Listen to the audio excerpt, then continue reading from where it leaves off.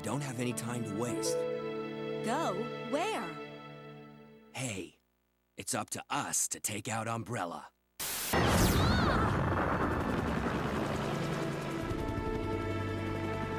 it. Umbrella's going down. I'm sorry, Claire, but it's not over yet. There's still something we've got to do. You mean... Yeah, it's payback time. We've got to destroy Umbrella. Now. 6 years have passed since that horrendous incident.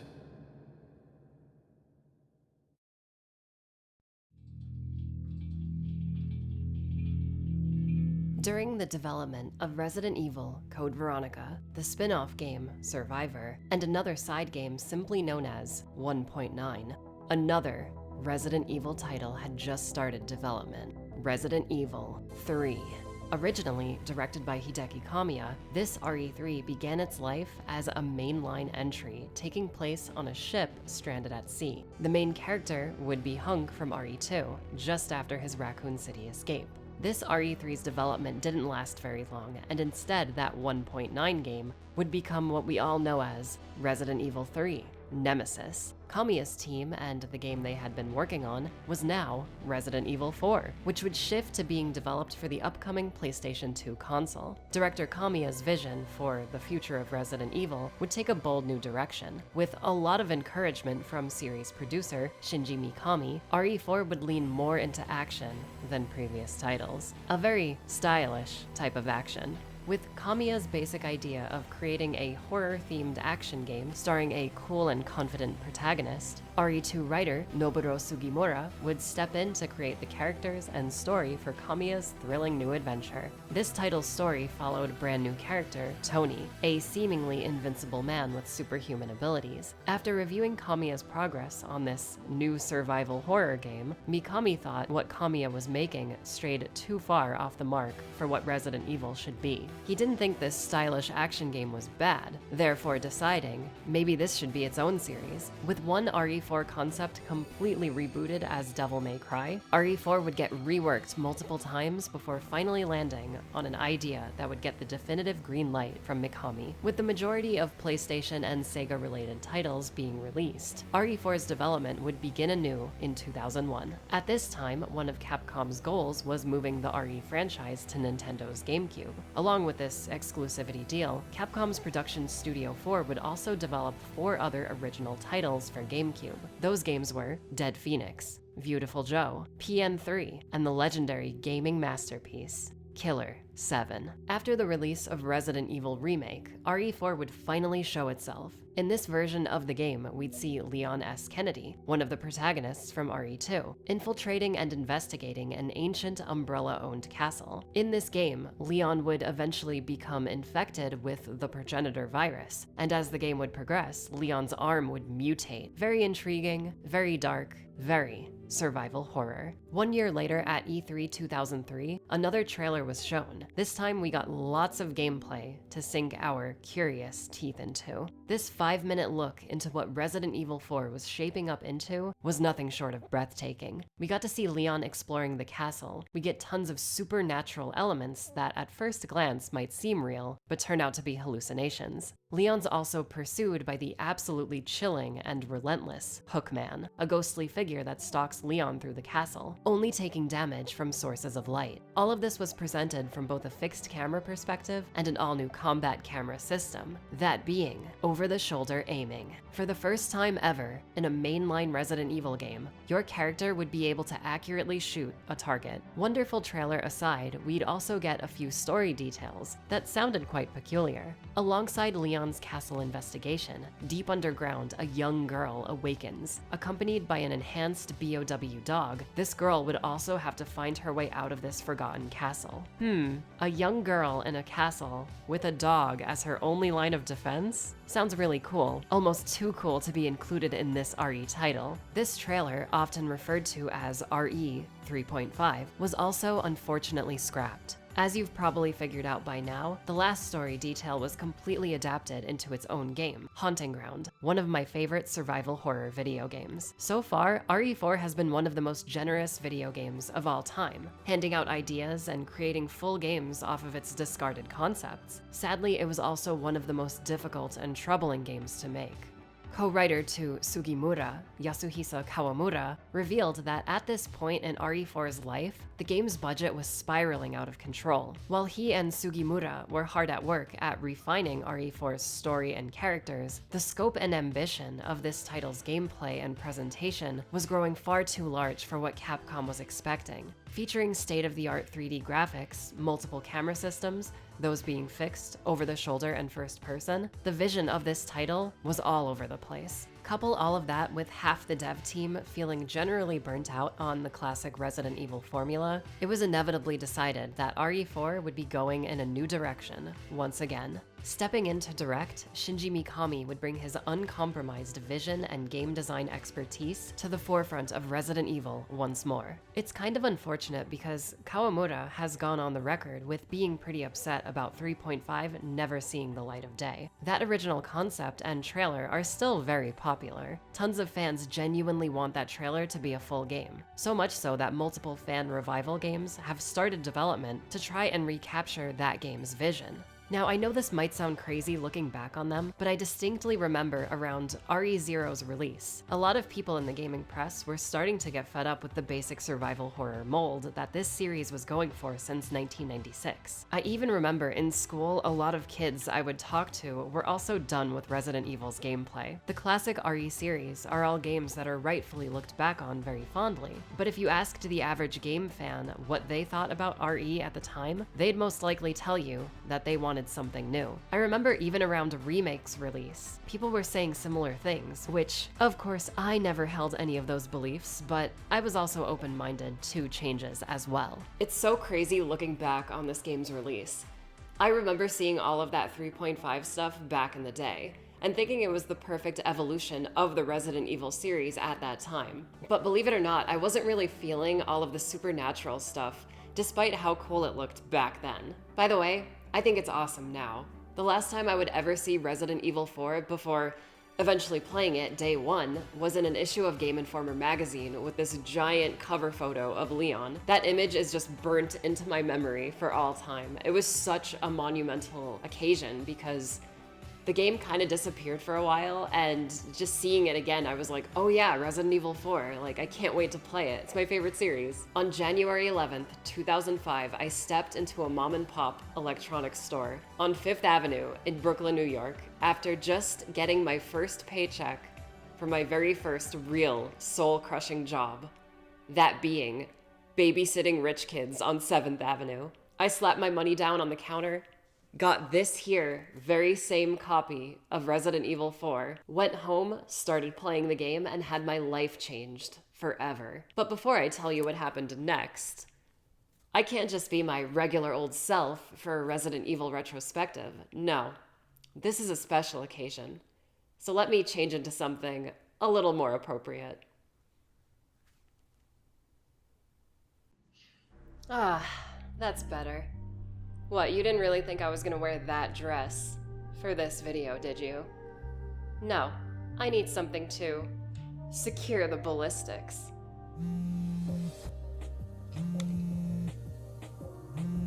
I gotta take this. I actually ignored this guy in my last Resident Evil video. Hello? Is this Susie, Sphere Hunter? Hey, John. Super Eye Patch Wolf. You're the anime man, right? No, that's someone else. You, Susie, have fucked with me for the last time! Wait. What did I do? RE4? RE4? The game that changed everything? Final Fantasy VII changed everything, not RE4! Yeah, but like every modern shooter uses the over-the-shoulder camera now. Delete the video right now! No, I'm not deleting the video, dude. Fine. I'm taking you to YouTube course. Anyway, now that we've got all that dev history out of the way, let's take a deep bite out of Resident Evil 4. Or 4 Resident Evil. Resident Evil 4 takes place 6 years after the Raccoon City saga. Leon Kennedy returns to the series, now as a specially trained and highly capable US government agent. Leon's currently investigating a small part of Europe looking for his president's missing daughter, Ashley Graham, who was abducted while returning home from college. Accompanied by a police escort, Leon arrives at his destination and is filled in from his mission dispatcher, Ingrid Hunnigan, who's quite the looker. I like the glasses. With the path to the nearby town blocked off by someone's truck, Leon decides to take his chances and enter a suspicious house. The door's wide open. I wonder if anyone's home.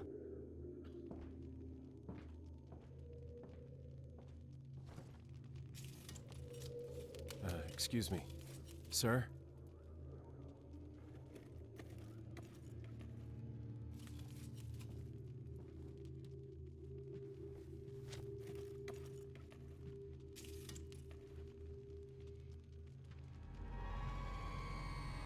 I was wondering if you might recognize a girl in this photograph?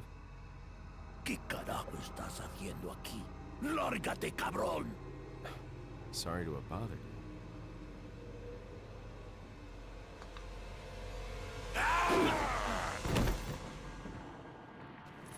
Freeze! I said freeze! Looks like he isn't giving us any choice. We have to defend ourselves.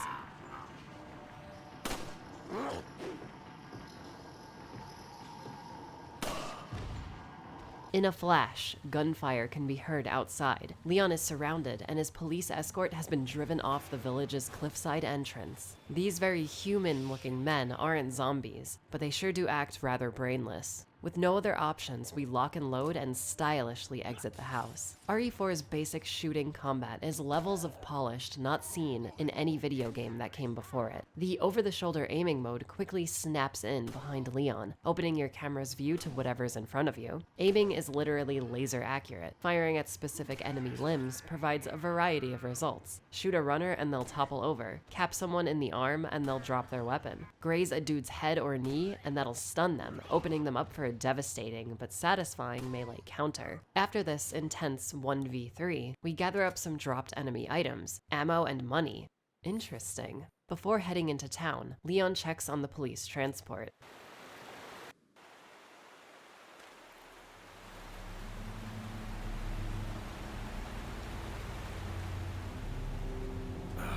No.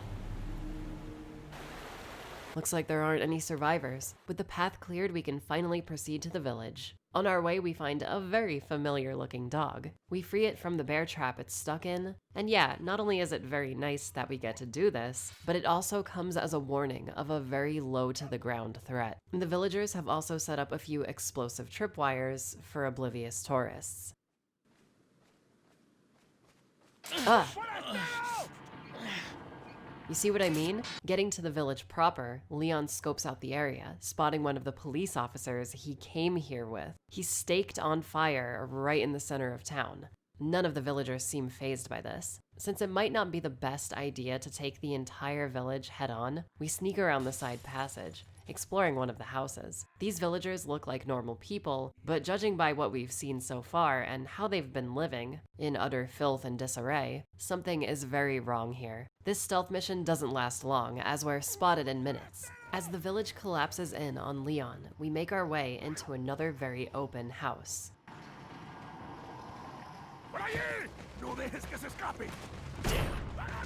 Vayan por detrás. Who are these people? ¡Bloqueen el paso! What are they planning? Chainsaw.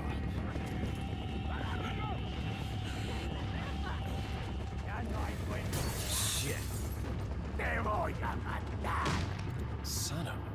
Okay, so at this point, I'm thinking these very brain-dead individuals aren't as dumb as we originally thought. I'm just thinking back to all the clearly visible people hiding in the brush, running back to report to the main village. These guys might have a few tricks up their sleeve for old Leon Scott. This village raid is extremely intense. The house you start in gets completely surrounded, and while you can barricade the multiple exits, they won't stay like that for long, especially when a chainsaw is involved. On the second floor of the house, Leon finds a grenade, ammo, and a beautiful shotgun. There are a few other houses you can hunker down in while running for your life, but it's not smart to stay in one location for too long. Your cover might end up becoming a pigeonhole. I love this scenario because while it might seem disorienting at first, walking into ambushes while learning a new camera and slightly updated control scheme, you can use your surroundings against these guys in a lot of ways. See a sturdy looking door frame? Well, bottleneck those villagers with your newly acquired shotgun. See a ladder with 2 or 3 guys climbing it? Push that thing down. Keep them at bay. The enemies in this game are really aggressive and use their own tactics against you,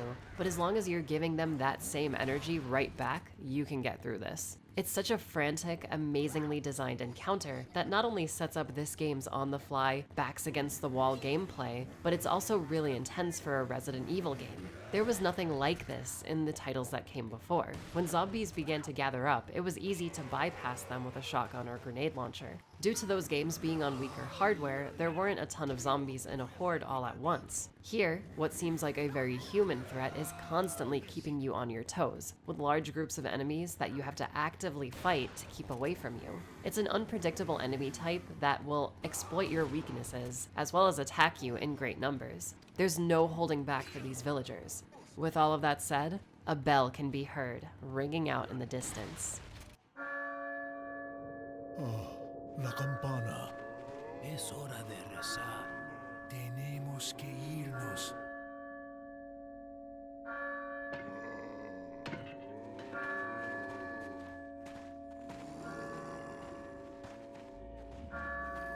Lord Sattler.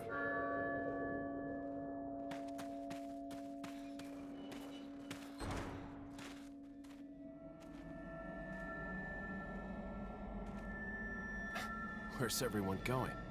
Bingo?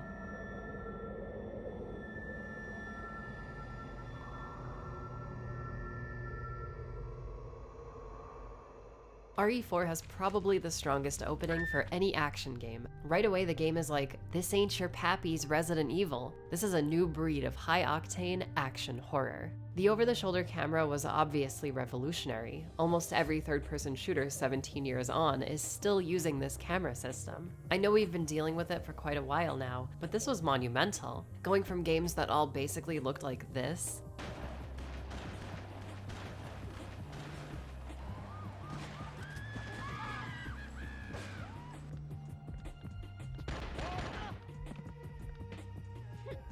to RE4's laser-accurate free-aiming style. It might be the most substantial gameplay upgrade for a particular established 3D game series. The previous main and side Resident Evil titles all used the light lock-on paired with fixed camera perspectives.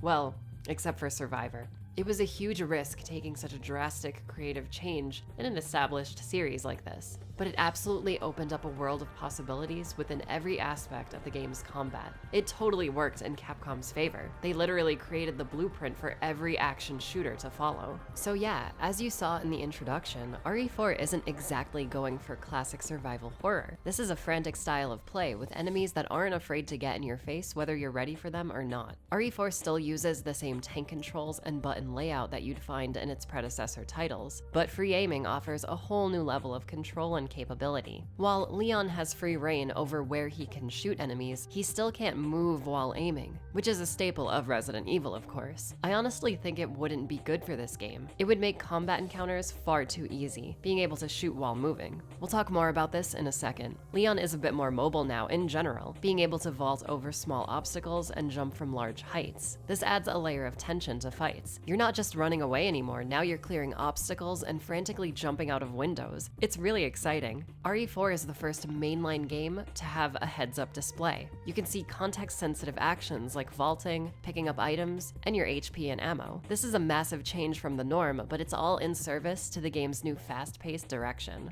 You might be wondering, with the level of control gained in aiming and basic movement, can you control the camera outside of combat? Why, yes you can, but it only works like how you'd actually look around in real life. Camera control is mapped to the C-stick. You can look up, down, left, or right, just like a real human would. If you want to see what's behind Leon, you have to physically turn around using a classic 180 quick turn. Whenever I play this game, I often check my corners when surrounded in battles. Survival aside, you can use this look system to just admire the amazing scenery. This game is visually impressive for a GameCube title, taking place in a fully 3D game world. With that in mind, lots of doors just open in this game. RE4's environments are mostly connected zones, which means you'll be exploring quite a bit before hitting a load screen. Gone are the days of beautifully rendered door-opening loading screens. We don't have time for that. 5 angry villagers are chasing me. I gotta kick this door open. You can still find healing items like before, but this time Leon will be finding new yellow herbs, which when combined with green herbs, increases his max vitality, which is very RPG of this RE. The poison status has been removed, which means no more blue herbs, which is unfortunate because I love looking at those mystical plants. Like I mentioned in the intro, most enemies drop items now. Some of these are ammo and healing, but the interesting new addition is money. In the game's second chapter, we're introduced to a fabulous gentleman simply known as the Merchant. Got something that might interest you.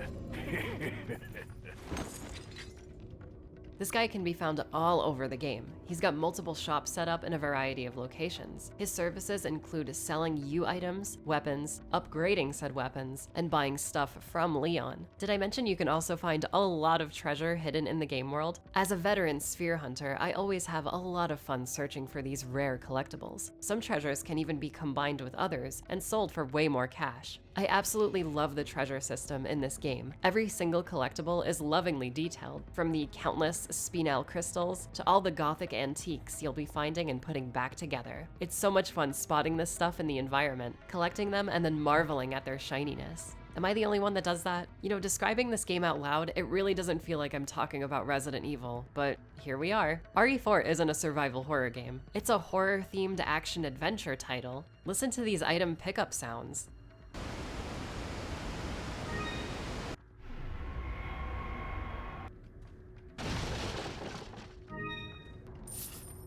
Those are RPG sounds if I've ever heard any. The inventory screen is still here, but this time it's its own mini-game. Inventory is strictly for your resources now. Treasures and key items get their own separate screens. Sorting all of your things poses its own challenge. Since shooting is the core of this game, your ammo and weapons tend to pile up, creating a lot of clutter. Managing all of it while also holding on to heals and keeping your guns perfectly aligned is invaluable.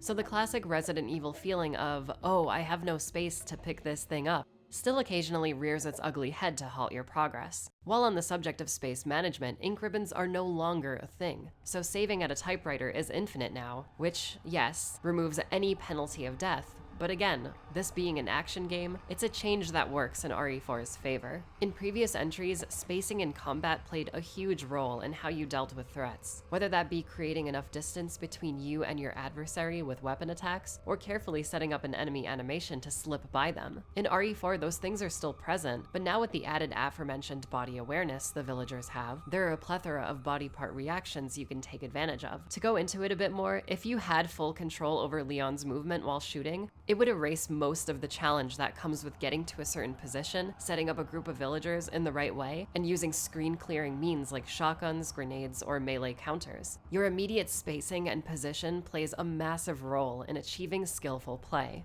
Battles are overall way more dynamic now because of these factors. In a game like RE2 or Remake, you can shoot out a zombie's legs, forcing them to crawl. In RE4, that kind of thing is way deeper and applies to all of your defensive options. One of those options being melee combat. It's been completely reworked for RE4. Unlike the previous entries where your knife was treated as its own weapon, taking up inventory, now Leon's knife is permanently equipped and readied by holding down the L button. You can do a lot with your knife, like slashing your enemies and smashing open item crates, saving ammo. When an enemy is on the ground, you can knife them instead of spending ammo. Like I mentioned before, Leon also has a variety of context-sensitive melee counters after he stuns an enemy. The roundhouse kick is incredible. It hits almost everything around Leon, sending whatever foolish foes caught in its radius flying. Dropping an adversary on their knee opens them up for a front kick, which does more damage but only hits whatever's in front of Leon. For how amazing the roundhouse and front kicks are, there's something even more legendary Leon can do. And that's the Hey everyone, so So yeah, we are going to stream Resident Evil 4 Remake. Promise you all. I'm giving you all today. But first I gotta do some few things. I'm going to change a bit of the of how of the layout. So I will get back to you ASAP. Just a minute. Let me move a bit. I want to change the logos and all stuff. All right, just a minute. A suplex.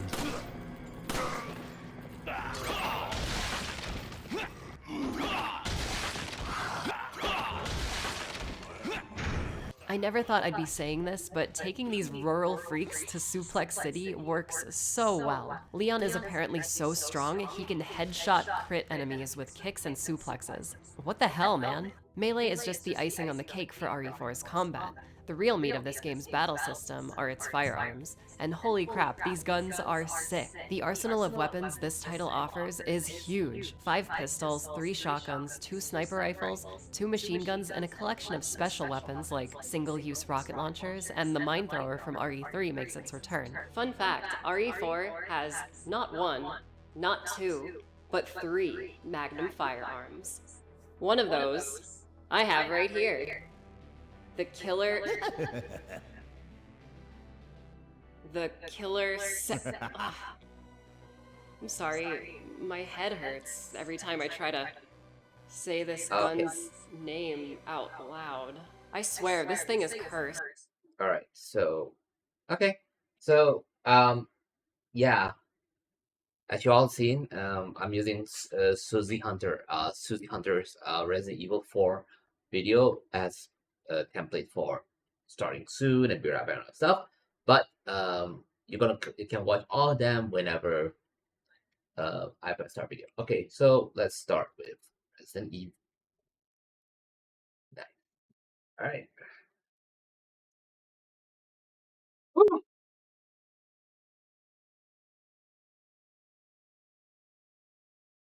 On. All right, good. Capcom. Yeah. Okay. Nice, fantastic. Let's check. Scan. Okay. Performance Fs are on. Quality. Good. Alright. Language. Audio. Alright. There's no copyrighted music. Yeah. So, accessibility. Homepage. Controls. Setting. Key binding. Okay, so aimed. Right. Okay. Then I think we can play a game. You don't want to finish this game quite quick, so I'll be assisted.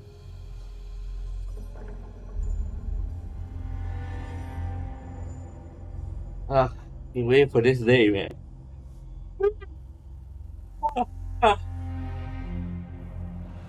Find something modern, something new that I can play besides the old games like Yakuza and Final Fantasy 8.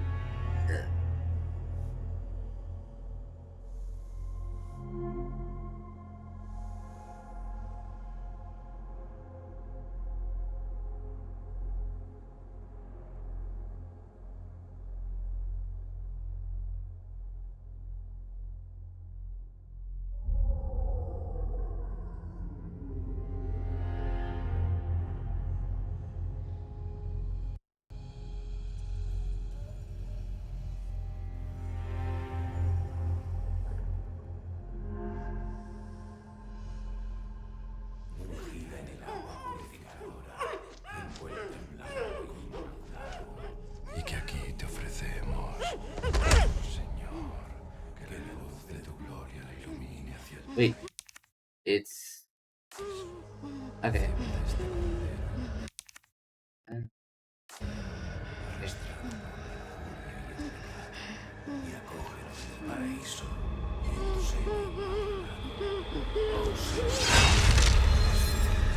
That's crazy.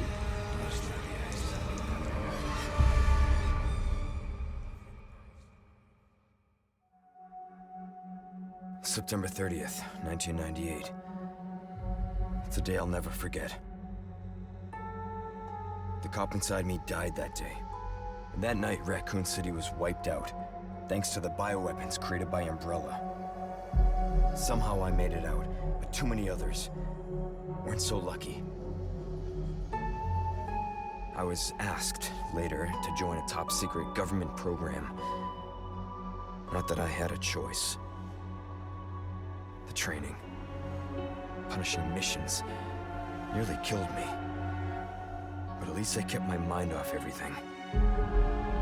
If I could just forget what happened that night, the pain, even for a second. This time, it can be different.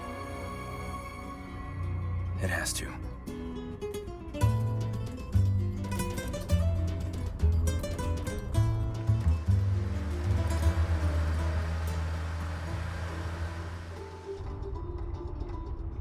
So tell me, Yankee, why did you come to this horrible place? As close to nowhere that I've ever seen. Let's just say, looking for someone. That someone must be very important, huh? The chief gave the orders himself. Help him, he said. I'm sure your boys didn't come all the way out here to roast marshmallows. Maybe you did. You have a strange sense of humor. I'm gonna let you in on a little secret. Just between us. A lot of people have gone missing around here. And it's been that way for a while now. Well then, should be just another day in the office, right?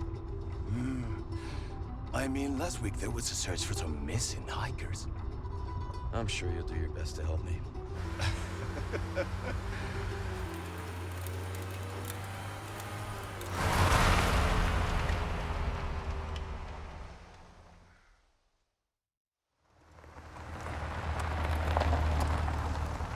I think this is it.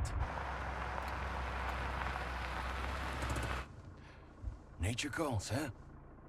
I'll be right back.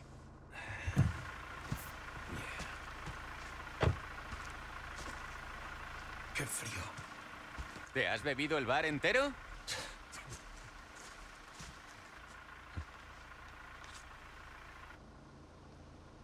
You smoke?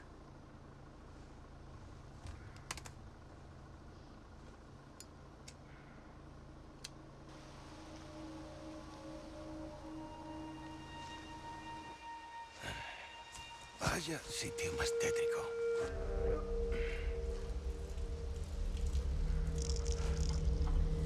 ¡Hey! ¿Hay alguien ahí?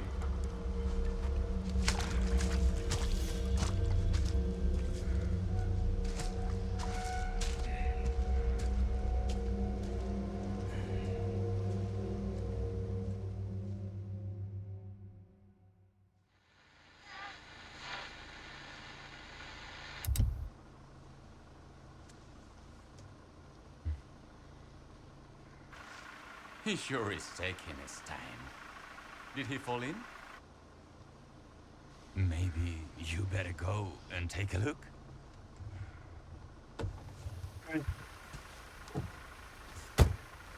Okay. Oh, watch the car. Wouldn't want to get a parking ticket. So much for helping me.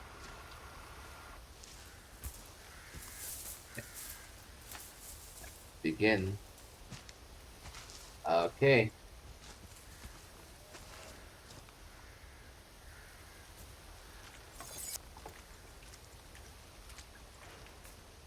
Walk around a bit. Nothing here. See what's taking so long.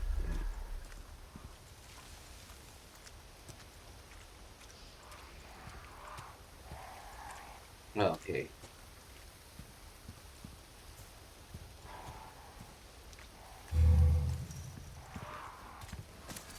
How far could he have gone? Oh shit.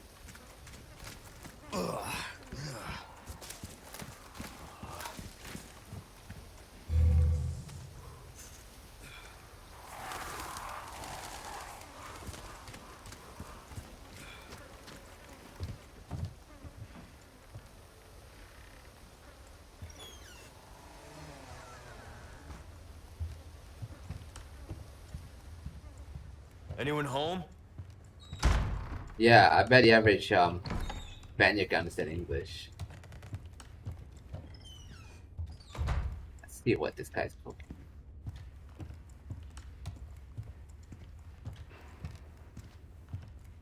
Here, oh.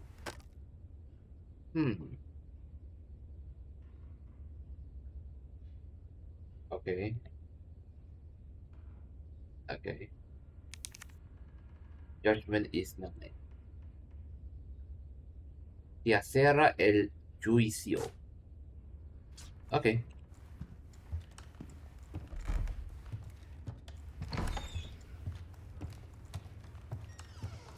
Hola, cabrón. ¿Qué pasa a ti?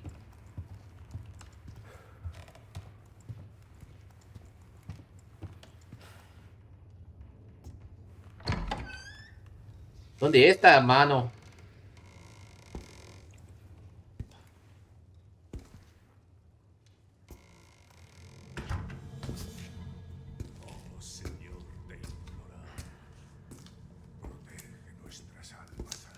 Sorry to barge in like this.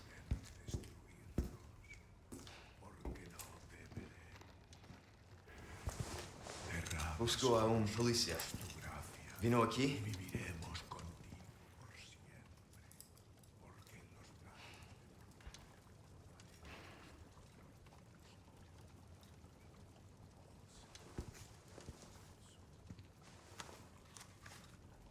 Oh no.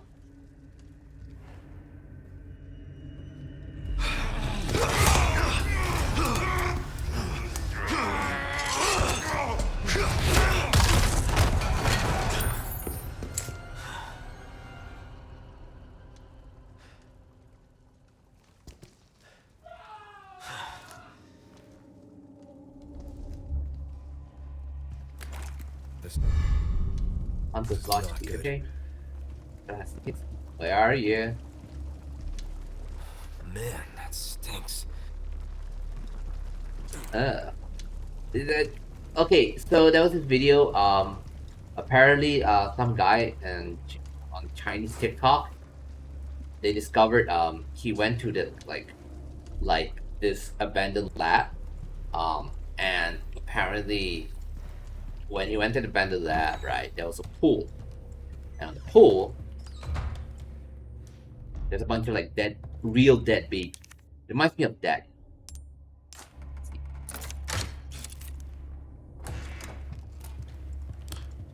Okay. See. I saw what you're cooking, hermano.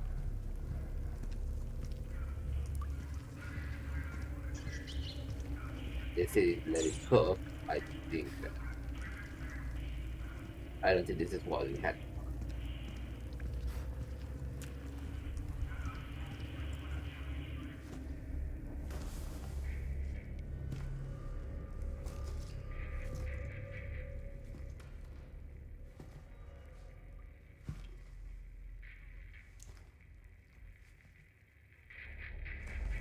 Hey.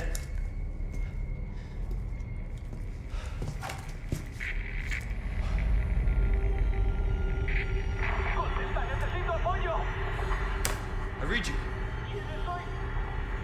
What's your situation? Oh What the well. hell's going on?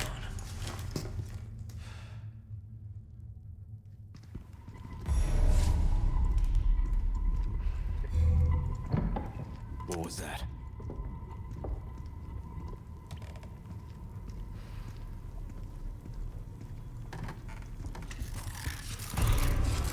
No fucking way.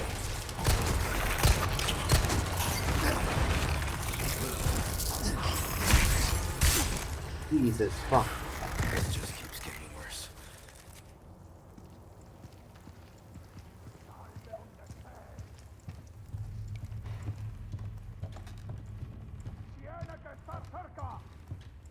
Oh no.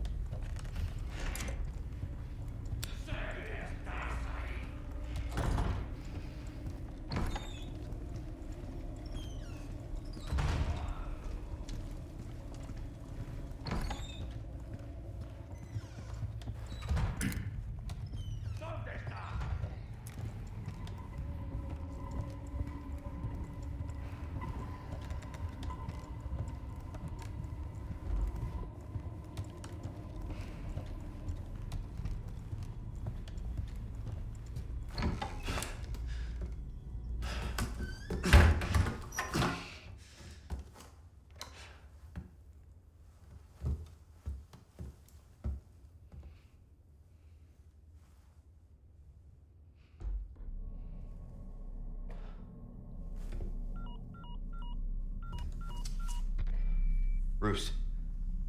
This is Condor 1. Hunnigan here. What's your sit rep? The president's daughter, Baby Eagle. It's likely she's in this village. Hey, Our intel Hunnigan. was correct then. Well done. Need a location on a nearby lake. She may have been taken there. Copy that. I'll see what I can find. Hurry up. Something's happened to the people here. My escorts are...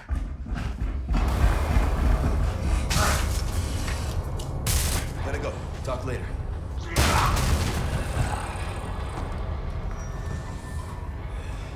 I'll let myself out.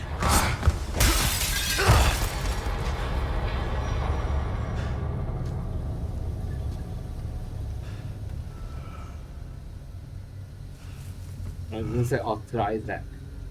Huh. Oh yeah, it looks like Oscar Isaac. Okay.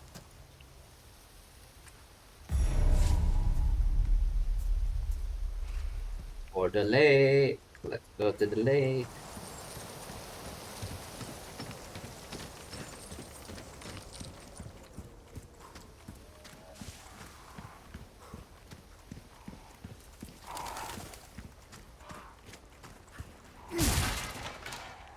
Alright, nice.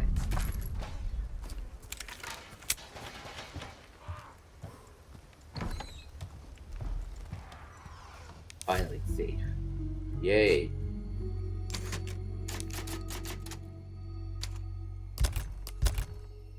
Okay.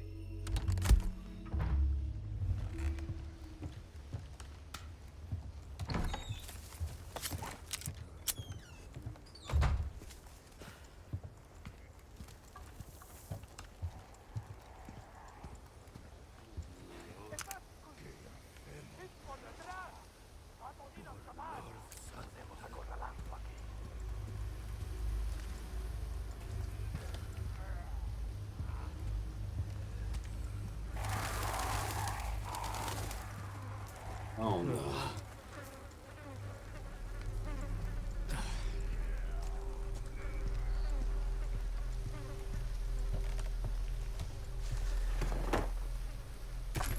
Another one. Okay.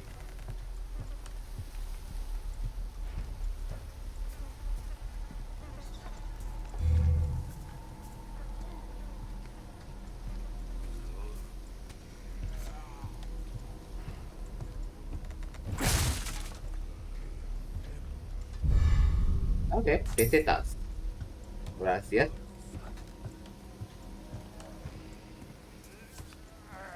¡Un forastero! No puedo caminar.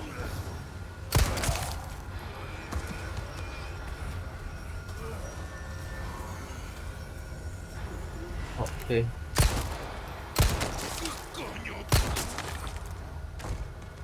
Ah, sí.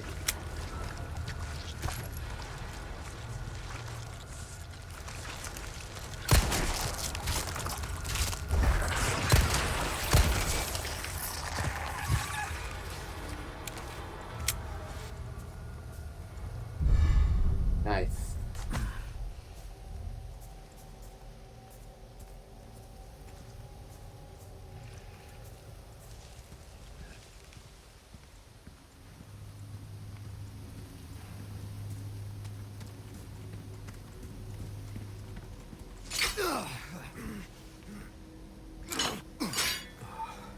Damn it.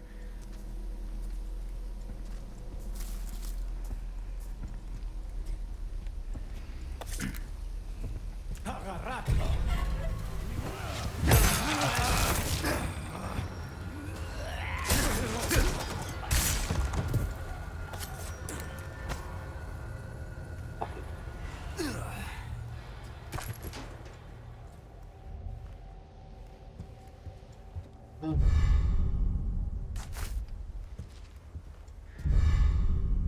All right.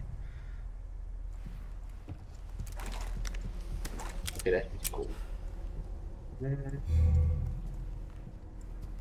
Okay.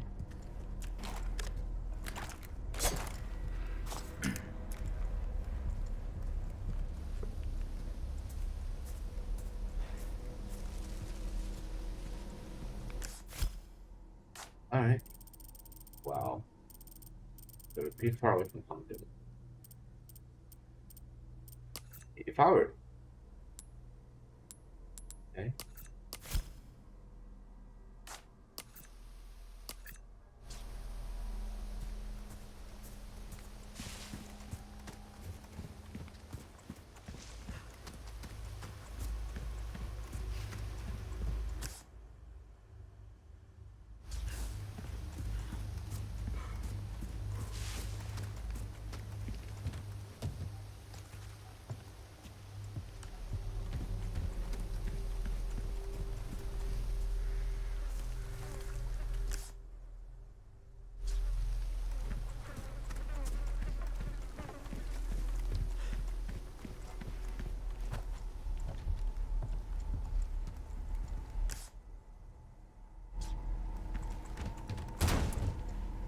Save again. Yes.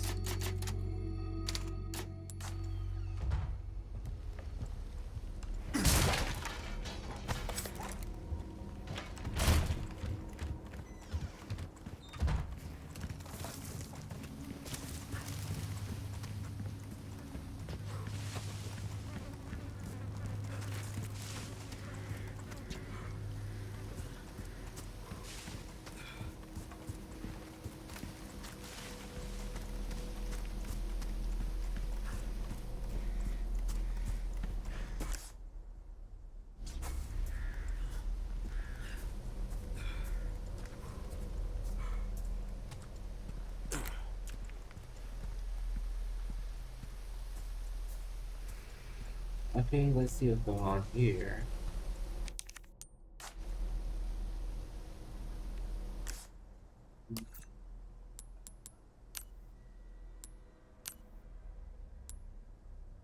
Oh, okay. And use anything. Yeah.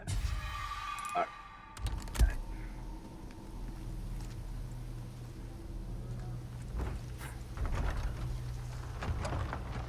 Okay, brain dropped for some reason. Alright. Oh god. Alright. What the hell? Why is the frame rate dropping? And okay.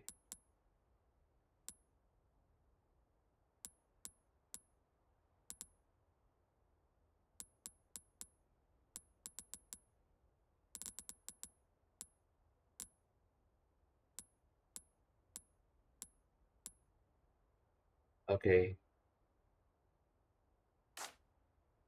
Alright, much better. Finally.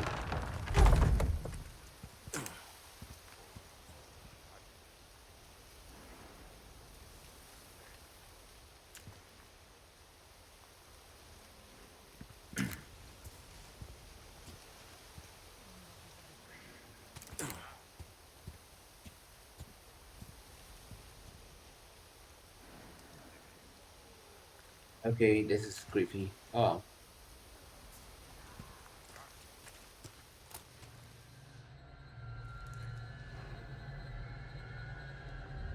Hmm.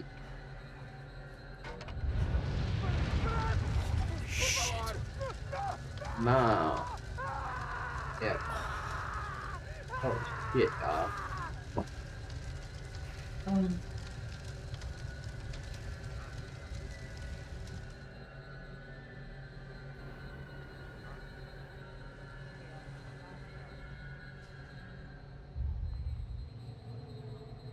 Hey chicken. Okay. Yeah. Better save, I think. Like what the fuck? Oh, fuck off.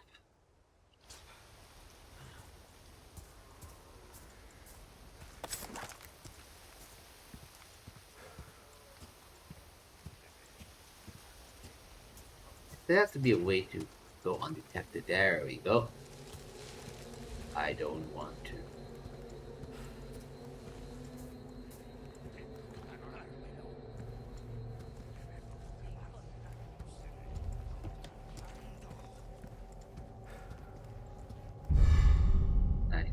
Green herb.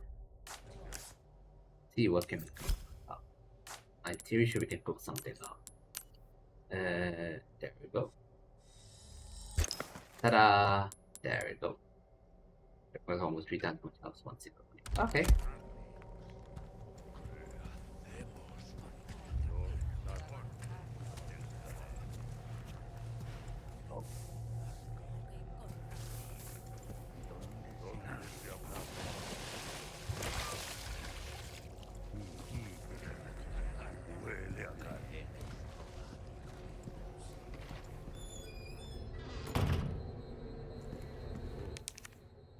Oh, okay. Be a key somewhere.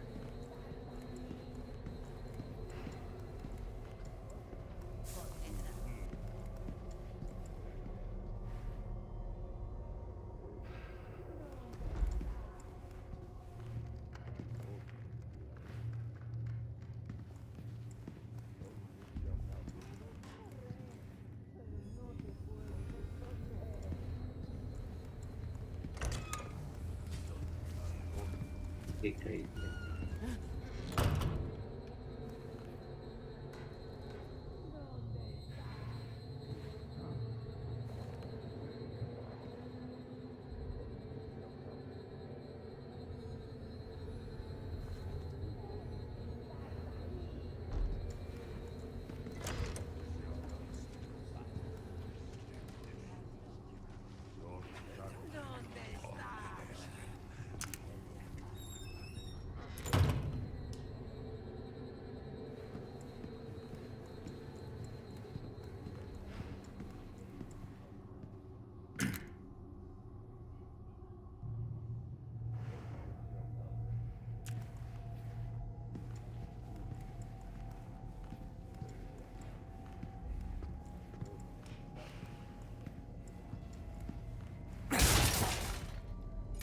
You put it on the phone.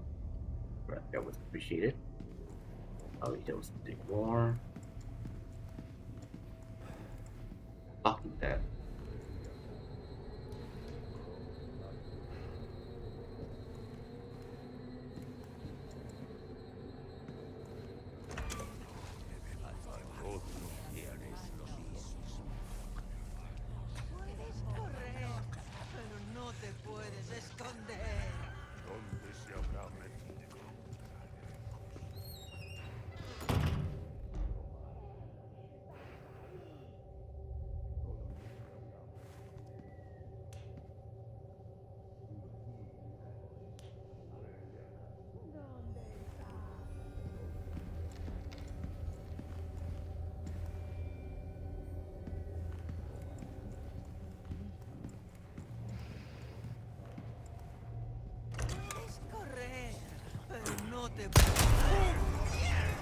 Here we go.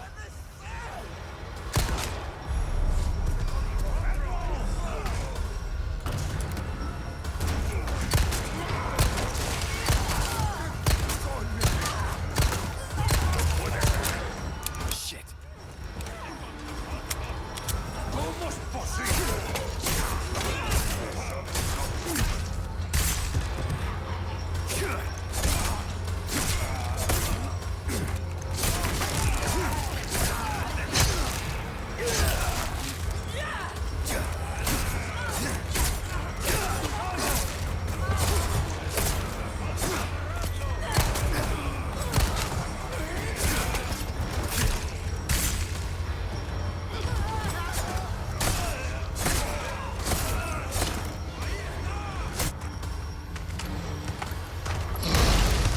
Oh, fuck!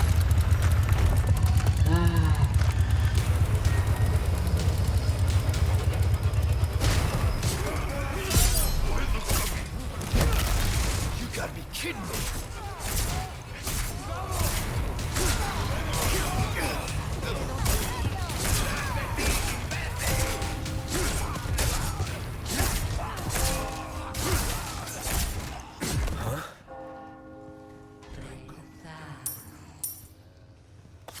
La campana. Oh well. Okay. Él nos invoca.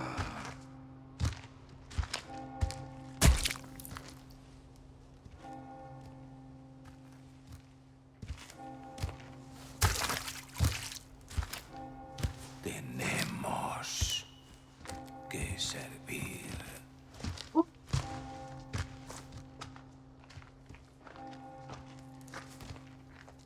Al Lord Sattler Todopoderoso.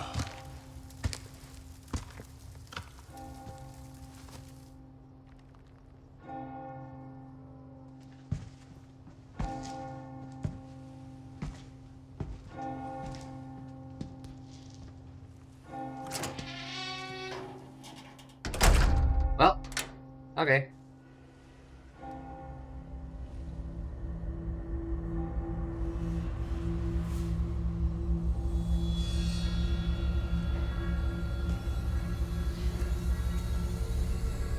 Where's everyone going? Bingo? Bingo!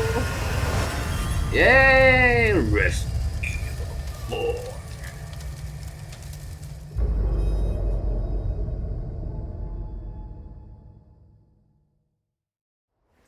Alright. Wow, that's crazy. Alright, Routes to Condor 1.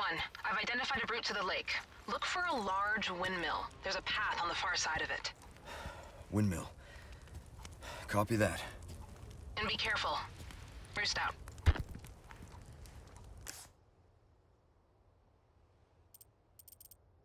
where, okay, I have to go. Let me go get all these stuff.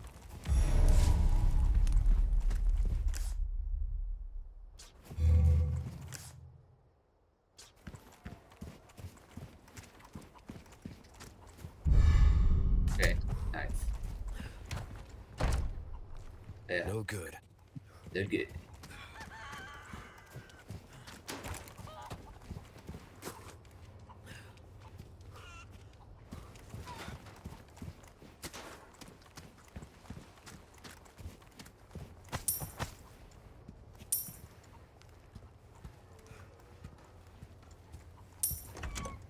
This was before Brexit. Hey, this was before the Euro. Sorry, Brexit. What the fuck are talking? Okay. Oh, yeah. Okay. Thank you. Yes.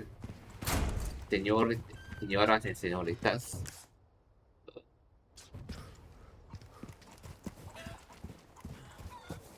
Oh.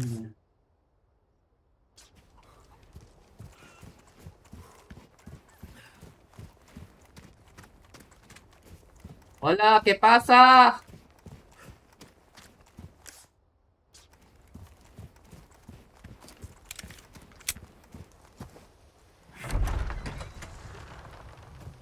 Way to save a different break. Okay. There it is. Save. Alright, yes. Whew.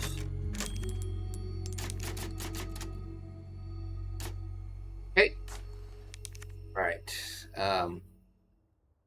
Let me take a break for a while.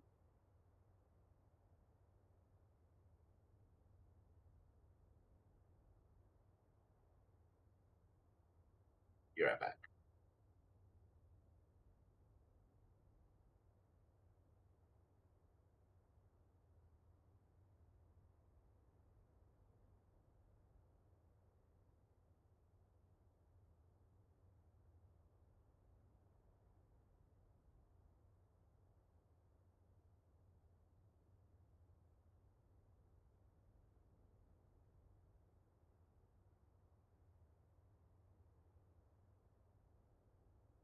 This thing is cursed. Killer 7.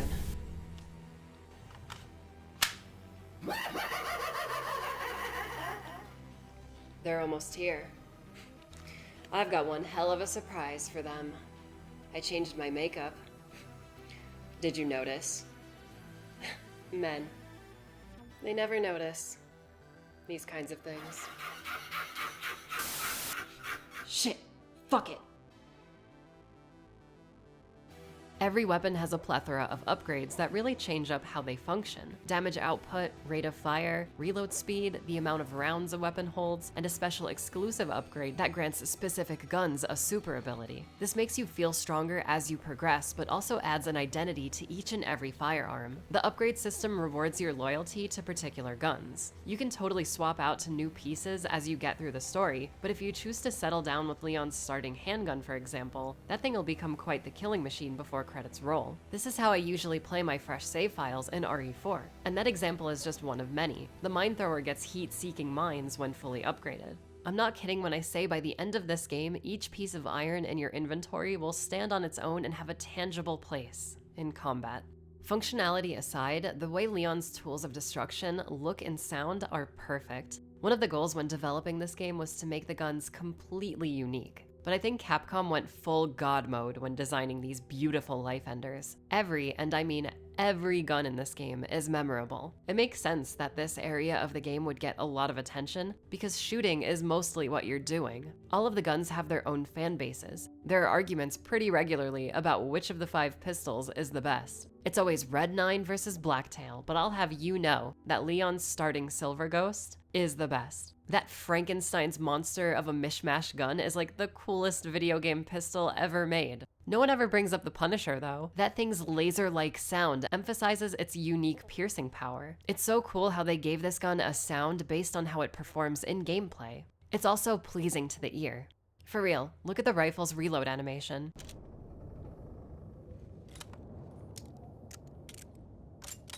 Is that not like the most satisfying thing on the planet?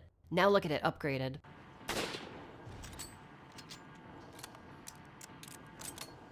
There are different animations when you max out a gun's reload speed. This is what I meant by God Mode Capcom. People hate on the TMP, but that little bastard is useful for basically every situation. It runs, it guns, and it flippin' stuns. Seriously, the TMP is super underrated. The first 2 shotguns might perform similarly, but did you know that Leon actually handles the riot gun faster than the starter shotgun? I just found this out recently, and I thought it was super cool. Am I gonna talk about RE4's guns all day? No, but I did want to shout out my friend's channel, Kendo Gun Shop. The Kendo brothers, Robert and Joseph, are back with their own YouTube channel, where they break down and discuss weapons from Resident Evil. Their video production value and general knowledge of firearms and what inspires the guns of Resident Evil is so much fun to see explained. Please check them out, their channel is severely underrated. You won't regret it. With such amazingly crafted firearms, we need to talk about who you'll be using them against. The other monumental change to RE4 is the game's enemies, the very human Ganados. These people are all super strong, hive mind-alike individuals that are able to throw Leon around with little effort and can shake off gunshots straight to the face. The Ganados are a religious community split into 3 factions, the first being common townsfolk we've met in the village. I'm gonna save the other 2 for later, but yeah, the Ganados are one hell of a challenge compared to the zombies of days gone by. Ganados use a lot of different weapons like gardening tools, medieval crossbows, and morning stars, and some modern tech that'll really keep you on your toes. Like we discussed before, the Ganados pose a very forward threat to Leon, oftentimes rushing him directly, but they can also be quite sneaky. Ambushes and flanking happens a lot in some of the larger battles, forcing you to be aware of your surroundings at all times. These guys can just chuck their weapons at you if they feel like, and the way they almost stagger out of the way of your gun's laser sight makes them feel smart, like they're actively trying to avoid taking damage. While I don't really find Ganados scary, they're always really intense to deal with. You feel that backs against the wall vibe when fighting these guys in the early game. Actually, I lied. The scariest Ganados are the chainsaw wielders, Dr. Salvador and his assistant, and the Bella sisters. The way these jerks scream bloody murder right as they go for Leon's neck with their saws blasting off the decibel charts always makes my heart skip a beat.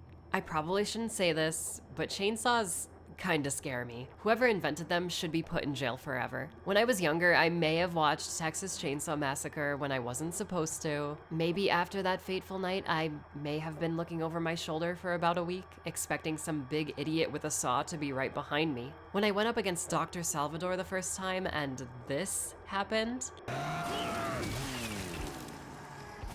my entire world was rocked. Seeing such a gruesomely detailed death scene happen to one of my favorite characters, it really shook me. Gore on the main characters has always been a thing in previous RE titles, but those games aren't as visually stunning as RE4. This type of death scene hits really hard and is super effective at getting you to care for your character's well-being. Even as a younger Sphere hunter, I immediately understood why the devs decided to do this, and it's to make you feel vulnerable as the player. Whenever combat is happening, you are in danger.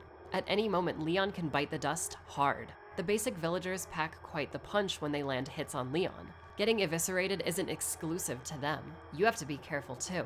Even though Leon's way more capable than he ever was, he's still very much a human being that can die at the drop of a hat. Dr. Salvador used to scare the absolute shit out of me.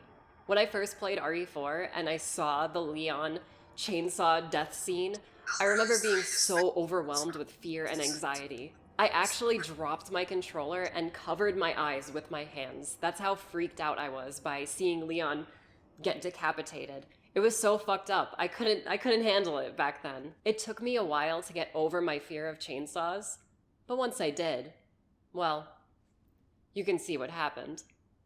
It's a different story when you're the one with the chainsaw.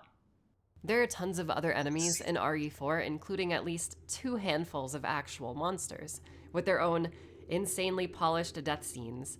But before we talk about that stuff, we have to pick up where we left off, back in the village. After Leon's very warm welcome, we get to explore this cold, mysterious town. Right away, we find a public notice, including information and pictures of Leon. The village's chief, a man named Bitores Mendez, seems well aware of our leading man's mission in finding Ashley. The notice talks about Ashley being kept in an old house beyond the village square. There's also mention of a third party potentially tipping off Ashley's location to the US government. Whatever the circumstances, that old house is our first stop. Fighting our way past more angry people and collecting treasures, we come across a warning post that we've seen similar copies of at the village's entrance. Proceeding down this lonely pathway, a group of men above us push a massive boulder down behind us. Here we have another new mechanic, quick time events. Mash the button on screen fast or else... Like, I know this is totally ridiculous in retrospect, but gosh darn, this boulder run was so cool and unexpected back in the day. It plays into the idea that the villagers are on top of you at all times. You're a stranger on their turf. Outrunning the boulder, we finally make it to the old house. Now this place is heavily guarded. At the back of the house, we hear something rustling around in a closet. Could it be Ashley?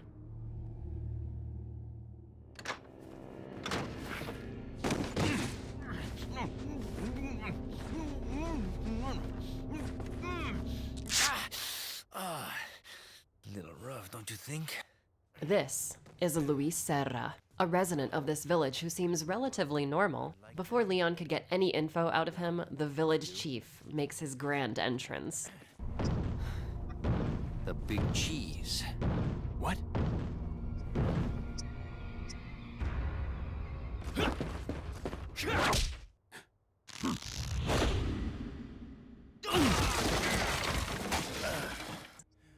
After getting totally wrecked, Leon and Luis are taken to a cabin where a mysterious hooded man injects Leon with some kind of organism. Leon wakes up tied to Luis, and after shaking the charming Spaniard awake, Leon asks him a few questions. Whoever you are. Name's Leon. Came here looking for this girl. Seen her? Okay, let me guess. She's the president's daughter? That's too good for a guess. Want to start explaining? Psychic powers. Nah, just kidding with you, amigo. Luis is an ex-cop who clearly knows more than he's letting on. He fills Leon in on Ashley's location. She's being held in a church beyond the village. Before he can say anything else, a wounded Ganado tries cleaving the two in half. Caught up in the scuffle, Luis escapes, leaving Leon by himself. What follows are multiple very well-designed action set pieces. One of the most memorable is Leon's battle through a canyon. This part really demonstrates how strong a lot of RE4's level design is. There's a lot of variety in how you can tackle fighting these particular enemies. Lots of verticality, tons of enemies on screen, 2 buildings to hide in, one with multiple entrances and exits, ladders, windows, doors. This part's got it all. It's a great taste of things to come as the player gets further into the story. After bypassing this valley, Leon finds himself in the village chief's house. Here we find a key to a locked house back in the village square. There's also a journal from the chief. This memo sheds light on our situation. Mendez brings up a Lord Sadler. must be the top dog that we saw infecting Leon earlier. Mendez doesn't get why Sadler wants to keep Leon and Luis alive, but he still trusts in his lord's better judgment. Mention of a third party infiltrating the village comes up again. Mendez seems very convinced that someone else is helping Luis and leaking info to outsiders. No one else in the congregation believes this, however. After reading this note, the man himself jumps Leon. Almost squeezing the life out of our hero, Leon's eyes begin to change color. Mendez tells our distressed frontman that he carries the same blood as the villagers and lets him go. Leon, being the stubborn go-getter, pursues the chief but is caught off guard again. As Mendez crushes the life out of poor Leon, gunshots can be heard. As the chief faces the source of the gunfire, we get a glimpse at our third party, a woman in a red dress, somehow so familiar. Leon recovers and makes his way back to town square. As Leon enters the village's main house, something amazing happens.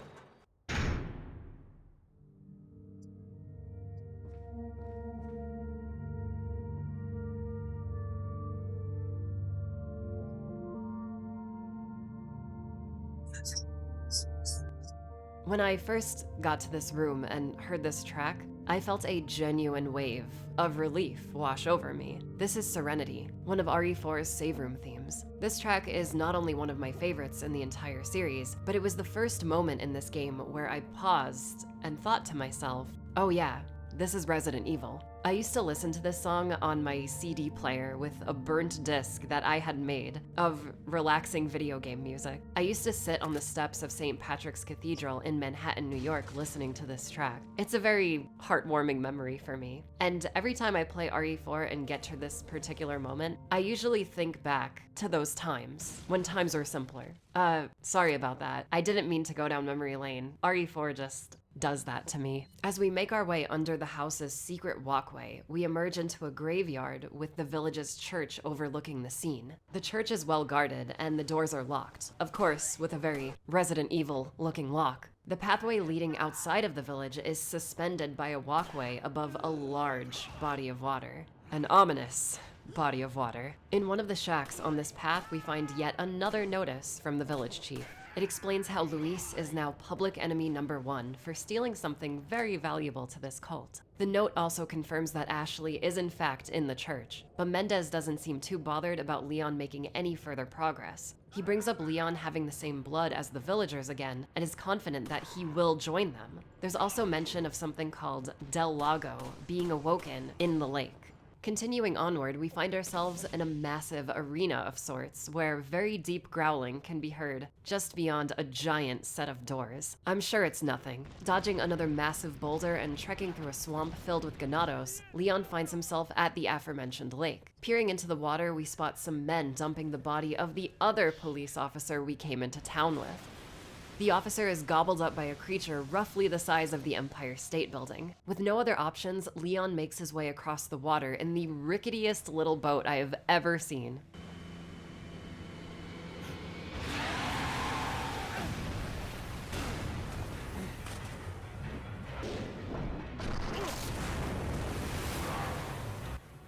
This is Del Lago. Del Lago's boss fight is extremely memorable. Armed with basically an infinite supply of harpoons, Leon has to chuck each of these spears at the creature while being pulled along the water. You still have control over the boat while Del Lago is dragging you around, but the monster's movements are so unpredictable. It can guide you right into debris littering the lake, or take you on a gentle ride just before going back under. If you happen to fall off the boat, you've got to mash the A button like your life depends on it. Del Lago is obviously a one-shot kill. I really love this set piece, but if I had to complain about one thing, it'd be the lack of variety in fighting this guy on replays. Del Lago is a boss you fight the exact same way every time you play this game. Maybe if we were allowed to use our upgraded weapons against it when it surfaced, that would offer a more enjoyable experience. It's still a fantastic boss fight regardless, and it totally plays on my fear of open bodies of water. I just wish it wasn't as on rails as it is. Defeating this Goliath, Leon begins coughing up blood, eventually passing out in a nearby cabin.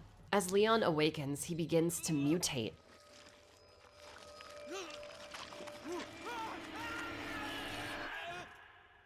just a bad dream. I like this scene a lot because it's basically Leon having a nightmare about transforming into whatever these villagers are. What's perfect is right after Leon has this particular nightmare, we finally get an answer as to what's going on. These villagers are infected with a monstrous parasite that has the ability to erupt out of the body of its host when night falls. These creatures are sensitive to light, and that explains why none of them appeared earlier in the day. The eyes of infected hosts glow red, just like Leon's hours earlier. I always thought the parasitic enemies in this game were really effective because it had me very nervous that this same thing would happen to Leon if I wasn't careful enough. Exploring a nearby cave reveals a path back to the church as well as the key to its lock. Getting back on track, we're greeted by a group of villagers unleashing that thing that was hidden behind those giant doors. Struggling to keep this creature in check, it finally appears, slaughtering the townsfolk. This monster is El Gigante, one of my favorite boss fights in Re4. The massive ogre has so many different ways he can attack. He can hit you with giant punches, kicks, ground slams, pick you up, use the environment, and full-on charge at Leon. After you've done enough damage, the giant's parasite erupts from its back. You can either shoot this thing or go Shadow of the Colossus on his ass, climbing the giant and taking your blade to the writhing creature.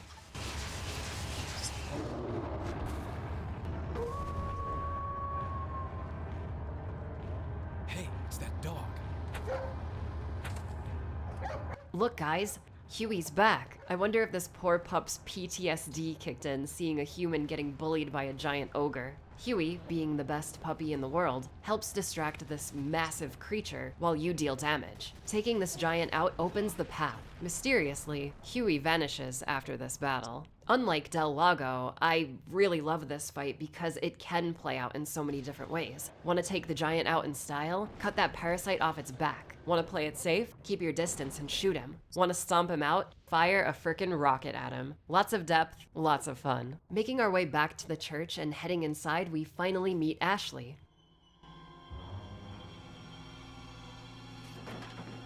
Ashley. Don't come! Hey, take it easy. No! Get away! Calm down. Everything's going to be just fine. My name's Leon. I'm under the President's order to rescue you. What? My father? That's right. With the target secured and the landing zone given to us by Hunnigan, we make our way out of the village, but not before running into Lord Sadler himself. My name is Osmond Sadler, the master of this fine religious community. What do you want? To demonstrate to the whole world our astounding power, of course.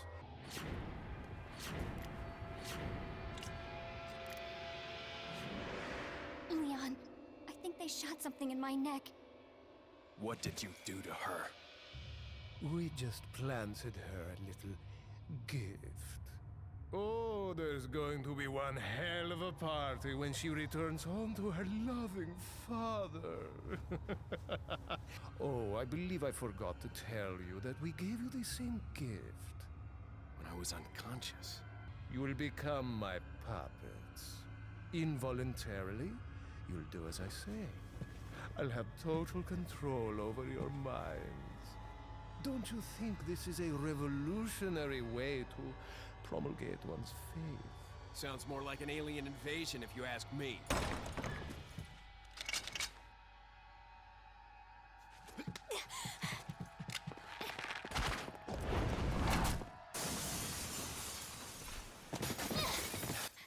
Leon and Ashley are infected with the same parasite the villagers happen to be carrying, that being Las Plagas. This simple investigation is now a race against the clock as the virus grows within our dashing duo. Leon and Ashley's escape will be tough now that she's around. The villagers won't make this easy for Leon. Whenever Ashley is with Leon, the game becomes an escort mission. Ashley is present in combat situations and can take damage. You can tell her to wait or follow you, or hide her in literal dumpsters. It's really ridiculous to see, but you can totally do that. Whatever your choice, you'll have to be careful where you leave Ashley alone. The Ganados aren't out to kill her, but take her back to Sadler. If Ash is grabbed, you'll have to act fast before she's lost forever. On your first playthrough, this might get quite challenging, managing Leon's health, ammo, where the enemies are, and Ashley's status. Over the years, Ashley's become quite the meme in this regard. Her shrill screams for help and utter helplessness in combat have cemented her as, quote-unquote, one of the most annoying characters in existence. Now, I'm not sure if you've noticed this yet, but I'm quite the Ashley fan. It might be the most unpopular opinion that I hold for a variety of reasons. But I gotta say, I don't think Ashley's that bad. I'm not trying to brag or anything, but since day one, I never really had issues taking care of her. I always thought she was really cute too. When I first played this game, I thought Leon was also really attractive, and Ashley kinda looks like me, so I was like, man, I wish I was in Ashley's shoes, having a hunk-o-matic like Leon Scott protecting her. Basically what I'm trying to say is, get good, scrubs. This game is easy. Taking care of Ashley adds tension and a layer of franticness to the game's combat. Her entire escort mission falls in line with the fast-paced gameplay. Oh, what's that? You think Ashley's got big, ugly ears? Dude, you're negging the president's daughter? Talk about a beta move. Anyway, after passing through the town square one final time, Leon gets a call from Hunnigan informing him that their chopper's been shot down. With the remaining villagers closing in, Leon and Ash take shelter in a nearby cabin, bumping into our old friend Luis. Well, I see that the president's equipped his daughter with ballistics, too. How rude! After that genuinely exquisite line of dialogue, Leon and Luis hold off the surrounding villagers in a very iconic set piece that would be replicated many more times throughout this series and in other video games. As the townsfolk back off, Luis disappears into the night. Before we can leave, we find another public notice from the chief. In it, Mendez expresses how he's underestimated Leon. He's sure what's coming up next will be the end of our leading man. If it isn't, he'll step in personally to finish the job. There's also mention of Mendez's sight being the key out of this village, whatever that means. Emerging victorious, our heroes are faced with a giant gate equipped with what looks like a modern-day retinal scanner. Looks like we'll finally have to confront the Big Cheese. Finding an abandoned barn, mentioned in Mendez's last note, Leon enters the building. Here he's intercepted by the man himself, but this time manages to blow up the biggest possible cheese with an explosive barrel, revealing his true form.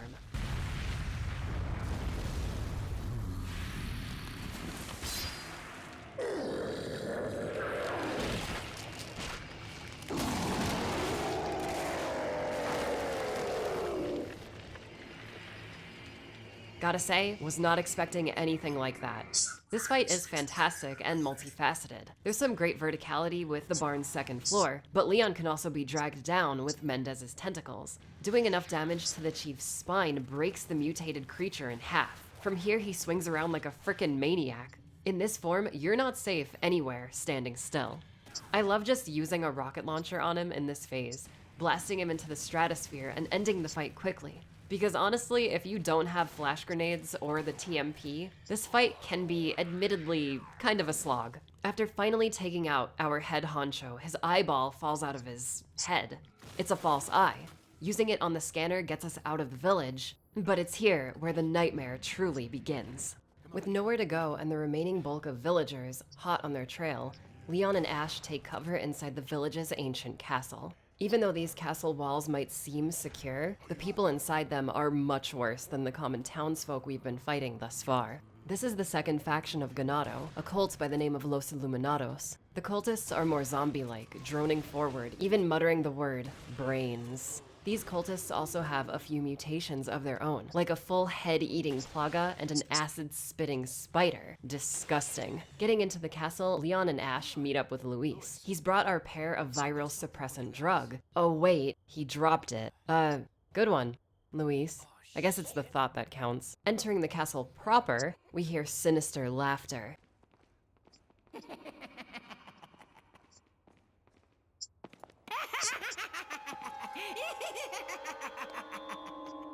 I was starting to wonder when you might notice us.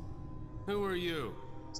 Me llamo Ramon Salazar, the 8th Castellan of this magnificent architecture. I have been honored with the prodigious power from the great Lord Sadler. I've been expecting you, my brethrens. No thanks, bro. My, we've got a feisty one. If you care for your own well-being, I suggest you surrender yourself and simply become our hostage. Or Mr. Scott, you can give us the girl because you're not worth a penny, I'm afraid. You can die. Yes, that was a demonic Napoleon cosplayer. From here on out, the game goes completely insane. Stepping into the castle leaves whatever semblance of reality at its doors. Salazar is the second villain of this title, who's also in charge of these castle cultists. So much happens in the castle that if I were to talk about everything, we'd be here for a week. If the village was Ganado-focused, the castle is definitely a bit more monster-focused, as you've seen with the new Plaga mutations. Don't get me wrong, there are still tons of cultists to blast in style, but almost immediately we're introduced to a Hugh Jackman Wolverine wannabe who's got a parasite sucking on his back. This is a Garrador, a vision-impaired, incredibly powerful creature, who guards a switch, allowing access into the castle's annex. This guy is basically an upright licker. Leon's stealth PTSD is definitely kicking in when battling this thing. Garradors are kept alive by the parasites on their back, so the goal is to get behind them and shoot that thing until its host stops moving. Any loud noises Leon makes attracts the monster's attention, and believe me, you don't want to be caught making noise around this guy.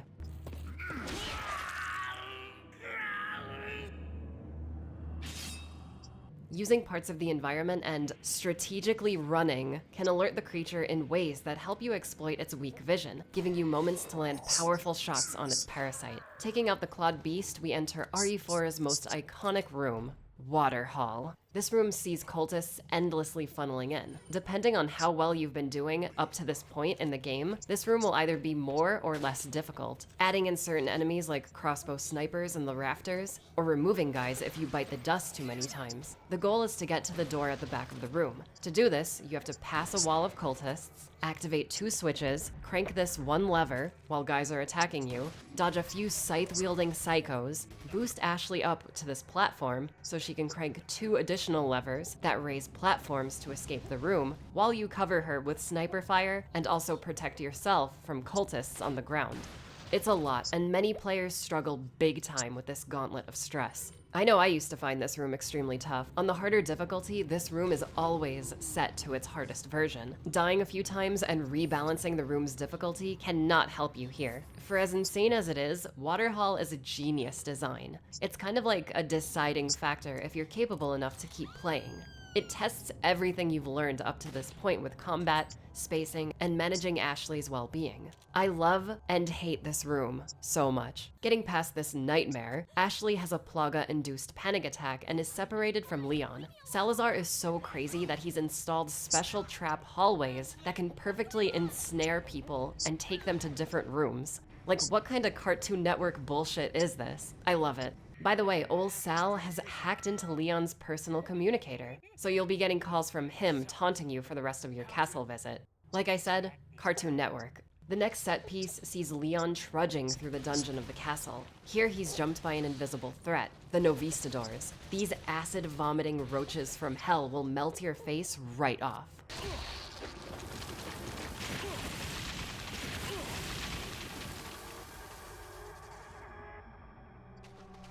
When I saw this when I was younger, the controller flew across the room, the definition of horror. It's an actual scary event surrounded by a myriad of comical castle shenanigans. This should go to show you how the castle is paced. You get an amazingly silly moment, like with Salazar's intro, then you're sneaking around Wolverine in a genuinely intense battle, then pull your hair out in Water Hall, and then are tortured mentally by invisible bugs. It's absolutely psychotic. By the way, right after that horrifying set piece, Leon has to dodge swinging pendulum axes. Like, what is going on? Who built all of this? It only gets sillier from here on out, trust me. The next series of antics comes after finding a journal from Salazar himself. This memo goes into the origins of Las Plagas and the Illuminados cult. Back in the day, an unknown ancestor of Salazar's saw what the cult was doing around the country, indoctrinating common folk with the use of the parasite that now infects everyone in this village. This unknown royal outlawed the practice of the cult's religion, sealing away Las Plagas deep under the castle. Fast forward to right now, one of the last members of the cult, Sadler, has somehow convinced Salazar to release the parasite and join him in his efforts of taking over the world. How can someone as old as Salazar be so easily convinced to join a cult and take a parasite into his own body willingly? If you don't need me, then get off my back, old man. Did you say old man, Mr. Kennedy? It might come as a surprise, but I'm only 20 years old. Well, there's your answer. He's just a kid. Sadler clearly gave him a superior version of the parasite that seems to have aged him up quite considerably, while keeping most of his mental faculties in check. It's really cool piecing this story together. This crotchety, old, delusional man is taking advantage of Salazar's royal family and castle. It's pretty sad. Anyway, here's a Gatling gun.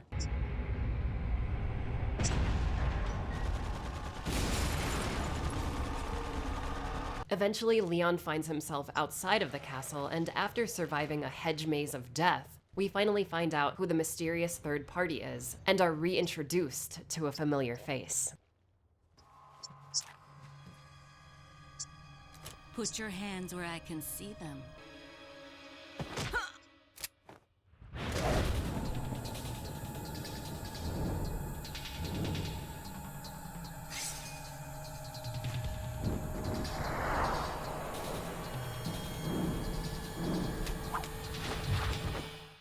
Bit of advice, try using knives next time. Works better for close encounters. Leon. Long time no see. Ada. So it is true. True? About what? You, working with Wesker. Why are you here?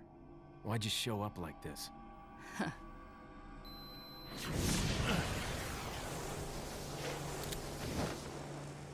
See you around. Ada Wong is back. It's kind of a weird reaction for Leon to have after 6 years of thinking this woman was dead. The conversation these two have makes it seem like they've met before this moment. And while I think on closer inspection this should have been explored a lot more, I was still really excited and happy to see Ada return to the series. By the way, there's a shooting gallery minigame that unlocks special figurines of the characters. Ada is one of them. Like, this minigame can spoil Ada's reveal like an hour before it happens. Yes, back in 2005, this moment was spoiled for me, and I was so confused until I saw the cutscene. So, good job, Capcom. Heading back into the castle, we meet up with Luis again as this is happening.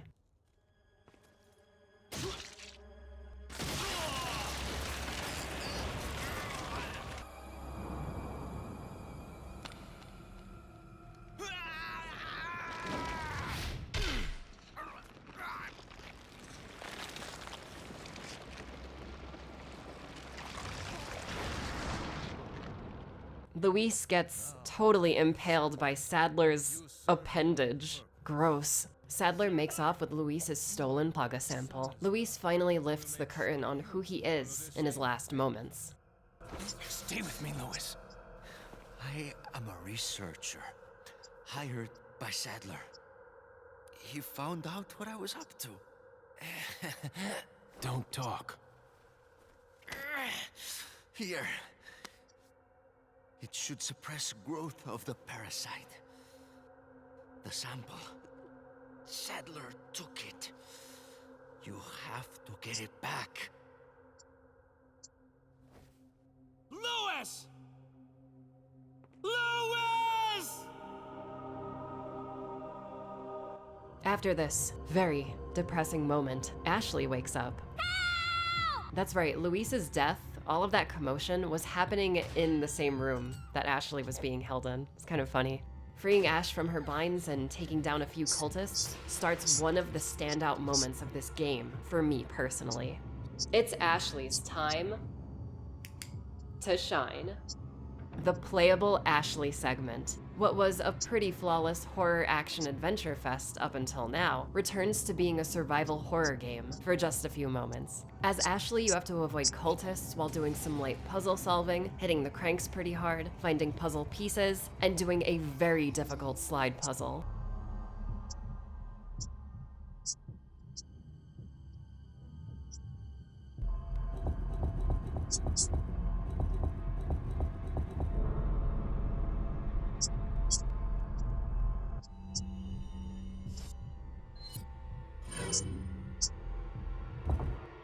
Like I said, very difficult.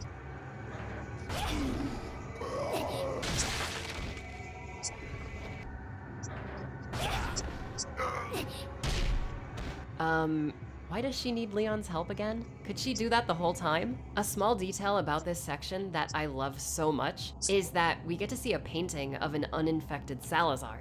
This just shows you how young he really was before taking in the Plaga. Speaking of survival horror, if you play this part in the original Japanese version, the level actually uses fixed camera angles like the 4 previous Resident Evil games. For some godforsaken reason, this was removed from the US version. I can't imagine why. Keeping the original perspective would make for an amazing contrast of past and present. Leon's way more experienced in combat now, so having that very liberating over-the-shoulder view makes so much sense for him. He's gotten better at his job, and so have we as video game players. Having unfamiliar, disorienting fixed camera angles fits Ashley's very unexperienced and normal personality. She's not a fighter, and this design choice perfectly reflects what she's going through, being a scared, defenseless girl stuck in a castle. Regardless of how things play out in whatever version you're playing, this incredible gameplay scenario is short-lived, but a standout in my eyes. Leon! Ashley! You did good. I'm sorry if I was... Oh, don't worry about it. Come on, let's move on. So as I mentioned before, a lot happens in the castle, so pardon me while I blitz through some of the less important stuff. Okay, Leon goes into a lava room, he fights fire-breathing dragons, somehow he doesn't melt instantly from standing in there. Him and Ash take a literal roller coaster ride across the castle, twice. They almost get sandwiched by Sal. Ash gets stuck in a bloody hallway. A giant wooden excavator breaks through the wall. Leon shoots some heads off. Sal's bug takes Ash away. Leon fights 2 Garradors by shooting a wall with a rocket, killing them both instantly. Leon finally finds Ash but falls into a pit. Leon says this: I've sent my right hand to dispose of you. Your right hand comes off? Sal sends the actual Predator to kill Leon. He freezes and blows him up. We see Sadler talking to an American sexy man somewhere on a dirty island. Leon discovers ancient Las Plagas fossils. It's very cool. Also very Jurassic Park. Leon fights 2 giants in an amazing boss fight where this can happen.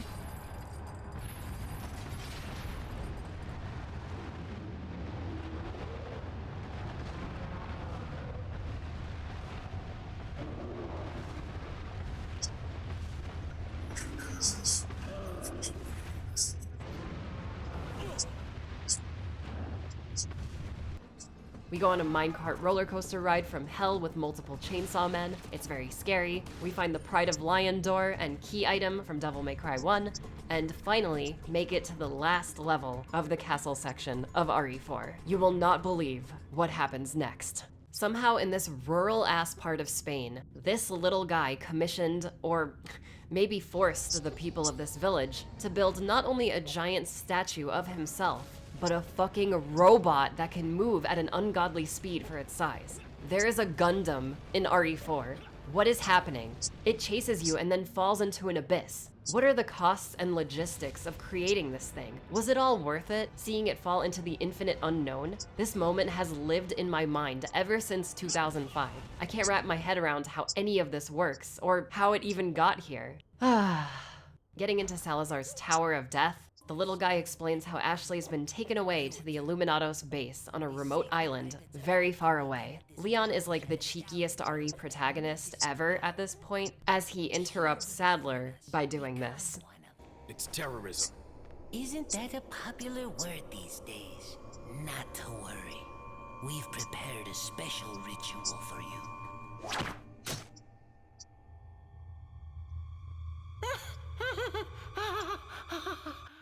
What a bastard. Poor little evil Napoleon, he didn't deserve that. Okay, maybe he did. Ascending the tower, Leon's greeted with Salazar fusing with his left-hand man. The following boss fight is really well designed, with multiple floors and basic enemies littering the room. But instead of actually fighting this thing, we choose to stomp on this tiny bug with a well-placed rocket to the face. Later, loser. As Leon gets back down to the ground floor, Ada awaits our hero. Need a ride, handsome? Okay.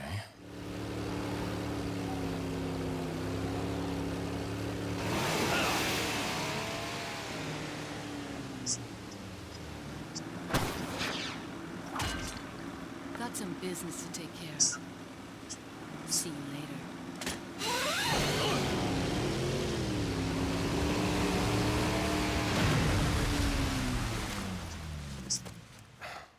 Women.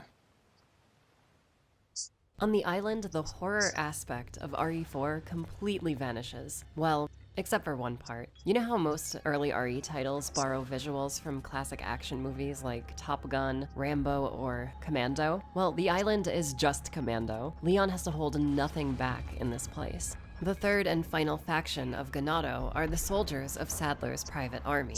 These guys use equipment like stun rods, shields, and guns.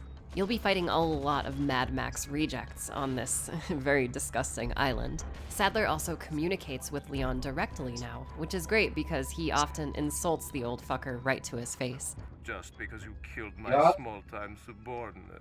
Sadler, you're small time. No.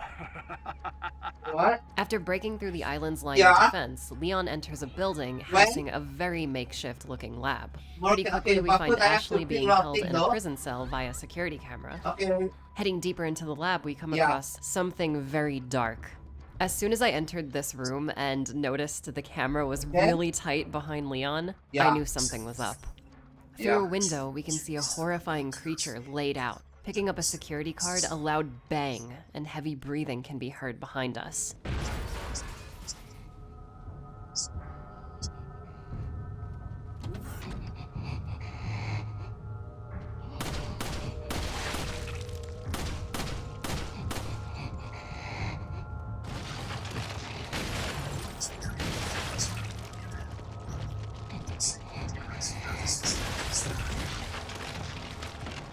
This is a regenerator. The name says it all. No matter how much you damage these things, they'll regenerate their lost limbs. The lab is filled with these guys, but not everything is doom and gloom. You can find an optional thermal scope that reveals the regenerator's weakness: invisible parasites attached to their bodies. This scope, paired with a rifle, makes short work of these abominations. Eventually, we find Ashley's cell, and after taking out an upgraded mini-boss version of a regenerator, we get the key to free Ashley.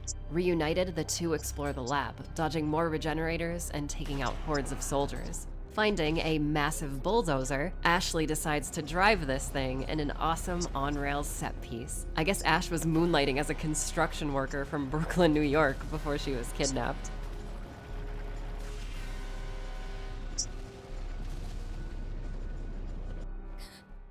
Speaking of kidnapping, Ashley is taken away again, this time by Sadler. Using his unique connection with the Plaga, he mind controls our leading lady while keeping Leon at bay. Just before Ash is taken away, Leon throws a tracking device onto her sweater.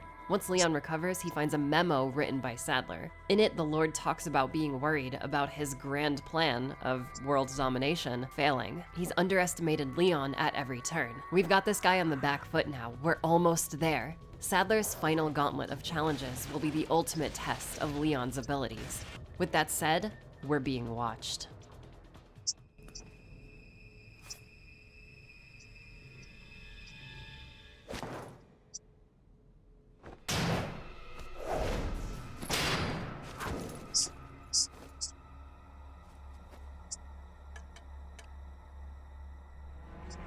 Been a long time, comrade. Krauser. I died in a crash 2 years ago. Is that what they told you? You're the one who kidnapped Ashley. You catch on quick, as expected. After all, you and I both know where we come from. Krauser, Leon's ex-partner thought to be dead, has returned. Who is Krauser? A mystery, for now.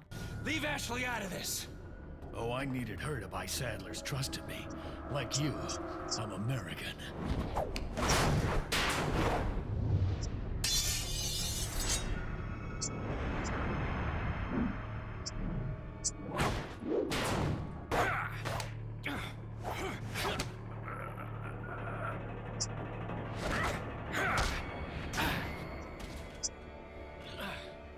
All for Umbrella's sake.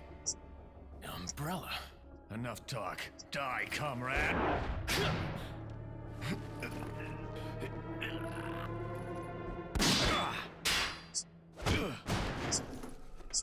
Ada! bitch in the red dress.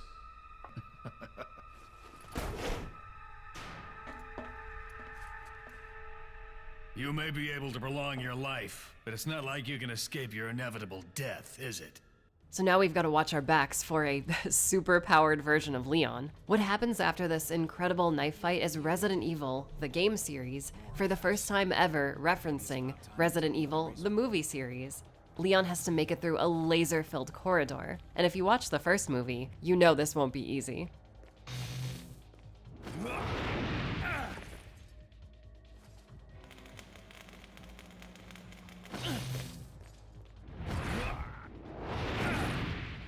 Remember like an hour ago when I said Leon was just a normal human being? This isn't giving what it's supposed to give. The math ain't mathin'.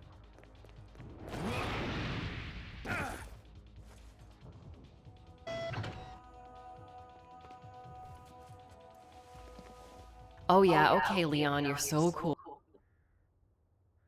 Okay.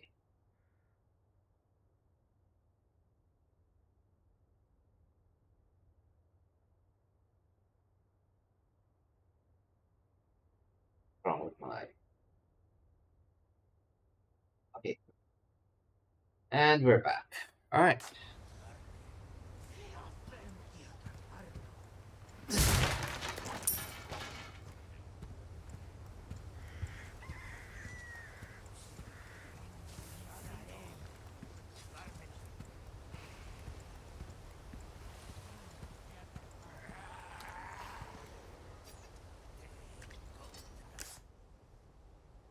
Oh, it's porn.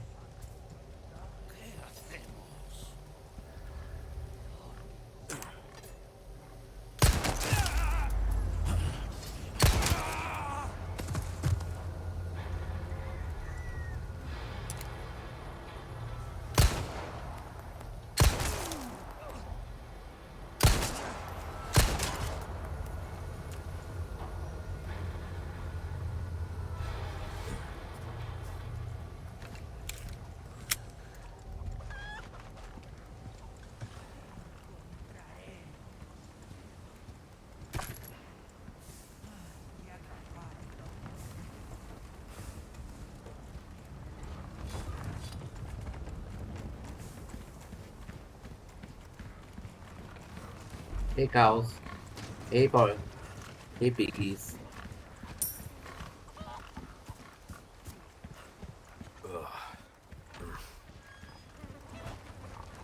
Yeah.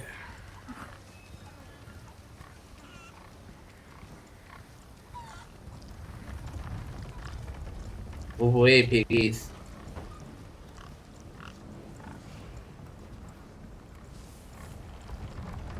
The hell's that?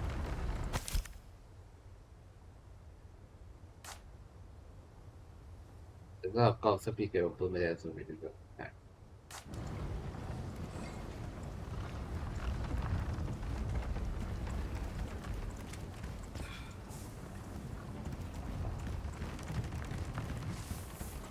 Oh, okay. Blue medallion. Blue medallion.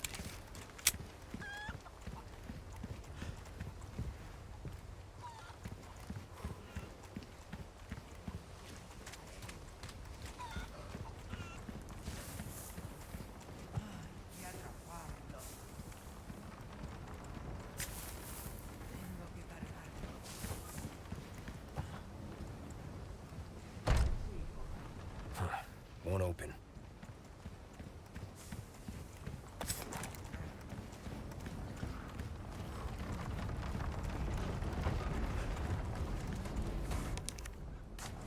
Nothing here.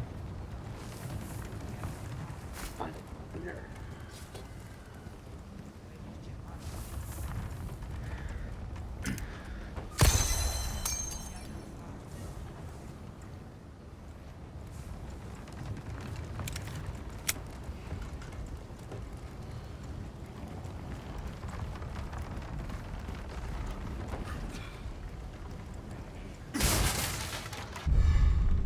Nice.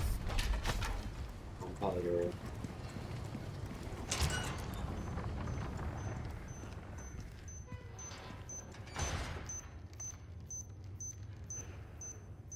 Yeah. Okay.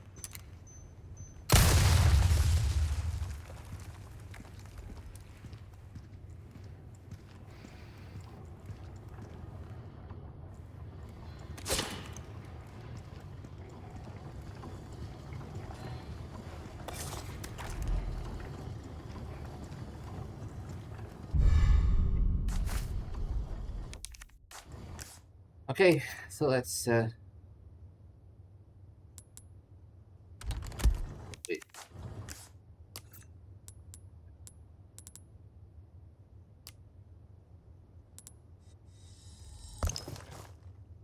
Alright.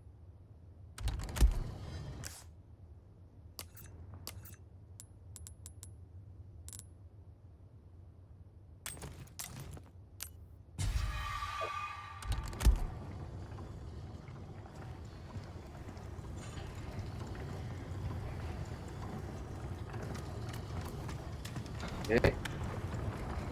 Alright, let's see what it goes from here. Let's see what's cooking. Oh! So there has to be a shotgun here somewhere.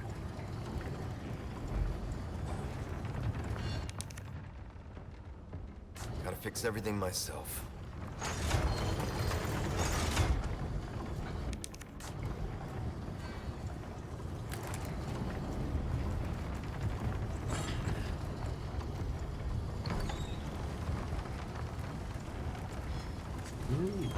Okay.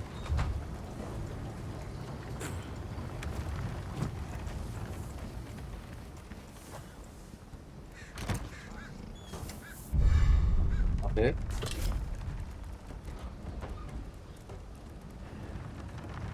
Oh, okay.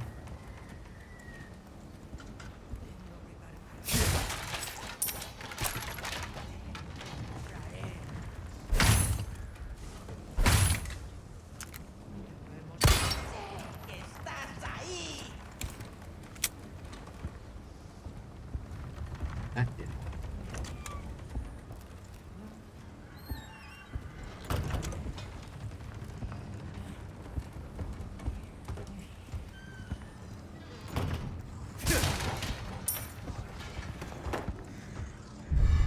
Okay. Alright. Okay. God damn.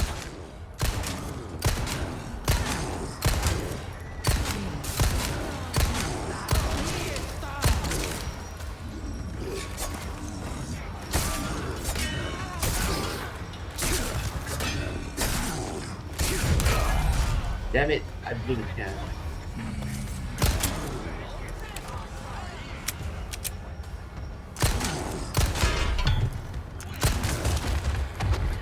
Fuck with that.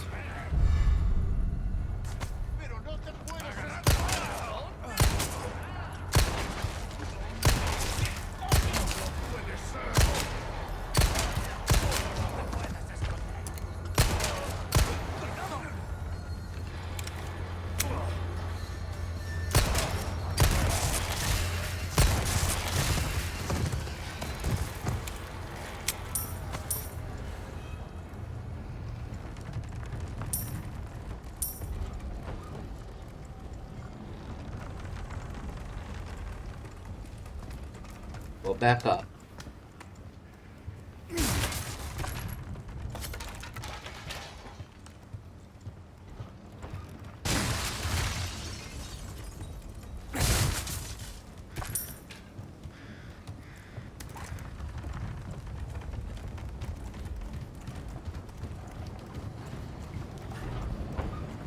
Yep. One. Hooray!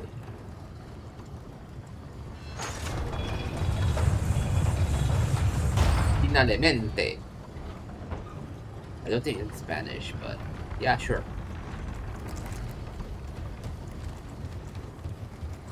The fucking medallion.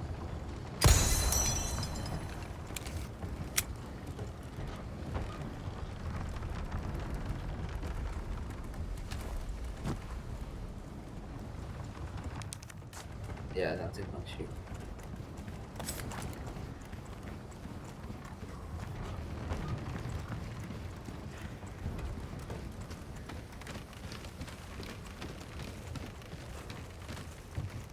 Wait a minute, let me try something.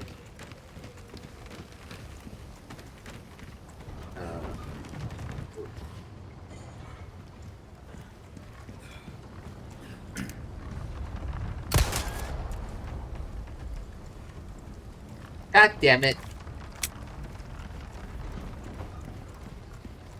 Could have made a nice roasted chicken from that.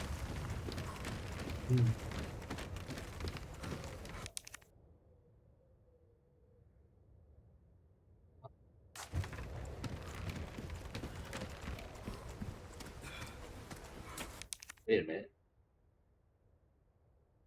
This is Resident Evil.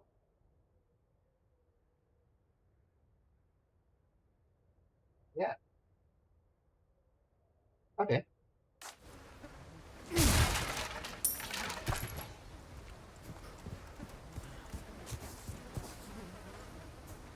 Let's see what else is this cooking.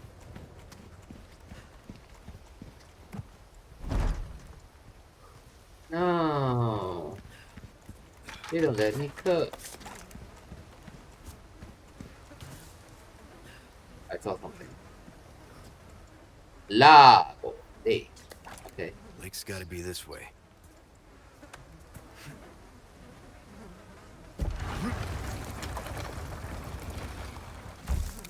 Hey.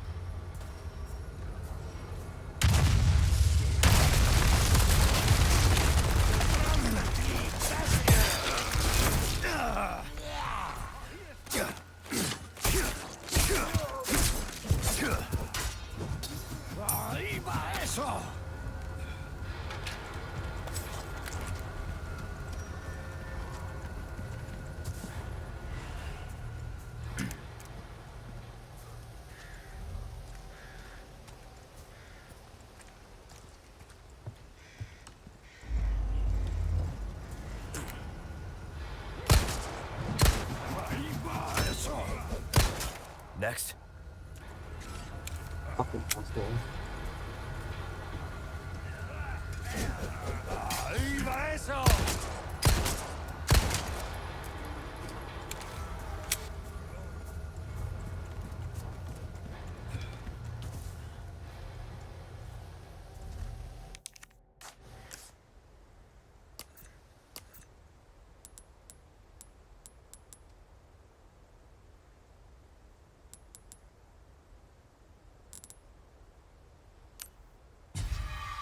Alright, nice. A little chicken egg.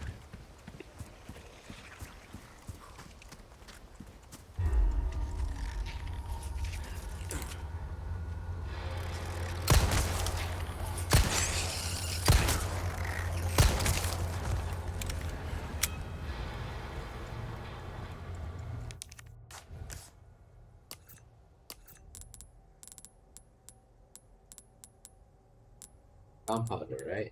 That's gunpowder. Yeah. There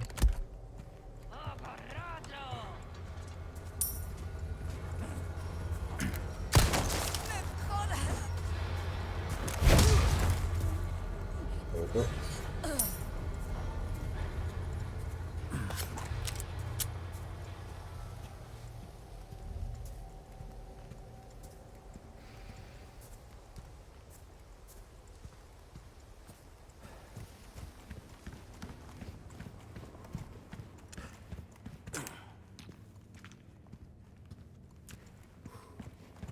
Alright. It's scared. Oh, fuck. Don't tell me this is the arena mode. Oh.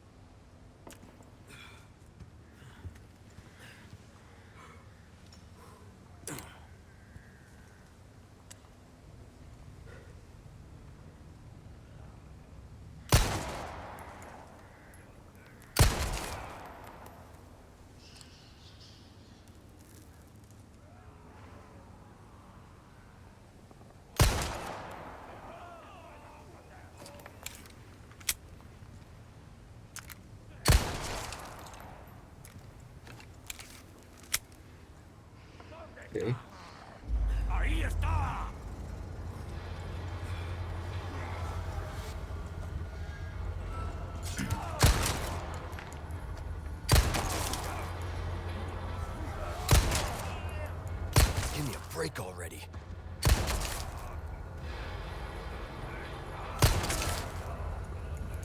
Alright.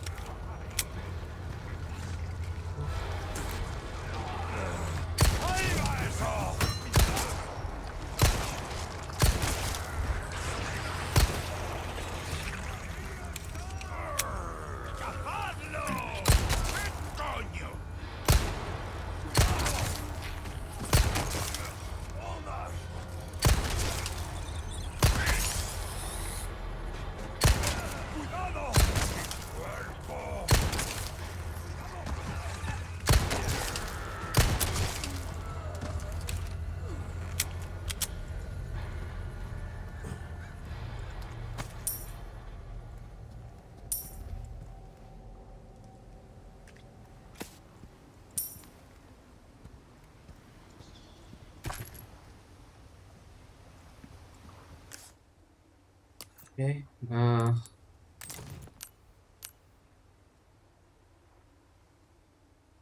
Okay. Well. Well.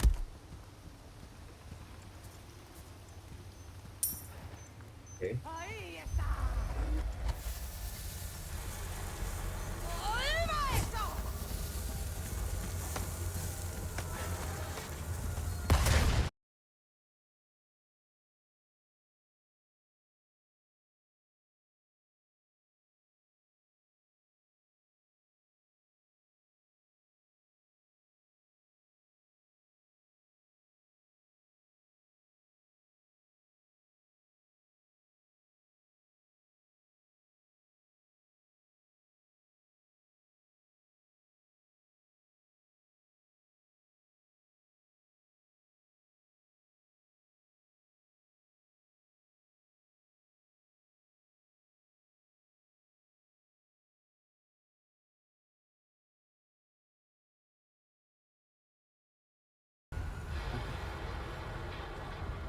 Alright.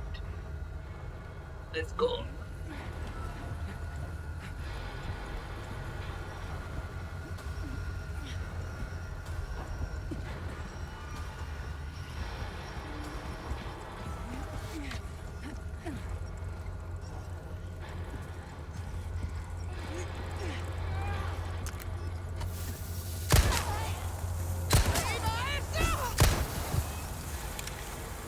Oh.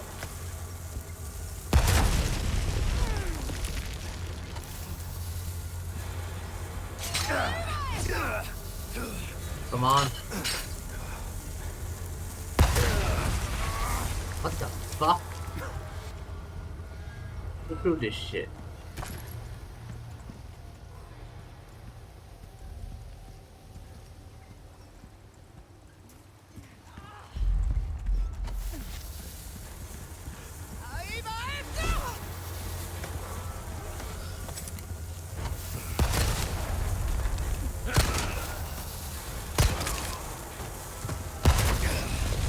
God damn it.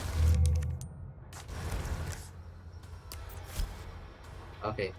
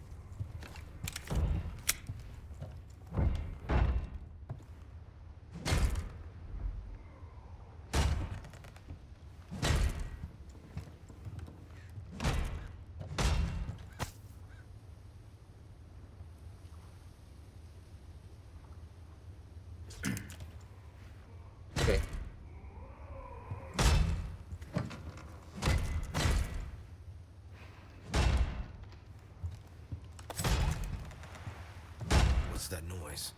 Yeah. Yo, what the fuck is that?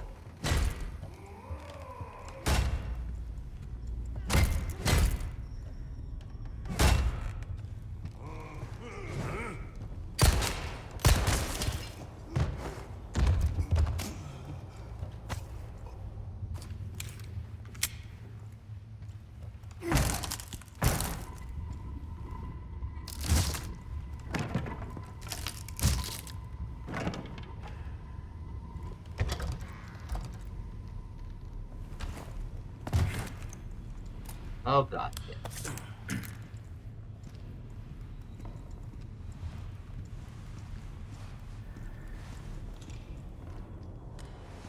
What the fuck?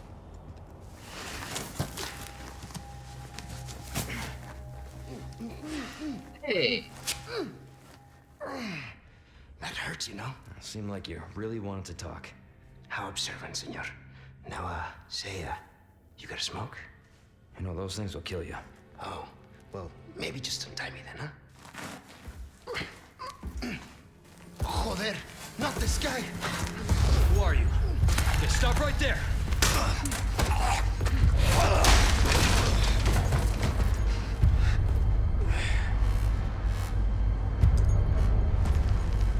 Oh god.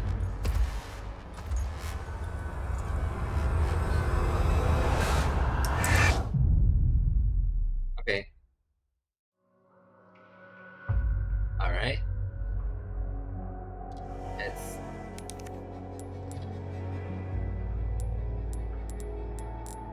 Okay. Okay. Big game. Yes. Okay. Okay.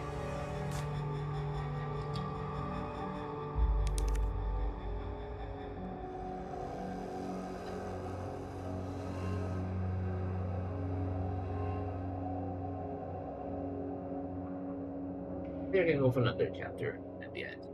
Yep.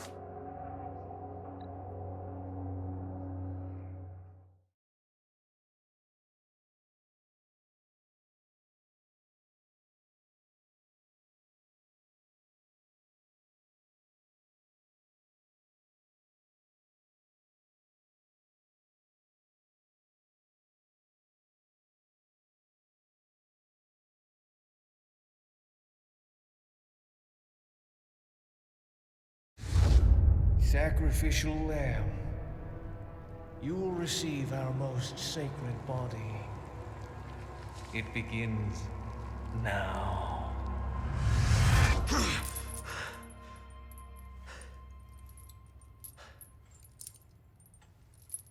Oh, what the fuck? Hey, stop it. Hey, Yankee. Got your name? Leon. Quiet type, eh? I'm Luis Serra.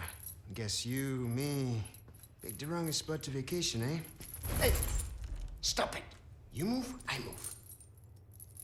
And I'm beat up enough as it is. I can see you're thinking. Bet you've been in spots like this before, huh? I guess you're here looking for someone. One more guess. Maybe some missing señorita? Young girl? Talk. Now. All right. See, heard chatter about moving a señorita. Moving her. Where? Who knows? But later, saw some men dragging someone to the old church. Hanging with you, not healthy.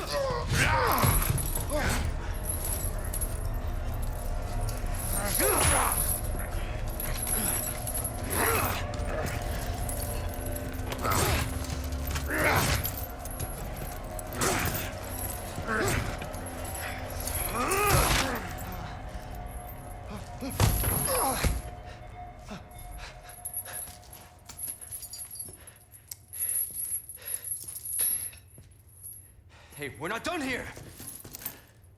Later, amigo.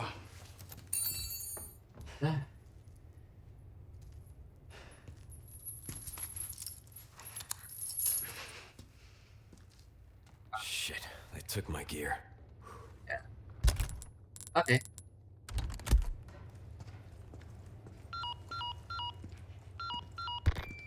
Condor 1 to Roost. I've located Baby Eagle. It sounds like she's being kept in some church. Great. That's good news. I heard it from this guy I met. Said his name is Luis Serra. There's something fishy about him. I need you to run a background check. Will call Condor 1. I'll see what I can find. In the meantime, make your way to that church. Right.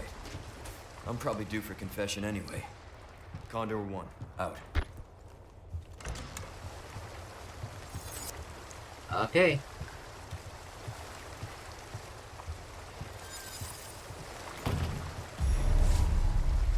Head for the church.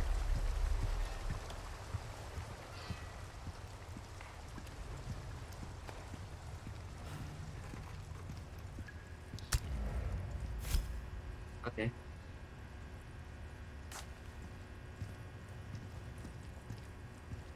Hey. Puedes correr, pero no te puedes esconder.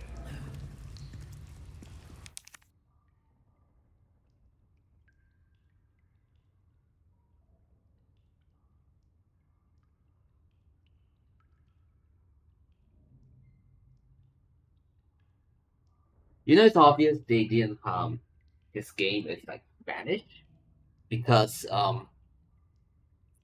Capcom seriously sure as hell doesn't want to hire like Basque or Catalan speakers. Like for sure, like you know, it's easier to just hire like Latin American voice actors, and then uh instead of going to like Catalonia and or Catalans who can speak Catalan. Okay.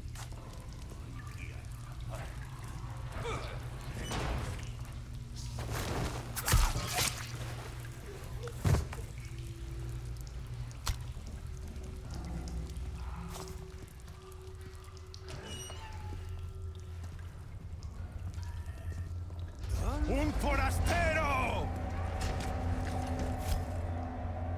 All right.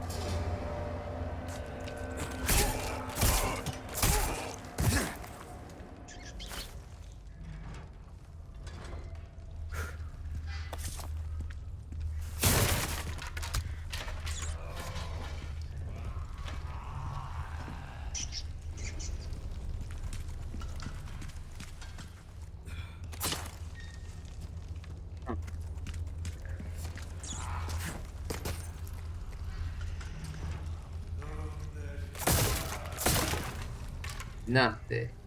De nada. Casa es casa.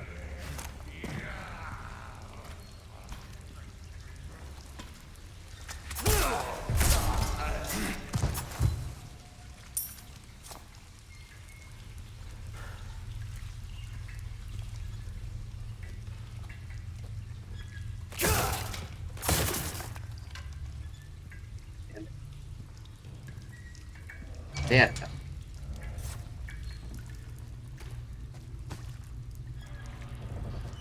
Ooh.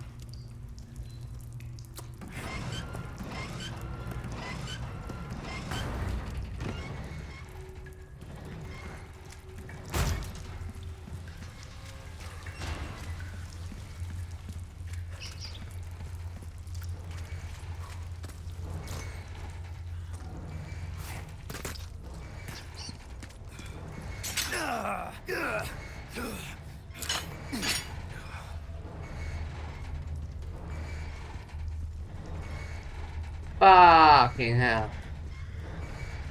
Fucking bullshit.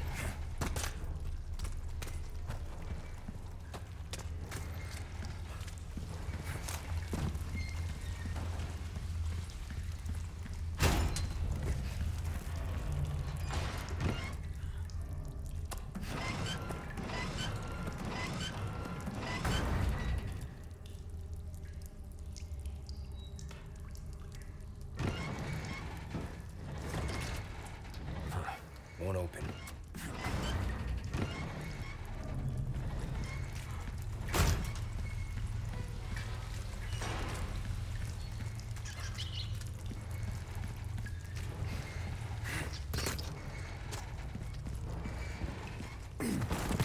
Alright.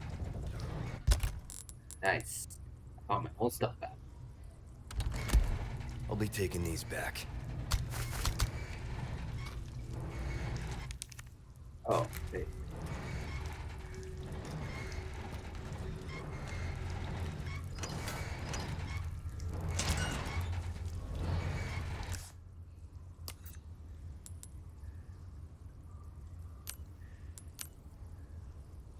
Grab something, okay?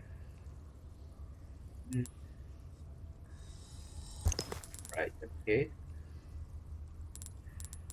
Okay.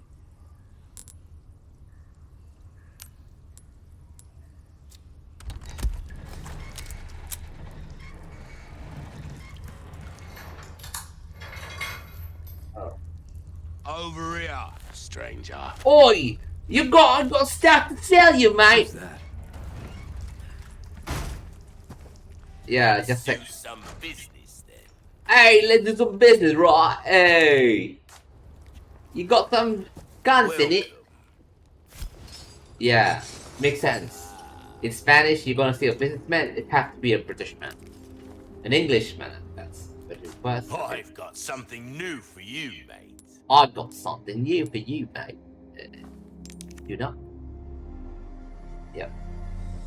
That's good work, if I do say so myself. Let's see. Capacity. Knife needs care every once in a while. Could be the difference between life and death.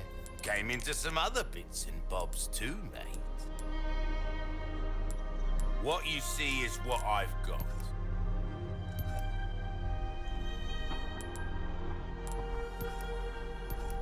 With aid spray. Okay. I don't always have this in stock, stranger. Got a selection of good things on sale, stranger. Ruby's all rubbish, it makes no difference. The price, well, combine that with some gems, and the price I'll pay for it will make your head spin. Now, you affix one of these beauties into a treasure, and it will fetch a price higher than the sum of its parts. Yeah, whatever, mate. Thank you. Not bad. Will that be all then? I've got something else to buy, mate. Why Don't worry, not mate. try your hand at a new gun, stranger? Might save your life. A well-tuned weapon can make up for a lack of skill, friend. I think I'll buy the gun. Not only will you need cash, but you'll need guts to buy that weapon. Yeah, I have got, mate. No worries, mate. There, mate, I'm brick.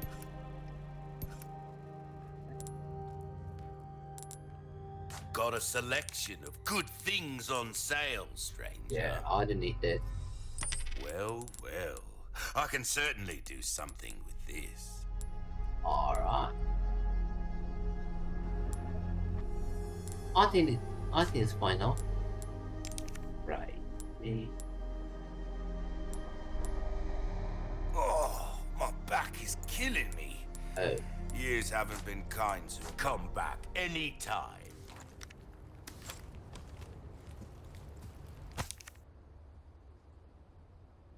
Okay. Okay. There we go.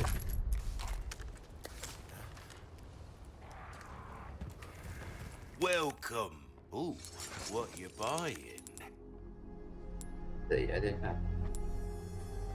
Your valuables won't do you much good in the grave. Yeah, I think that's it. Wow. Yeah, I don't need any of those. I'm gonna tune up my gun, I guess. Dazzled, are you? Our craftsmanship demands no less. Got a selection of good things on sale, stranger. Pleasant travels. Save game. There we go. Okay.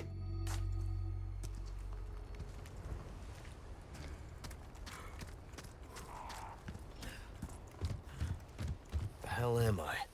Yeah. The hell am I? Okay.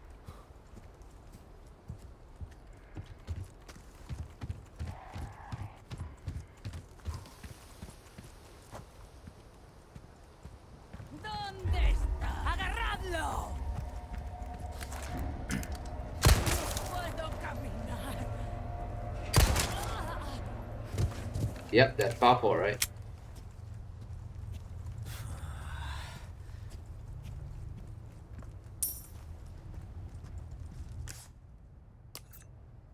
And oh.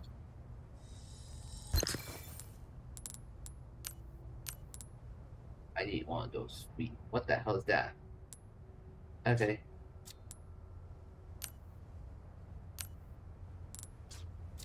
Okay.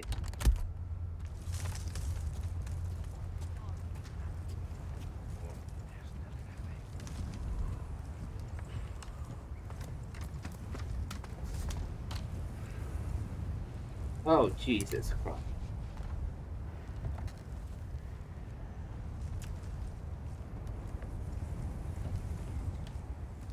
Yeah, I wanna go.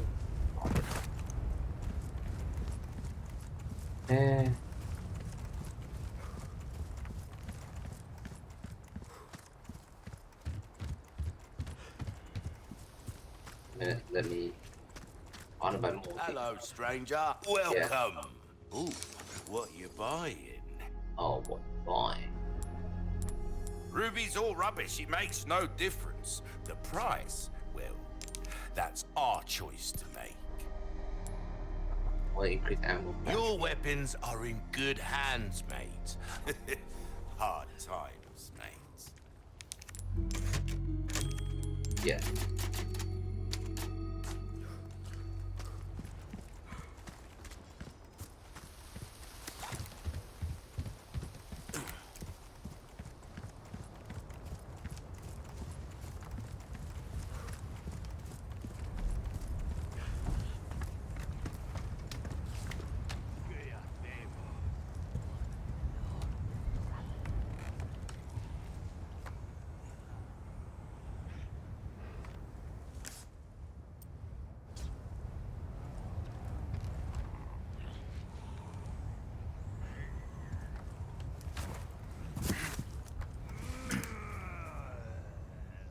Puedes correr, pero no te puedes esconder.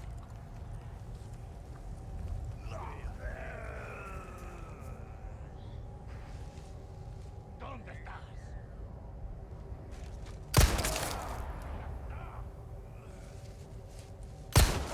Puedes correr. Puedes correr, pero no te puedes esconder.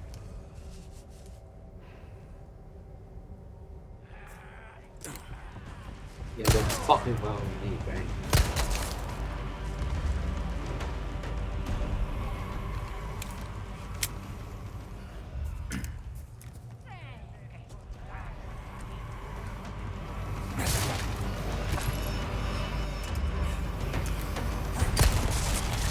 Voy a disfrutar de no puede ser. ¡Arriba eso!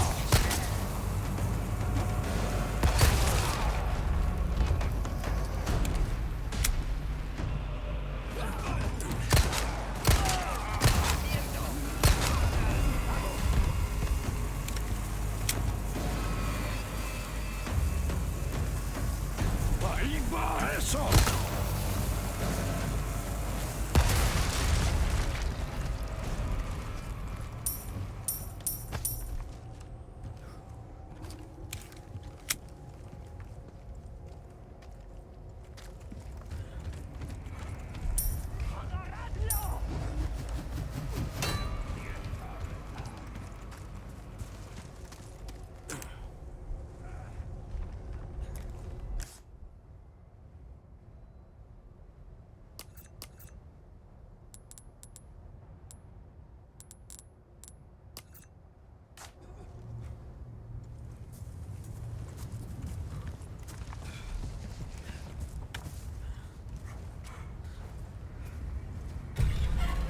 God damn it! One down.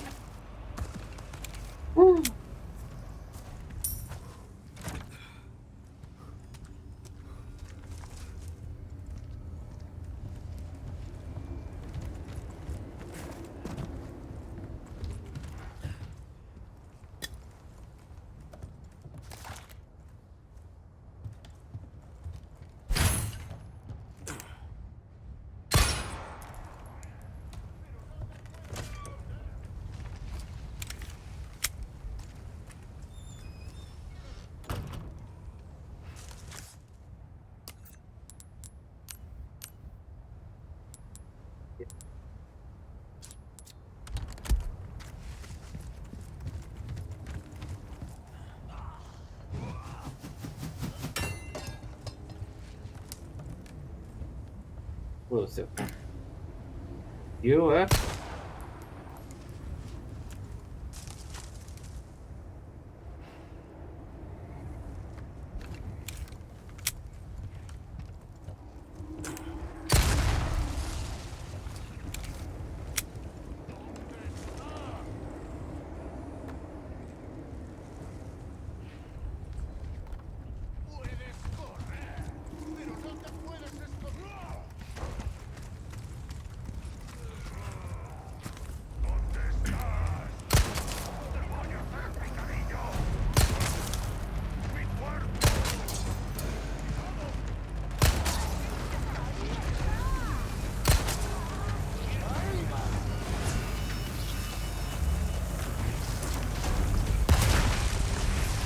dumbass.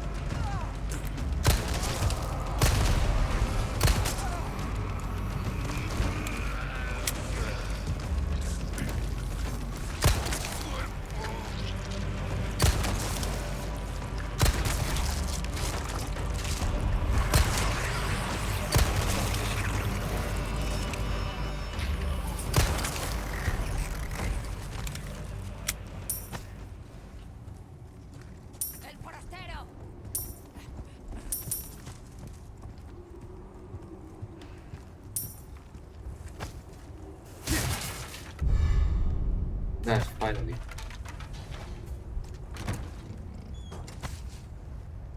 Ruby, yay.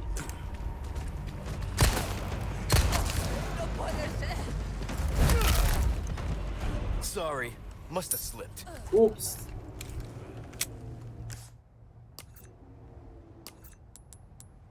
Man, I love asshole era. I love asshole era. Leon Kennedy. Like, what a dick. He's great at being a dick.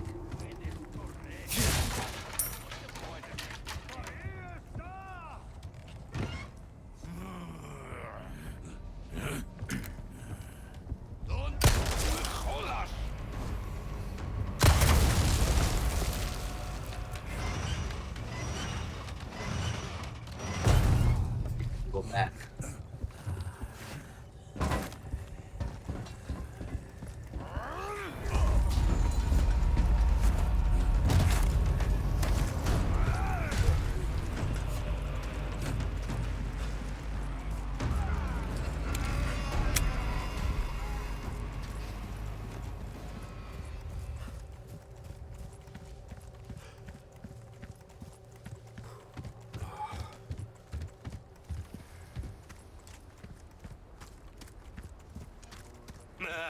God, welcome.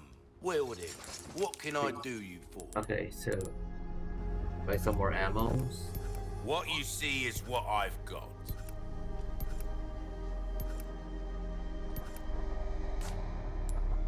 Yeah. If you want a fighting chance out there, you best tune up your kit. This kind of work is about finesse, stranger. Little bit goes a long way. You'll see. Anything else I can help you with? A deal well struck.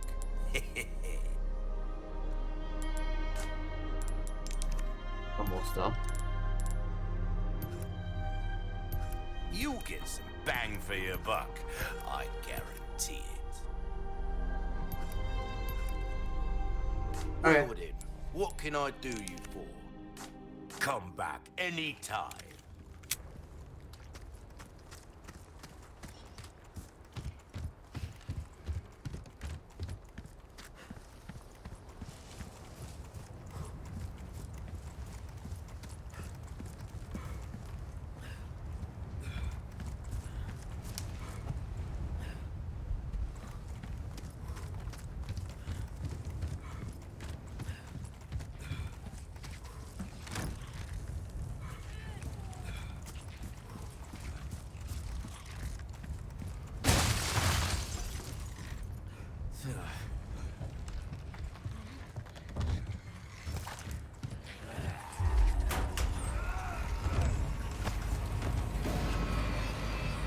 Well, fuck it.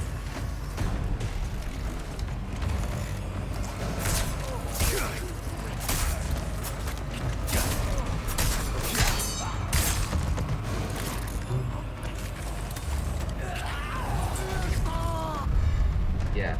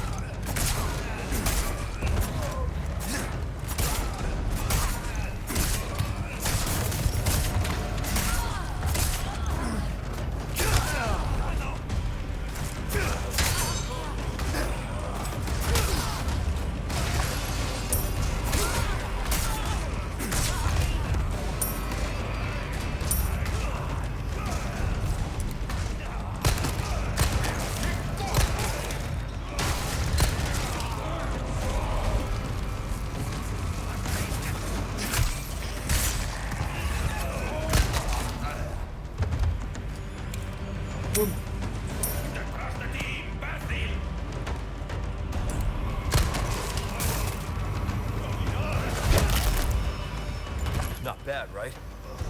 Yeah, well, what the fuck am I? My god.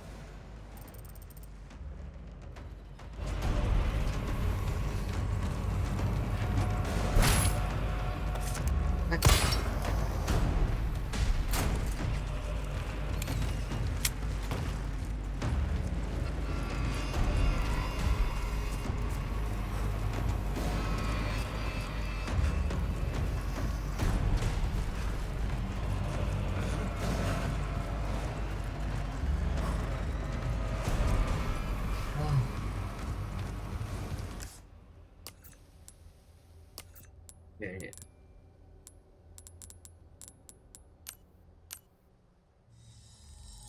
Nice.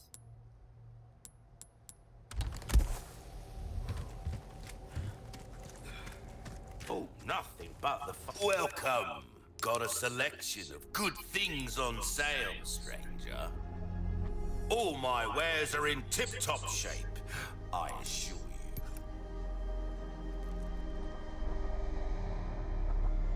Nobody's back. Not only will you need cash, but you'll need guts to... Don't get yourself killed now.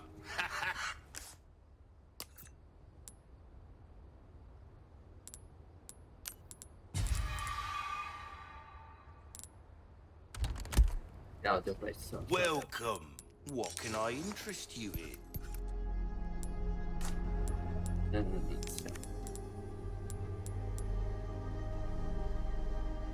Your pleasure doing business with you. Come back anytime.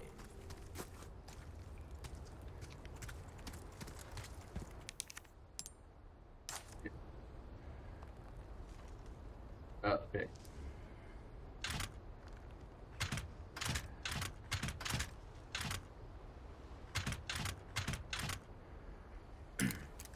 God damn it. Use. So it's a bird. Right. Turn around.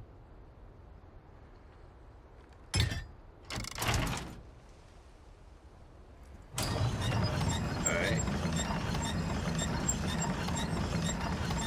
Okay. Better stay. Hello. Okay. Stranger.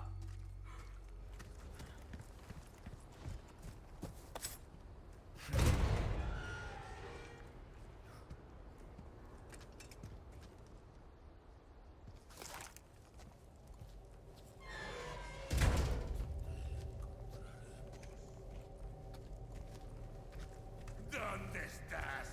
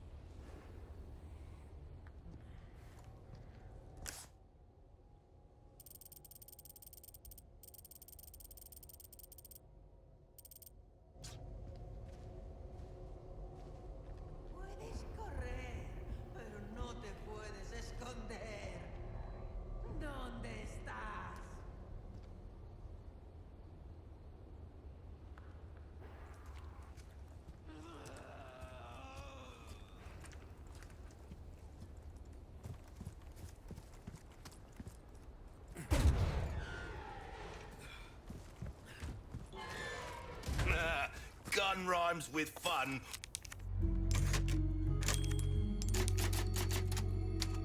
For a reason. Alright.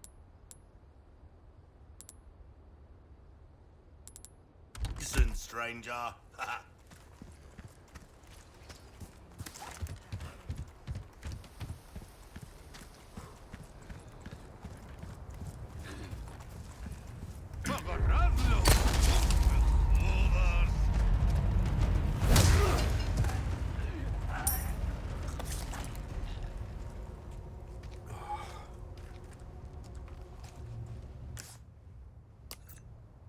Okay.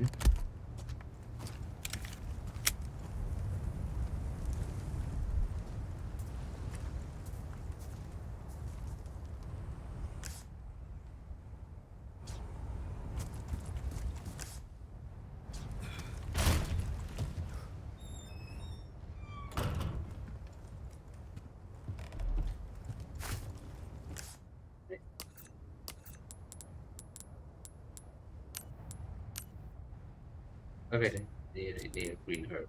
Alright.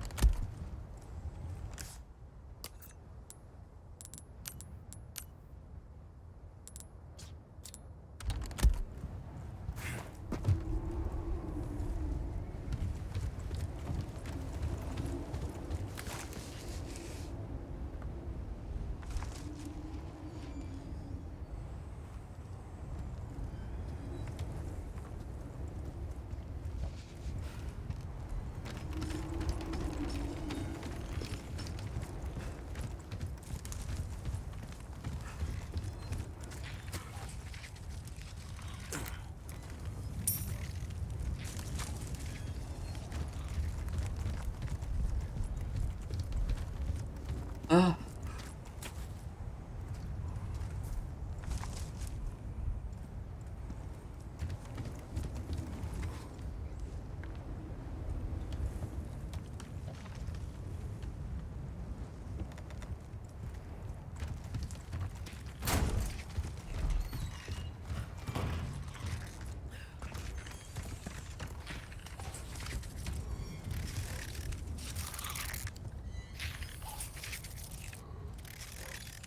Fuck. Freaky ass sound.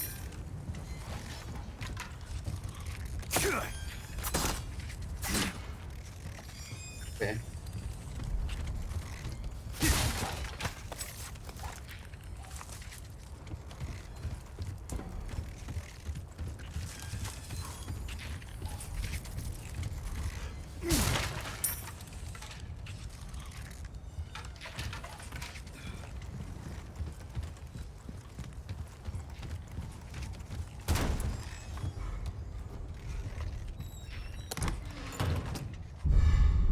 Nice.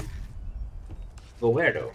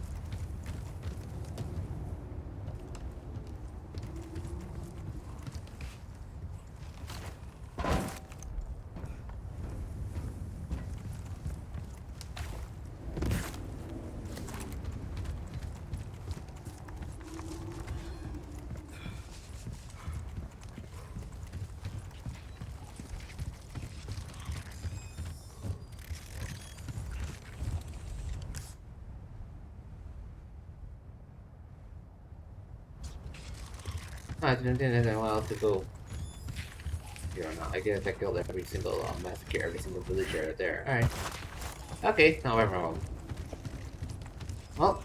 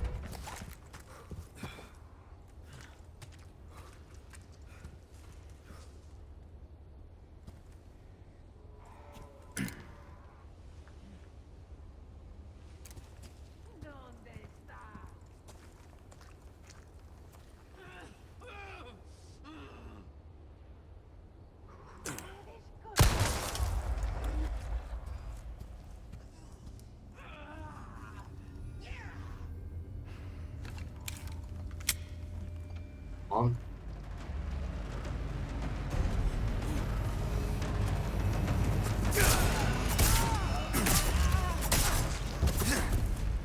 Oh.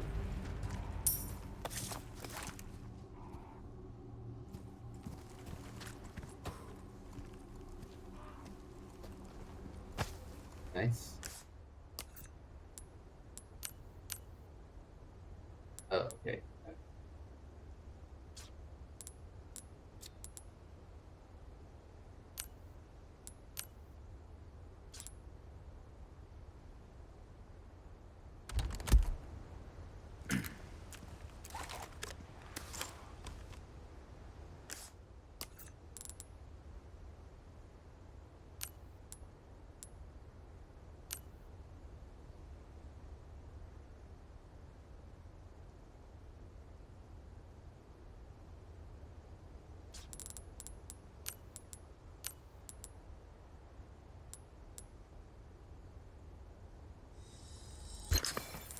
Yeah, I don't think so.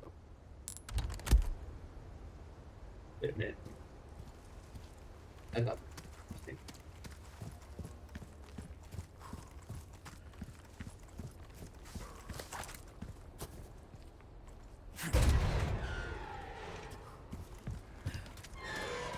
Take a look.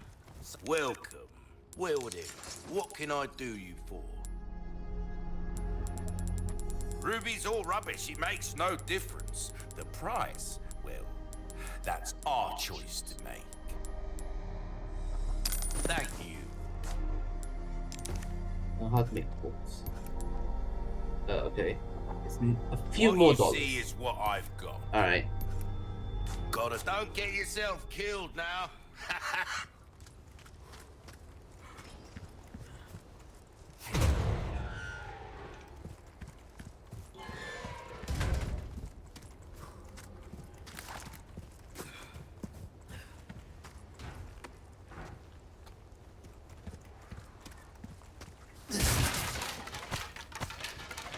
I'm part of top.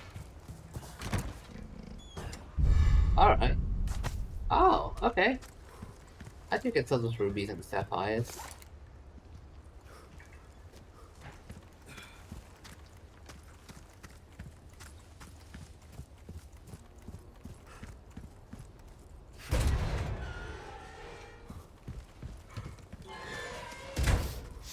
Welcome. Alright. What you buying? So. Ooh, that's a lot. A deal well struck. Yep. And buy. Information is a commodity these days.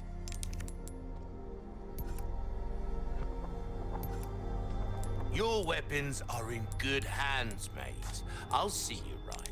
Anything else I can help? Pleasant travels. See. Okay. Yeah.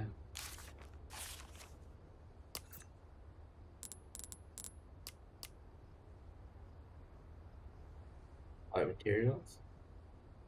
Okay.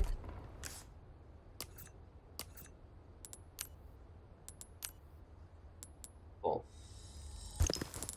Hey.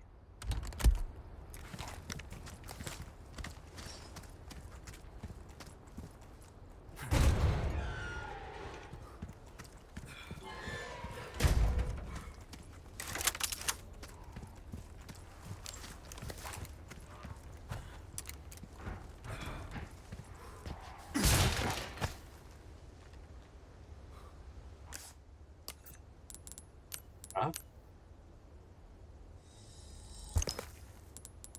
On.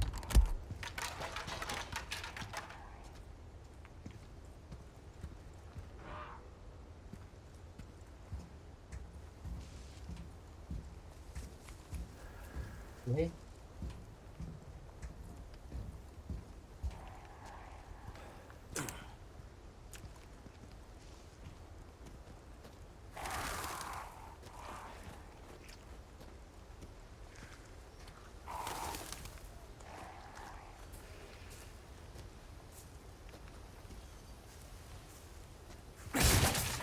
Nice.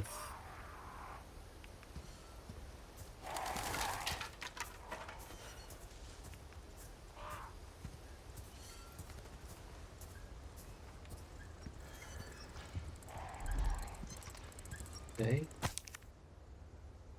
The influence was not what it was. Destroy the wind up door to not do but fulfill those stories and crimes. Okay. Alright. Oh. Nice. Okay. Wow. Go. Vamos. No, no, no, no, no, no.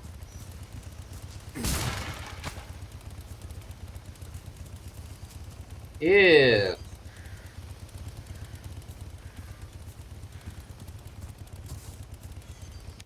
Uh-huh.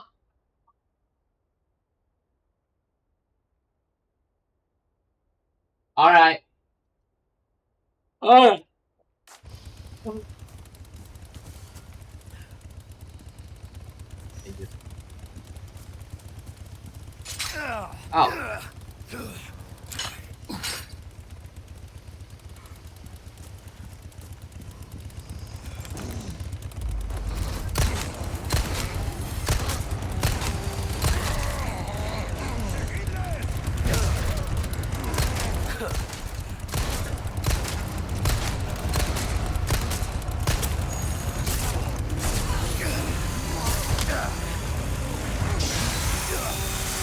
Holy shit!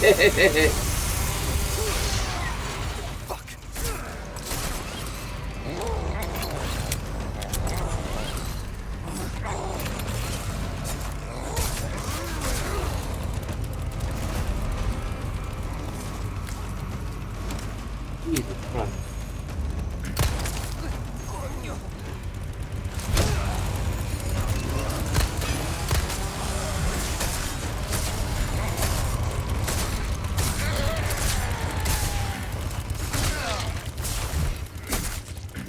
That was not easy. Yeah, holy fucking shit. Woo!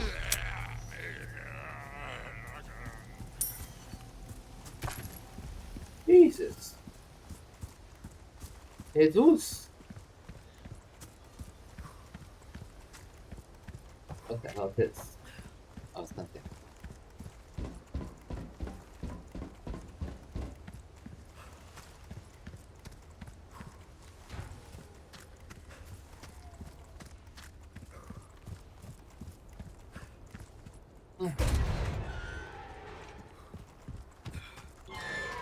Oh, nothing but the welcome. Ooh, what you buying? Okay. Thank you. I don't have space. All my wares are in tip-top shape, I assure you. Space. What can I do? Okay. If you want a fighting chance out there, you best tune up your kit. Wait a minute. Okay.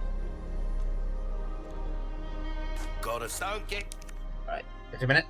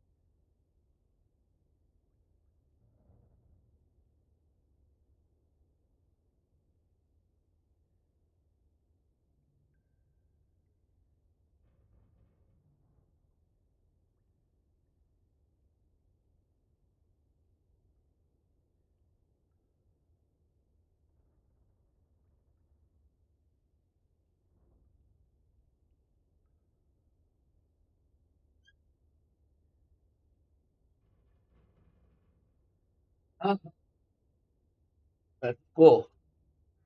We're back. Yourself killed now. Welcome. Oh yeah. What's it do? Plans. Read it. Molding a weapon to suit your specific needs. Oh, it's a thing of beauty, isn't it?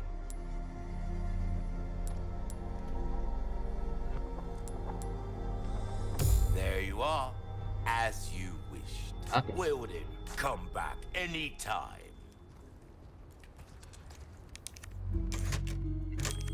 Awesome. All right.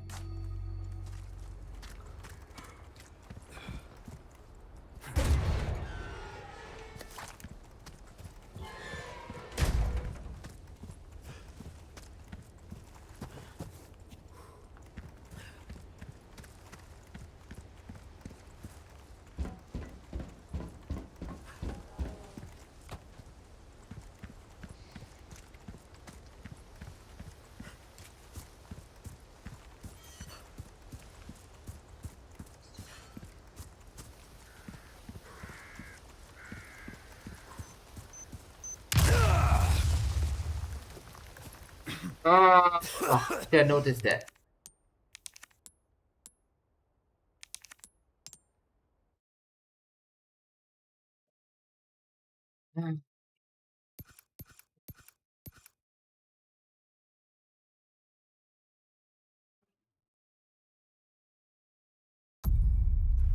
Wait.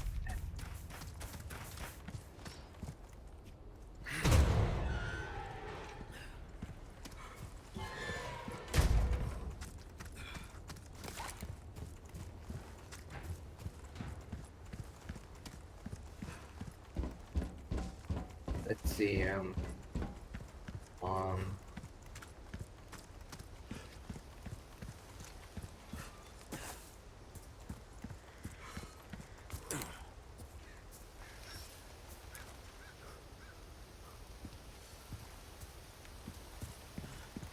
Okay. This one. Yeah.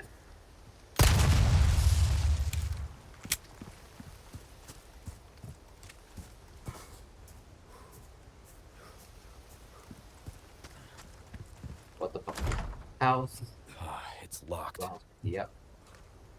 We are gonna enter here.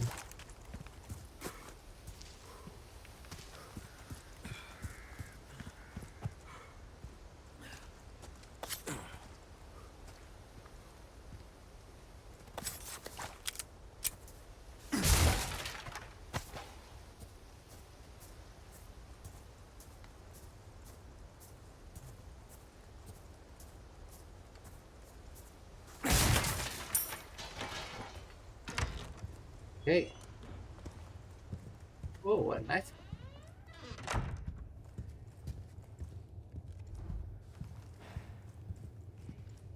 Not too shabby. Hmm. Someone has shown up their neighbors.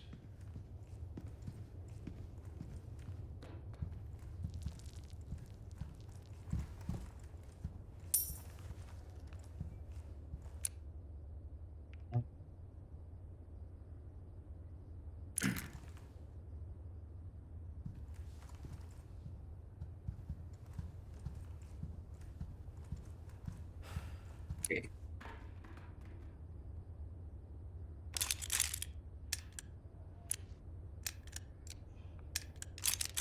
Nope.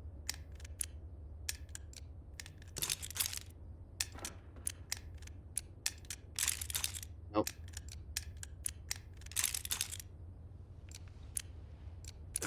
Hmm. Let's look for clues. Let's look for clues.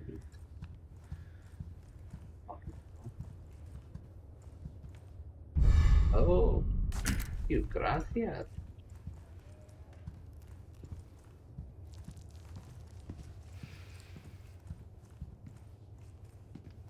They locked your house? Old photos.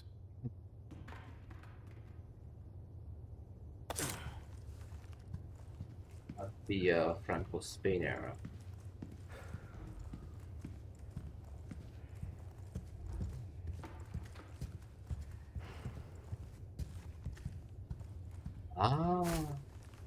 Okay.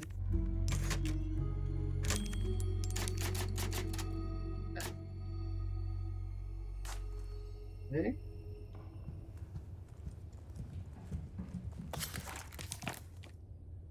In great veneration of their master, the people offer up their most prized possessions, the old farmer, his finest crop, the slight swinehead, his other speak, the beggarly granddad, well beloved babe. So, crop, pig, and babe. Okay. Crop, pig, and babe.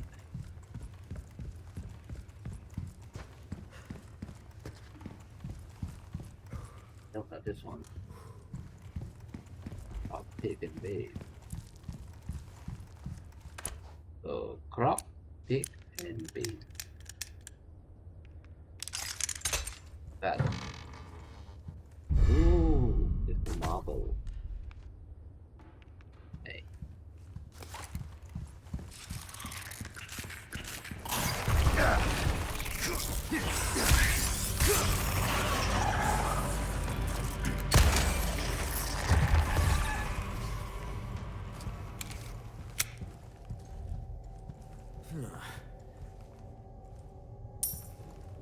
Gracias.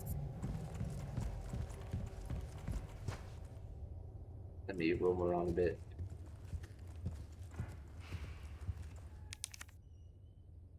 Yep.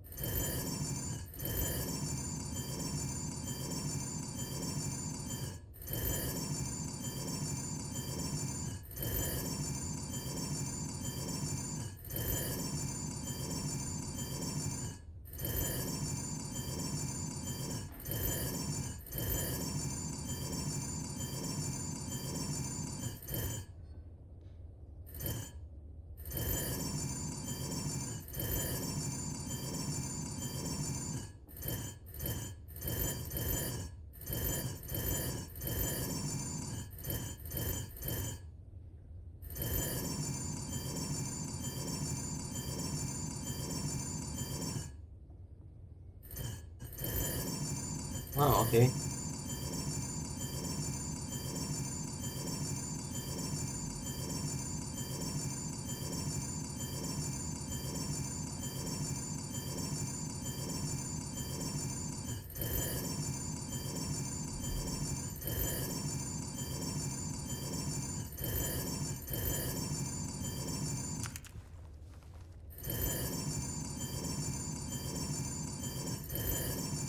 Come on.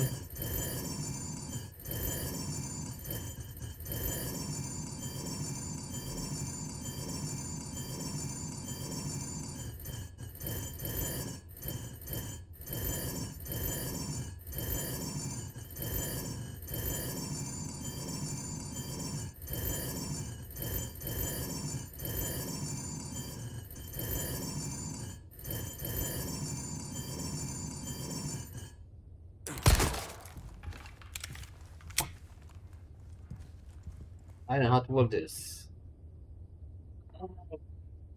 Ah. Where is this? Village Chiefs Manor. Village Chiefs Manor. Okay. I hope there's some strategy guide right now.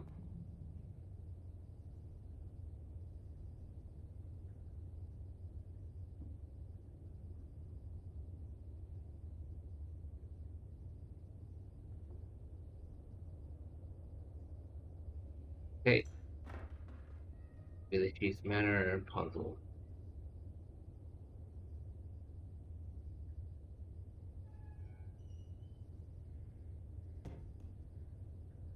Okay.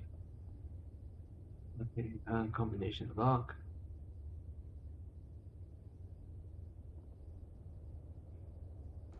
Done. Done.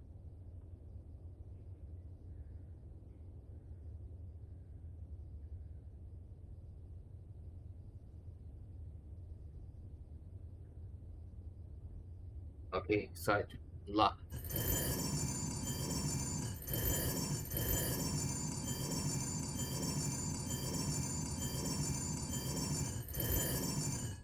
Okay.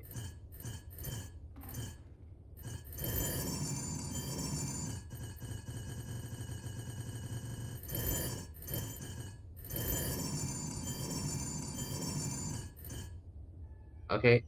We're getting somewhere here. We're getting somewhere here. Finally. Alright.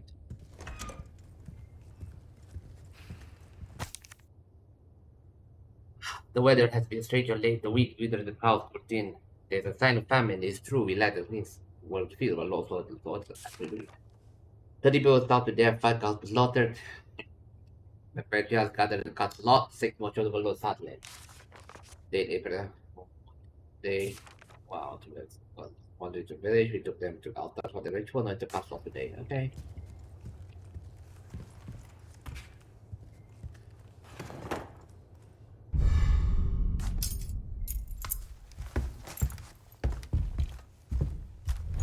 Ah.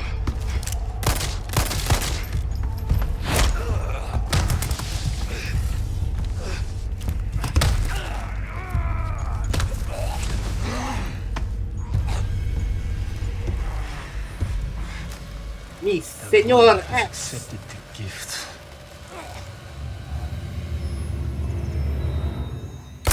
Hey. Hey. Best girl, Ada.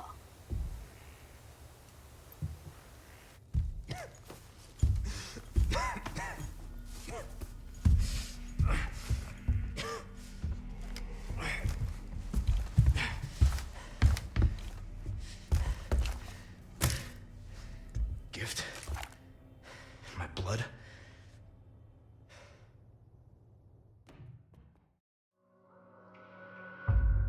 Okay. Oh. Alright. That's the result. Okay. Okay. Typewriter. Save. Yes. Yes. Okay. Wait a minute. Yeah.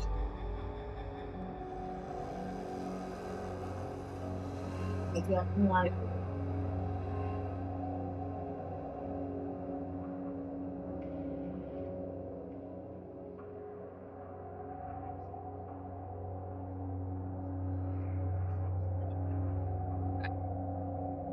know what? I really want to play another round, but I'm going to take a nap. I'm not going to do to end the session. I think just want to take a nap. I want to play this long session. I'm having pretty much fun with this. You know. Okay. Let me exit. Nice.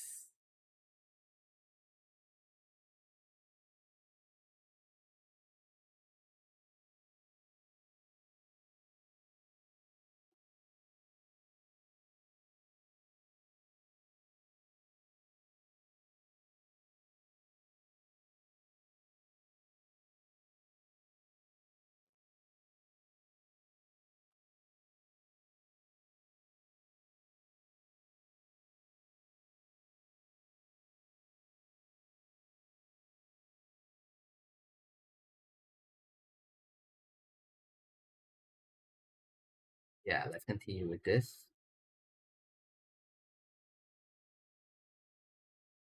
Leon, you're so cool. Alright. Be right back.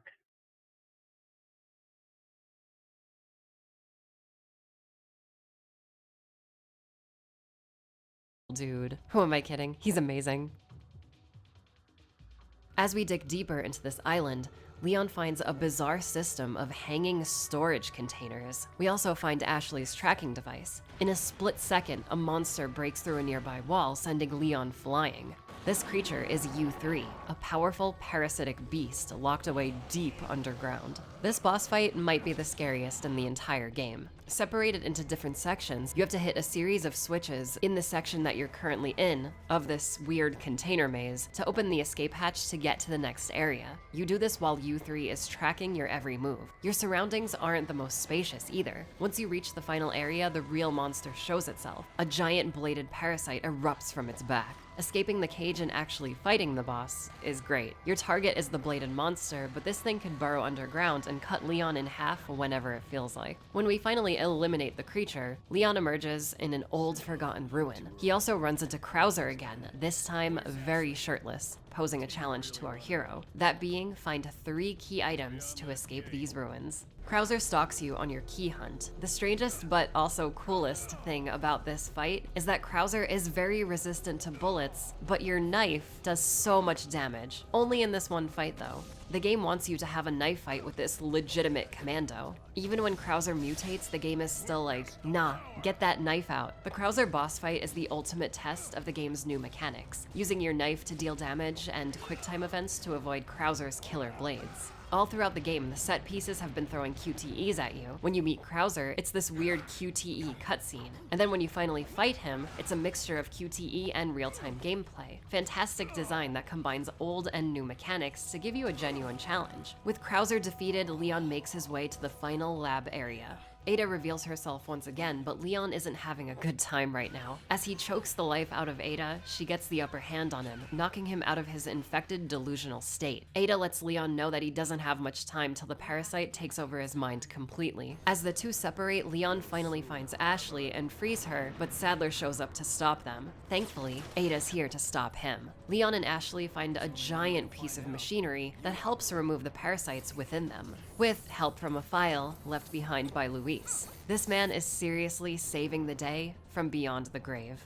This is it, the final battle. At the top of an old construction site, Sadler awaits. Ada!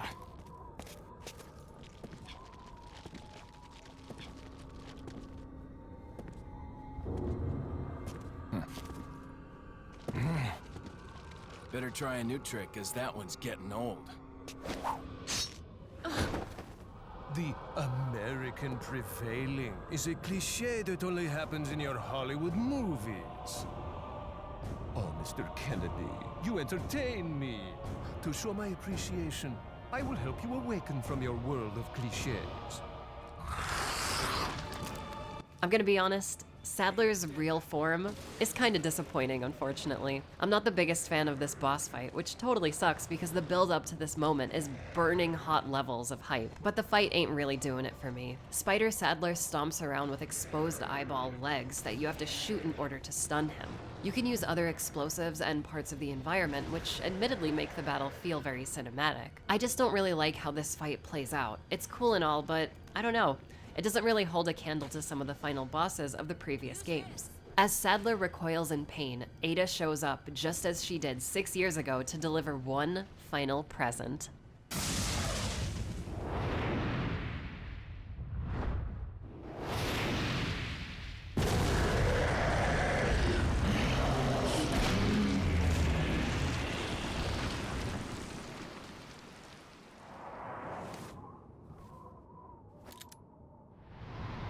Sorry, Leon.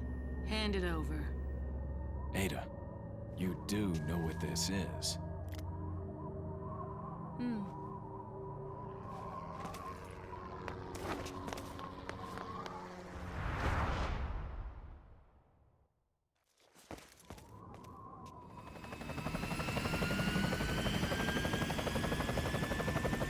Don't worry. I'll take good care of it. Ada! Gotta go. If I were you, I'd get off this island too. Here, catch. Better get a move on. See you around.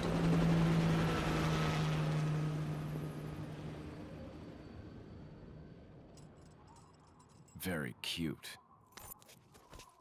With very little time left on this island's clock, Leon and Ashley make a break for it. Finding a jet ski left behind by the lady in red, we make a truly daring escape.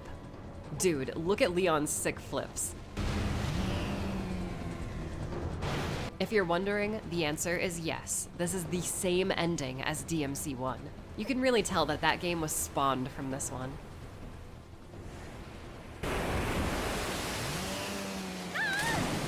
Ashley! Ashley! Where are ya?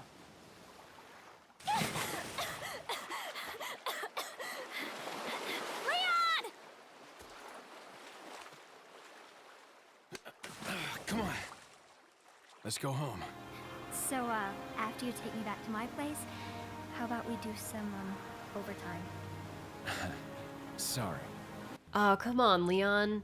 Just do it. She's hot. Ballistics, dude. Ballistics. So, who was that woman anyway? Why do you ask? Come on, tell me. She's like a part of me I can't let go. Let's leave it at that.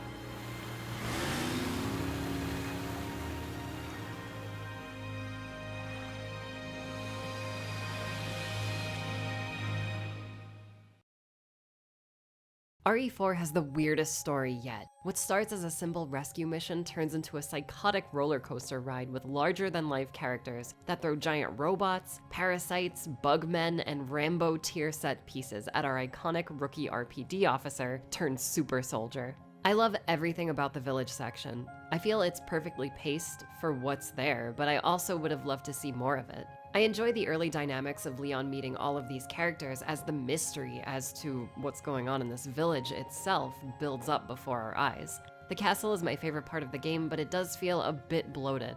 With the sheer amount of content packed into that place, I often wonder if Mikami cut anything out of this specific version of RE4. One of the castle levels is like an hour and a half long on every casual playthrough that I do. The rate at which the set pieces and boss fights are thrown at the player in general is kinda staggering too. It's even more staggering when you realize how well it all clicks into place and rarely feels poorly designed. As much as I love the insanity of the castle, I think some of it should have been trimmed down. It's all really fun, but I wouldn't exactly be upset if like the Salazar Gundam or the dragons or the minecart ride were cut out. The island is the shortest part of the game, but somehow feels the longest to me. I'm not the biggest fan of the island, sadly. The endless drag-out fights shave points off the enjoyability spectrum for me personally. I get that the theme of this game's enemies is that they're kind of evolving like a parasite, but it doesn't mean I have to like all of it. The first faction being villagers that look like medieval serfs, the second being a religious cult in a very perfect and gaudy castle, and the third being modern-day militia. I wish the game were wrapped back around in the third act, returning to the village instead of going to the island. Seeing it destroyed and having the surrounding forests be explorable would have kept the darker horror tone in check better, I think. They could have added the island bosses and monsters to this hypothetical village area with little problem. How much scarier would it be if you saw or even heard a regenerator off in the dark woods? Imagine Spider Sadler in that opening town square area surrounded by the corpses of the people he's indoctrinated. He's all alone facing off against Leon in the shambles of a cult he tried so desperately to resurrect. Instead of being on top of a construction site. It's really weird placement. I guess it's cool how most of the story concepts of 3.5 still kind of make it into this game, but cranked up to 11. Leon's still infected, he has to escort a young girl around a castle, enemies that thrive in darkness are weak against light, and there's a dog that can help you. Granted, only in one fight, but he's still there. Another thing I'm not too hot on is the way the story plays out. I love it for how cinematic it all feels. It really feels like you're watching a stretched out action movie at times. But a lot of character motivations for the villains are exclusive to files. I wish some of that stuff was explored through cutscenes. I'm sure you all noticed me reading the files in my recap. It's because what's there is good. It helps flesh out the villains so much more than the cutscenes do. If you never read a single file in this game, all 3 main villains come off very one note, and I think that kinda sucks. For all the weakness in this title's story, there's no denying what's here is amazingly fun. From the locations, bosses, characters, weapons, all of it is memorable. Leon is way too iconic. The amount of top-tier one-liners spat out by this guy is legendary. His look and upgraded confident attitude have cemented this version of the character as the best Leon for a lot of fans. For as amazing as Leon's voice actor, Paul Mercier, is in this title, I would have loved to hear Paul Haddad's take on this more experienced version of the character. It's really unfortunate that he couldn't return for this game due to circumstances outside of his control, but it's one of those things where I hear Ada's original actress, Sally Cahill, reprising her role in this game, and it makes me wonder what it'd be like if we had a consistent Leon for RE4. No matter what small issues I have with this game, I can't lie. I mostly just love it. It's a damn near perfect action game that I've replayed countless times over the years. Speaking of that, we've got to talk about RE4's replayability. Like any classic RE title, RE4 has a plethora of unlocks to sink your teeth into. The hard as nails professional difficulty, costumes, super weapons, bonus game modes like Assignment Ada and the arcade action mode of the Mercenaries, and New Game Plus. NG Plus is amazing. Using a round-clear system, you're able to seamlessly replay the game with all of Leon's equipment, money, and leftover treasures. You can absolutely slaughter this game after a few finished rounds. The infinite rocket launcher is back and is as devastatingly satisfying as it always is. One of the unlockable weapons is the fully upgraded VP-70, aka the Matilda from RE2 Classic. Pairing this gun with Leon's unlockable RPD uniform serves as a beautiful blast from the past while you blast everyone's ass in NG+. Assignment Ada is a fun little 30-minute distraction. I don't believe this mode is supposed to be canon to the game's story since Ada fights a completely alive Sadler at the end of it while wearing a badass tactical outfit. The goal of this game is to find Plaga samples for Wesker. After clearing this mode, you unlock the infinite machine gun, the Chicago Typewriter, which is so much fun to let loose with. We'll talk about this gun again in just a moment. Assignment Ada's credits end with a piece of really cool jazz music, and when you listen to the whole song, you can watch the credits again, but it plays another piece of cool jazz music. I don't know why they did this, but I think it's really cool. Professional difficulty is the way I like to play RE4, but I will admit that it doesn't really offer any unique unlocks out of the gate, which kinda sucks. It would have been so awesome to earn a super secret unlockable for finishing this mode, but there's nothing. Why not give me like a big booty Ashley costume or something? Oh my god, did I just say that out loud? I can't tell you how much time I've lost to the Mercenaries. This arcade-style shooter is almost nothing like RE3's Mercenaries. No longer are you saving civilians, taking out enemies, earning points added to your timer, and trekking across a wide area of the game. This time you're up against waves of enemies in a small set map. You can collect time extensions to keep the murder going. This mode is insanely addictive with its own unlockables. Getting 4 stars on a stage unlocks a whole new character, there being 5 in total. Each character plays very differently from one another, and mastering each loadout is basically a full game in itself. 5-star every map with every single character, and you'll unlock the hand cannon, the most powerful weapon in the game. The base version of RE4 has so much replayability with everything I just ran through, but believe it or not, it got even more official content through its variety of re-releases. Hi there. Sorry, I was just preparing my picnic with Leon. Did you know that Resident Evil 4 has been ported across a wide variety of platforms? I own Resident Evil 4 on GameCube. Resident Evil 4 on GameCube in Japanese. The box is so cute. Resident Evil 4 on PS2. The Ubisoft port of Resident Evil 4 for PC. This version is dog shit. Resident Evil 4 on the Wii. Arguably the greatest version of Resident Evil 4.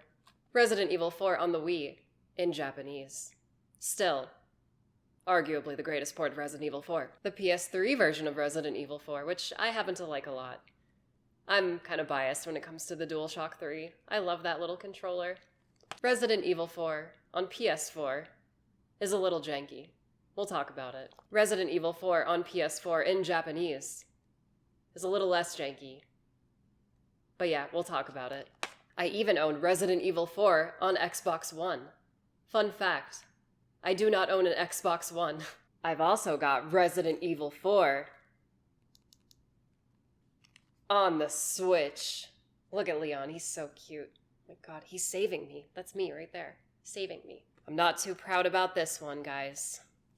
But I also own Resident Evil 4 on this thing.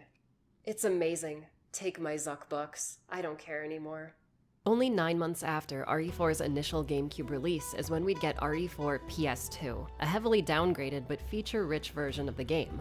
RE4 PS2 looks considerably worse than its Nintendo counterpart. Textures are muddy, sound quality is severely reduced, and worst of all, every single cutscene is pre-rendered. Say goodbye to your precious unlockable costumes showing up in the cutscenes. On the brighter side of things, this port includes all of the GameCube's content, plus a new super weapon, the Parasite Removal Laser, which you unlock by completing Professional. See, this is what I'm talking about. This thing fires a very focused beam, one-shotting any creature it touches. As long as you can charge this thing up all the way, it'll kill. It's one of my favorite RE unlockable weapons, and the perfect reward for conquering the hardest difficulty. There are 2 new costumes for Leon and Ash, which are a Mafia boss for Leon and a full medieval suit of armor for Ashley. This costume makes her completely invincible. No enemies can damage or grab her. It makes Professional difficulty mode very easy. When pairing the mob boss outfit with the Chicago typewriter, Leon's reload animation changes.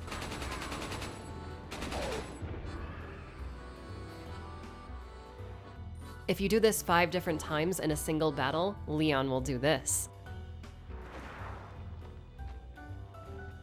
Yes, that is the best thing I've ever seen, and I don't want to hear any of your comments about it. The most notable addition to RE4 PS2 is the full side story, Separate Ways. In this expansion, we get to see RE4 from Ada's perspective. It's very reminiscent of an RE2-style B scenario. Separate Ways is extremely fun and a treat for Ada fans. Seeing Leon run around off in the distance while in control of Ada gives me kind of a sweet feeling knowing Ada was right beside Leon the whole time. She wouldn't ever let him die. Separate Ways gives us a lot of backstory as to what's going on behind the scenes in the village. We learn more about Las Plagas, how Sadler uses his unique abilities to control the villagers. We get to see that Ada was in fact working with Luis in some capacity. The big cheese was right. And we even get to save Leon a few times. Did you know that Ada was the one to ring the church bell, stopping the assault on Leon? When it comes to the variety of content in Separate Ways, you are mostly playing through remixed versions of levels from Leon's game. For the most part, you'll be trekking through familiar territory. Look at this guy, he stole Leon's jacket, so that's where it went. The next big update for RE4 was its Nintendo Wii port. This version of the game includes all of the PS2 content while using the graphics and sound from the original GameCube release. The biggest draw here is the game's motion control. Using the Wiimote to aim and execute QuickTime events works like a charm. You'll be effortlessly gunslinging with beyond pinpoint accuracy and control. A lot of fans consider this version of RE4 the best, and I tend to agree with them. Having all the bonus content in a graphically correct version of the game with superior control just can't be beat. A few years after this amazing port's release, we would start getting modern HD versions of RE4. The first few came out for the PS3 and 360. Both were great. The Ultimate HD PC version is also fantastic and moddable. Very, very moddable. This was the first 60 FPS port of RE4, and seeing the game run this smoothly was amazing after playing through 4 other versions that all ran at 30 FPS. The PS4 and Xbox One ports came later, and while I've only played the PS4 port, it seems to run pretty similarly to the UHD version, with a few minor visual bugs. On multiple past playthroughs, I get missing blood effects and strange texture jittering. Parts of the environment would also fidget around on PS4 during certain cutscenes. The overflow grid in Leon's inventory also never appears for me for some reason. It's just the grid itself, so when you have extra items, they're just floating on top of Leon's face, which looks pretty bad in my opinion. That bug aside, the other stuff rarely happened, but when it did, it could get distracting. The UHD PC port is probably the best you're gonna get for a modern RE4. It doesn't have many visual glitches as far as I can tell. I mean, it's all RE4. You're getting a badass legendary game no matter which version you play. Oh, it's also worth mentioning, very interesting little tidbit that I discovered recently. The PRL functions differently in the modern ports. This very focused singular laser rifle now becomes a kill everything button in the later ports. This thing literally hits every interactable on screen, which makes it beyond overpowered. The blue charging screen effect from RE4 PS2 was sadly removed, which kinda sucks, but you know, whatever, that's a me problem. A few very interesting ports floating around are the mobile versions of RE4, and I'm not talking about the excellent Switch port. Back in 2009, RE4 was released on something called a Zeebo, which is a home console that plays phone games. This version of RE4 is half the full game, and looks very strange. The Ganados are blue, very Smurf-like. After this port came out, an iPhone version released, which I happen to own, but can't download anymore due to it being removed from the Apple App Store. I used to play this game on the train going to work, and yeah, it was bizarre. The game looks fairly close to the Zeebo version, that being a PS1 game in its presentation. There's a fantastic video on these specific ports by fellow YouTubers Stop Skeletons from Fighting. I highly recommend you check out that video if you want to learn more about these bizarre versions of RE4. There will be a link in the description.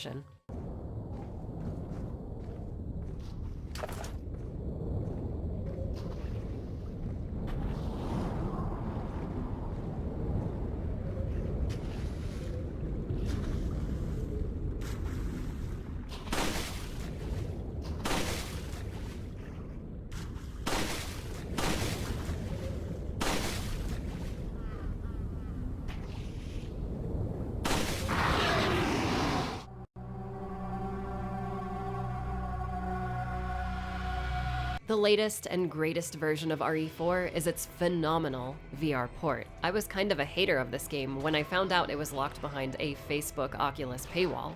Well, that isn't really the case currently, and after playing the game on my friend's Quest 2, my life was changed.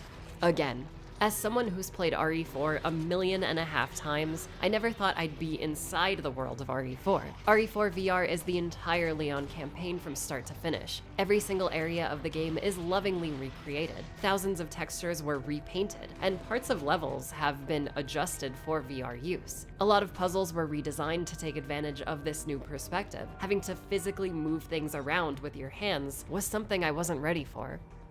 And it's probably a good time to mention that RE4 VR was the very first VR game I have ever played. What a perfect first experience for yours truly.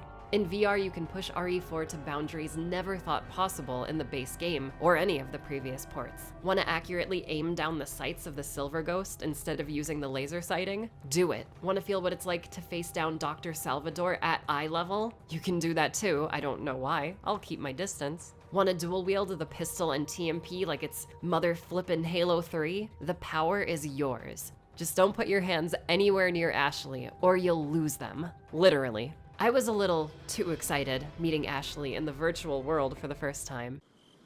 Hello, Ashley. I just have one question for you. Can I offer you an egg in these trying times? I can't believe this is... Oh, hi. Oh, hi. How are you? Hello. This is so cuckoo. This is insane. Look at her little bracelet. Oh my god. What the hell? What? I'm not looking at anything. What are you looking at, huh?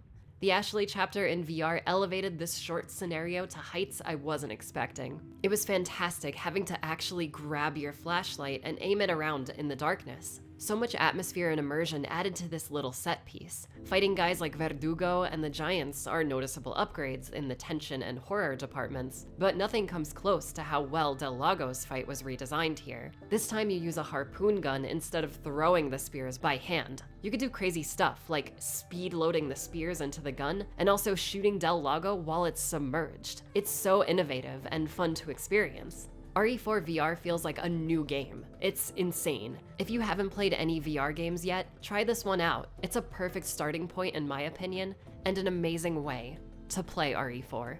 I can talk about this phenomenal game all day. RE4 is a triumphant moment in gaming history. I know it's not like the games that came before it, or even survival horror, but that'll never take away the impact it's had on the games industry and its fans. If you haven't played it yet, you've got more than enough options at your disposal. If you're a big classic survival horror player and somehow haven't tried this game out but are interested in it, go into it not expecting a survival horror Resident Evil. This is an action game. Never let anyone tell you otherwise. It's also a journey that will most likely leave you stunned for all the right reasons. And also, no doubt captivated with its brilliant, beyond well-designed polish and innovative charm. Man, I love RE4. so much. It's a game that changed Resident Evil while revolutionizing the entire gaming industry. Like I said at the start of this video, RE4 means a lot to me. Not only was Resident Evil changing, and the games industry, but I was changing too. I had my first real job when RE4 came out. I bought this game with my own money, which didn't always happen back in the day. A lot of the classic RE games that I got on release were gifts. RE4 is a very formative game for me that will always have a special place in my heart. It truly is the game that changed everything. Now, if you'll excuse me, I have a Leon to save. I have to be quick about it, because I don't do overtime.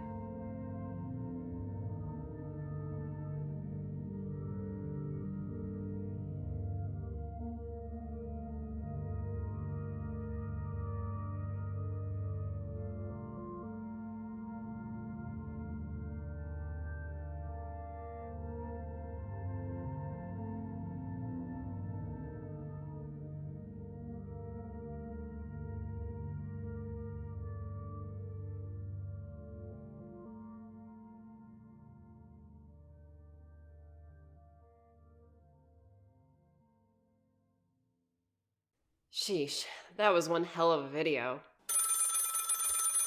Who could it be this time? Hello? Dino Crisis sucks. Alex? Is that you? It's Susie. Yeah, isn't this Jaw Muncher? No, it's not Jaw Muncher. Oh, oops. Okay, bye. Doesn't that guy have another book to write?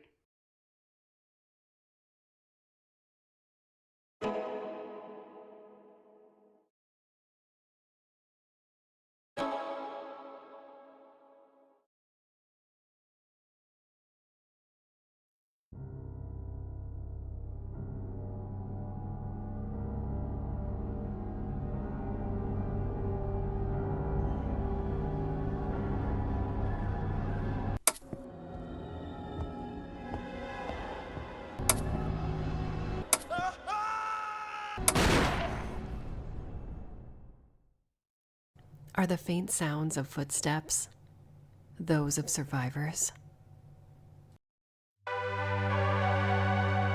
Back in 2001, a press conference was held in Tokyo by Capcom. This conference brought some admittedly shocking news for video game fans. Capcom producer and director Shinji Mikami came out on stage to announce that Capcom would be re-releasing the entire Resident Evil video game series on Nintendo's upcoming GameCube console. The shocking news came with the additional announcement that the rest of the series going forward after Code Veronica would be exclusive to the Nintendo platform. During the 5th console generation, Nintendo 64 sold a decent amount of units, but compared to Sony's PlayStation, it was an absolute failure. The PlayStation had sold over 155 million units in its lifetime, while the 64 sold just about 32 million units in its lifetime. Nintendo thought that the reason they experienced this financial failure was that at that time, they didn't really allow all third-party developers to make games for their console, and they refused to move on to modern disc-based storage for their games. Nintendo then struck up a deal with Capcom in acquiring their Resident Evil catalog and the rights to future titles. Since Resident Evil was an incredibly strong brand at the time for PlayStation, this deal seemed like a no-brainer for Nintendo, partially eliminating some of the competition with Sony. At this Tokyo press conference, Mikami announced that the first title they would release on the GameCube would be a full remake of the very first Resident Evil game. Mikami explained that he felt RE1 hadn't aged as well overall, like RE2, 3, and Code Veronica. With a remake in mind, Mikami believed that this updated version would be way more in line with his original vision than what they were able to accomplish on the PlayStation all of those years ago. The development of this remake began in 2001. Capcom Production Studio 4, the people behind Dino Crisis, would be developing this title with Shinji Mikami as director. Since this was one of the first GameCube titles developed by Capcom, the early days consisted of studying the console's hardware and figuring out how this powerful little machine worked. It didn't take very long for the dev team to find out just how powerful this console was. This inspired Mikami to really nail his original Resident Evil idea this time around. With this much more powerful hardware, the dev team would be able to do things with this game that were completely impossible in all other previous RE titles. At first, all of the environments were to be 3D rendered, like in Dino Crisis and Code Veronica. This ended up not working because the 3D environments the team had made were so ahead of their time graphically. It just wouldn't be possible to render all of this on the GameCube. Instead of decreasing the quality of the environments, the devs decided to go back to their old design method of using pre-rendered backgrounds. If you can't run it in real time, the next best thing is to take extremely high quality pictures of it. The dev team ended up using the GameCube's power in a completely different way for this title. With the insanely good-looking backgrounds in check, this freed up processing power to have some of the best-looking 3D character models at that time. Real-life models were even brought in for reference in character creation. The idea of getting the most photorealistic look for this game was priority one. This idea of sticking to a photorealistic aesthetic also stretched into the game's environments. Not only does this title use pre-rendered backgrounds, but there are many effects layers that use things like particle effects and full motion video to create movement in every single environment. Originally, this game was only going to feature upgrades to the presentation and keep all of the same gameplay elements that players were familiar with in the original release. Believe it or not, but very close to the game's launch was when a lot of gameplay and environmental changes occurred. Mikami thought that if they just re-released a better looking version of RE1, players who knew the original game well would see every scare coming. This new focus of changing gameplay mechanics birthed completely new scenarios not present in the original RE1. As you can imagine, with this new focus, the final stretches of development were rough. There have been stories of programmers having to work overtime for 2 months straight with no days off to meet the game's release window. At certain points, Nintendo was contacted for assistance on system knowledge and graphics limitations. Eventually, all of the game's problems were solved in time, with an insane amount of work and dedication from Production Studio 4. Resident Evil Remake was made in 1 year and released on March 22nd, 2002. What we got out of this game was something truly amazing. Resident Evil Remake, or as it's known by fans as just Remake, is my favorite video game of all time. I'm extremely excited to talk about everything in this game, and now that we have the development history taken care of, let's take another lonely step back into the world of survival horror.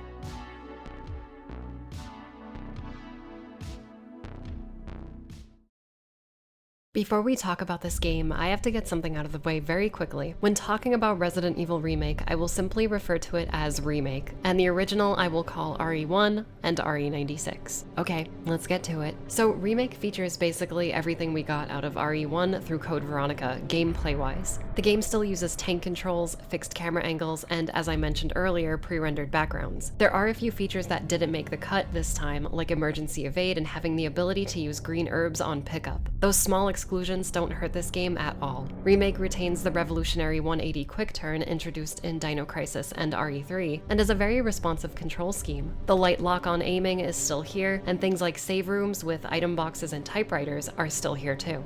Quality of life features like free movement on stairs, and there not being any load screens while moving between the floors of the mansion, make for a very enjoyable and polished gameplay experience. Just like in RE96, both of our playable characters, Chris Redfield and Jill Valentine, retain all of their gameplay uniqueness that came with both of those characters originally. Jill starts with a larger inventory and a lockpick, and still exclusively gets the grenade launcher. Chris only has 6 item slots, starts the game with the knife, and still has to find the old key items to open certain doors just like in the original. This time, however, like Jill, Chris does begin the game with a permanent starting item, the lighter, just like Leon in RE2. The lighter comes in handy for some critical situations in this game that we will talk about in just a bit. I'm going to save specific character differences for later. Let's talk about some new stuff. In the first 4 RE games, there are a few ways you can tackle the standard zombie encounter. You can do things like carefully maneuver around them during certain animations, risking a potential grab, killing them outright and spending valuable ammo, or in RE3's case, try dodging out of their way, which barely ever worked. Remake does some pretty amazing things with its basic zombie encounters. So like in those original games, you can still do similar things to get around these undead creeps. Things like killing the zombie, once again spending ammo in the process, or muscling through, taking a bite but having to spend a healing item. With those basic actions, now comes some more advanced tech. This title does something interesting that I think RE3 was kind of trying to do with emergency evade, and that's baiting a zombie grab.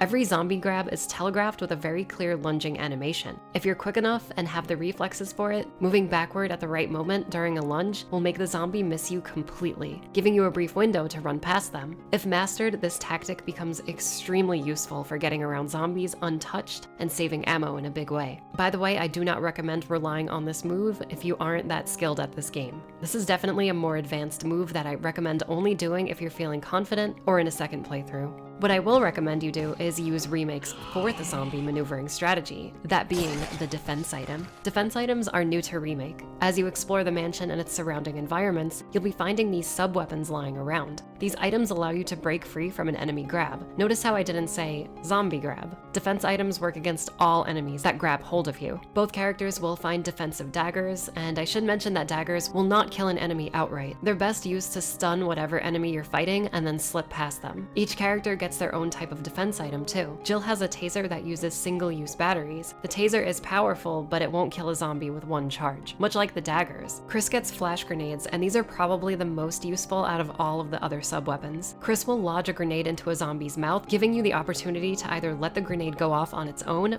or shooting it yourself, popping the zombie's head and killing them for good. Make sure you're a good distance away before pulling the trigger because Chris can get caught in the blast too. Defense items aren't infinite either, so using them carefully and sparingly is key to surviving the night. Defense items are the perfect addition to the survival horror formula. I love their inclusion so much. Not only do they allow you to correct the mistake of getting grabbed, but they also add a much needed layer of strategy in the standard RE enemy encounters that we're all used to at this point. Speaking of Resident Evil enemy encounters, all of the monsters from RE96 make their grand return in beautifully horrifying remake detail. You got your zombies, zombie dogs, crows, hunters, and the Chimera down in the lab. All of these guys, for the most part, acted the same as they did in the original game. Zombies do have a few new tricks up their sleeves, like being able to follow you between certain rooms. The hunters and Chimera have the most changes. The Chimera don't overwhelm you as much as they used to, and hunters will run at you and are faster than how they used to be. All of the bosses are here too, like Yawn the giant snake,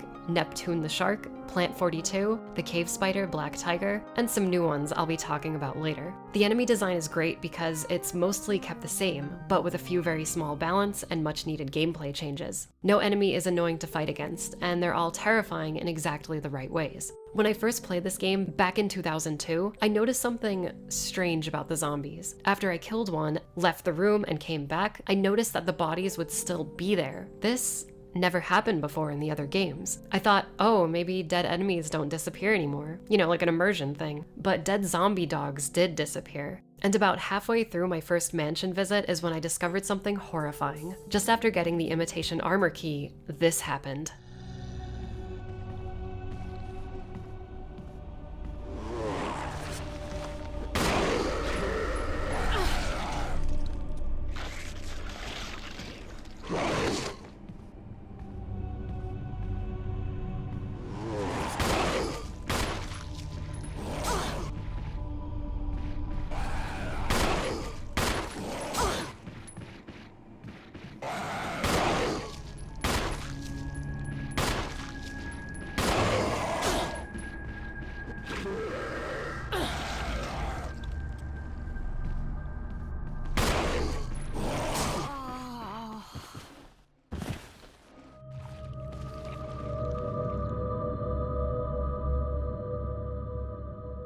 This, my friends, is a Crimson Head. So after killing a normal slow-walking zombie, an invisible clock begins to count down. See, a dead zombie is usually a good zombie, but in Remake's case, after a certain amount of time passes, whatever zombies you've killed will come back to life as horrifying, powerful, and very fast monsters. Crimson Heads have long, sharp claws that they use to swipe at you from a neutral or moving stance. These creatures can still grab and bite you as well, and their lunging grabs go way further than the standard zombie. Crimson Heads, in some cases, can even match your running speed, making for some pretty intense mini chases through the halls of the mansion. These guys are an incredibly overwhelming presence throughout the game. The one good thing about Crimson Heads is that because these creatures are basically super dead, dead times 2, they don't take a lot of damage before going down for good, making them more of a glass cannon type monster. This all might sound like an impossible threat to deal with, but thankfully there is a way to prevent Crimson Heads from waking up, by burning their bodies. So early in the game, you'll find a memo talking about zombies coming back to life and how you have to either destroy their head or burn their body. Next to the memo is a canteen you can fill with kerosene. Using the fuel and a lighter together, you can burn downed zombies, removing them permanently. Burning zombies requires 2 item spaces if you play as Jill, since the lighter is treated as a regular item for her. This isn't the case for Chris because, as I mentioned earlier, his starting item is a lighter, so if you want to burn zombies, it's less of a hassle for Chris. I should also mention that using flame rounds with Jill's grenade launcher will also burn zombies on contact, so it's basically like a long-range projectile version of the lighter. I wouldn't recommend using your flame rounds on zombies though, they're best used on certain bosses later.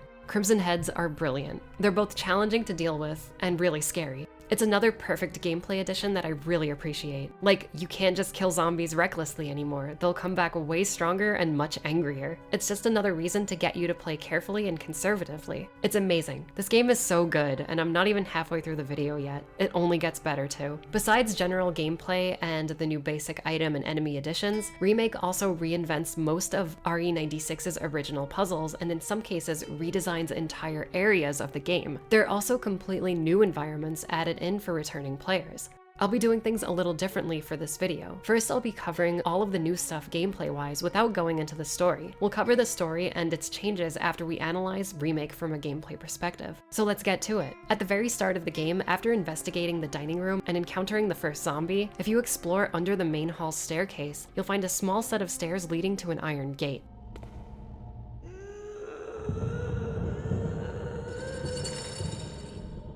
Okay, we'll talk about what that is later. Everything that takes place after this is pretty much new content. If you play as Jill, the locked door leading to the L-shaped corridor in the art room is locked with a sword key. You might think that's normal, but in Remake, Jill's lockpick does not open sword key doors anymore. Jill has to find the sword key, just like Chris does. Returning to where you found Kenneth's corpse, you'll notice a brand new door next to the mangled body. This door leads to a new area, the West Wing stairwell. Heading up the stairs brings you to the mirrored hallway. This place might look new, but it's actually an upgraded version of the rough passage from RE96. At the end of the mirrored hallway, you find a golden arrow with a removable head. After getting back to the main hall, I remember not knowing where to go for a few minutes. After finally checking my map, I was blown away to find out that this decorative wall at the top of the stairs was actually a door. Stepping through it brought me to a new place not present in RE96, the mansion's graveyard. Using the arrowhead on one of the gravestones opens a secret passage that leads very far down into a crypt. A very spooky crypt.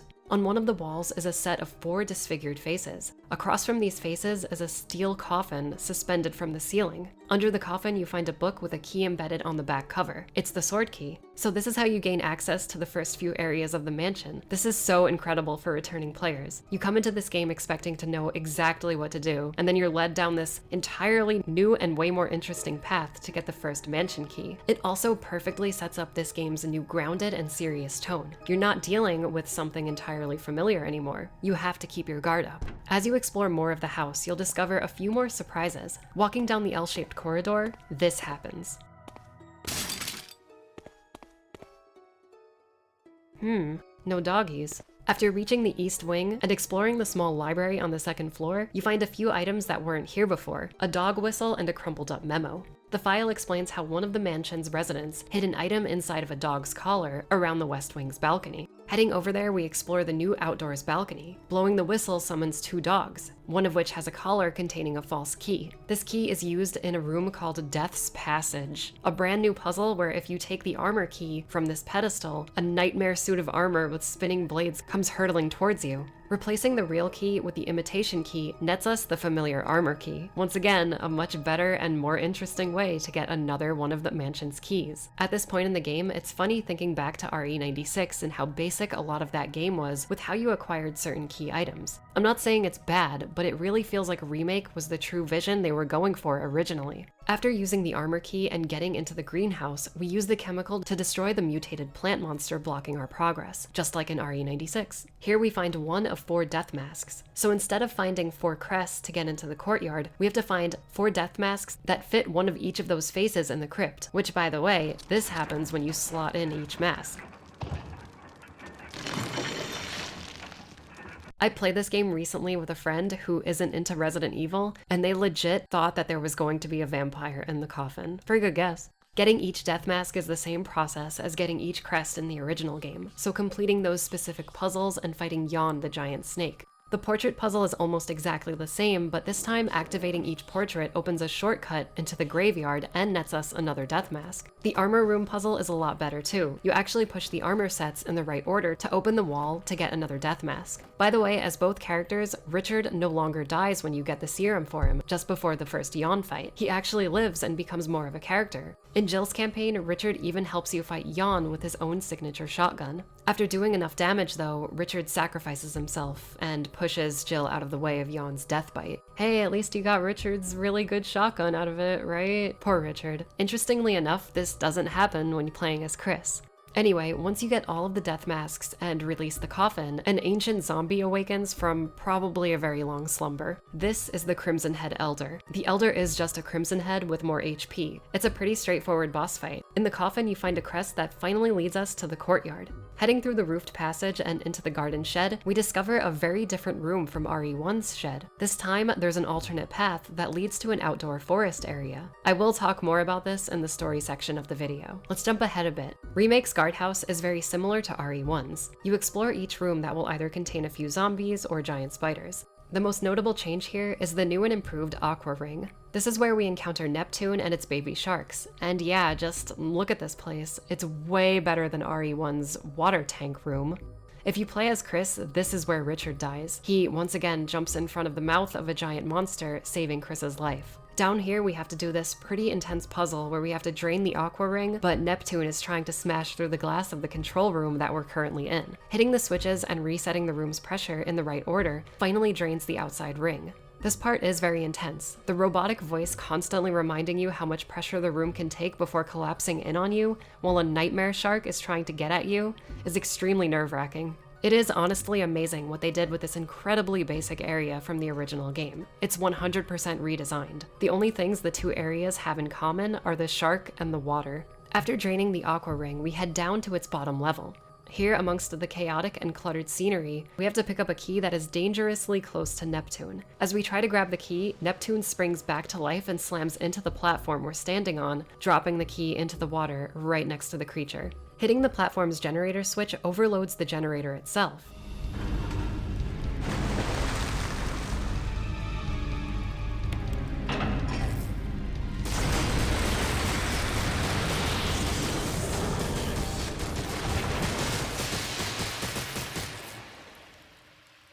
Man, that was really shocking. After frying the shark and grabbing the key, we head back to the guardhouse. As you'd expect, the Plant 42 boss is next. As Jill, you can choose to fight the boss or create V-Jolt and bypass it just like before. Plant 42, like a lot of things in this game, is way better than its original counterpart. This time, the room you fight the monster in has 2 floors. It shoots acid down from up above you and swings its tentacles wildly. If you go up to the 2nd floor, be careful because the tentacles can knock you down, inflicting a ton of damage. The original Plant 42, in my opinion, never looked like a plant. It looked like a weird alien to me. So this redesign makes more sense and looks amazing. The bulb opening exposing the core is gross too. After defeating 42, you get the helmet key and head back to the mansion. Just like RE96, this is where the hunters come into play, and you clean up whatever puzzles and objectives are left over here. On your second visit, the room where you'd fight Yon 2 is completely different. This time, it's a puzzle where the walls are closing in on you, and you have to push this statue into its proper place to deactivate the walls. Even though the purpose of this room is different, the hole in the floor that Yon makes from the original game is still here. Dropping into the hole leads us to the kitchen. No terrible director's cut music this time. We use the lift to get up to the elevator corridor, where we grab the battery for the courtyard's lift. Heading back to Death's Passage, we open the helmet key door there and find ourselves on the new 2nd floor of the library. As we walk deeper into the library, we're jumped by Yon again. This is Yon 2. I found this fight easier than Yon 1 because the room is a lot more spacious and you could get Yon wrapped around the main bookshelf and deal some good damage. After taking care of Yon once and for all, the snake knocks into the bookshelf where we find the wolf medallion that we'll use later. Now that we've completed the mansion, it's time to head back to the courtyard and head down into the caves. Now in RE1, the caves were my least favorite area. Every room looked ugly and the same, and there were hunters all over the place. And there isn't an item box in the first area down here. If your inventory is full and you get to Enrico, you can't pick up the crank, forcing you to go all the way back to the mansion and drop some stuff off. It's a pretty terrible design decision. What's the first thing you see when you enter Remake's cave? a typewriter, and an item box.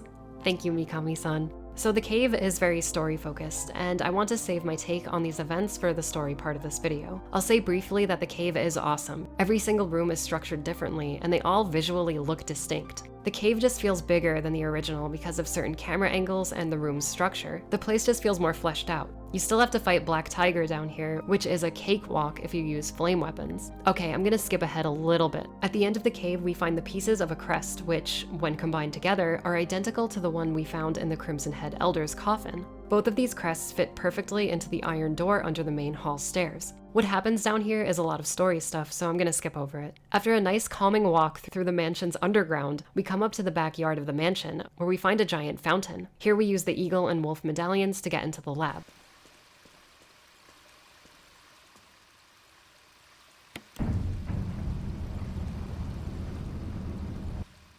Oh wait, hold on a minute.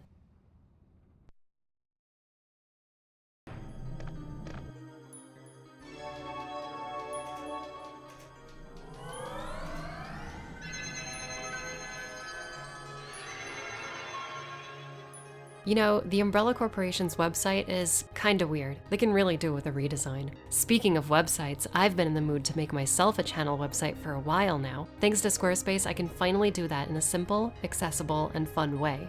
With Squarespace, you can create your very own website by selecting one of the many fully customizable templates. You can easily create a site about basically whatever you want. Want to create a personal blog or sell a product or something special like your art? How about some merch? There are resources for that right at your fingertips. And the best part is that all of the tools you need to make your site are provided by Squarespace. No need for any additional off-site plugins. It's super convenient. My Squarespace site is a blog right now, but I plan on making a full section dedicated to archiving the bios of every female survival horror character. I'd love for you guys to give me some suggestions on that list too. In my next video, I'll even do an update on this and shout out one of the suggestions. Squarespace is not only extremely useful for creating websites quickly, but it can be really fun too. You have the freedom to get really creative in making your site. And this is awesome because Squarespace is offering my viewers 10% off their first purchase. When you're ready to get serious, just go to squarespace.com/thespherehunter or click the link in the description to sign up and start building your online presence. That's squarespace.com/thespherehunter to get started today. We'll have to talk about making a better site for Umbrella later.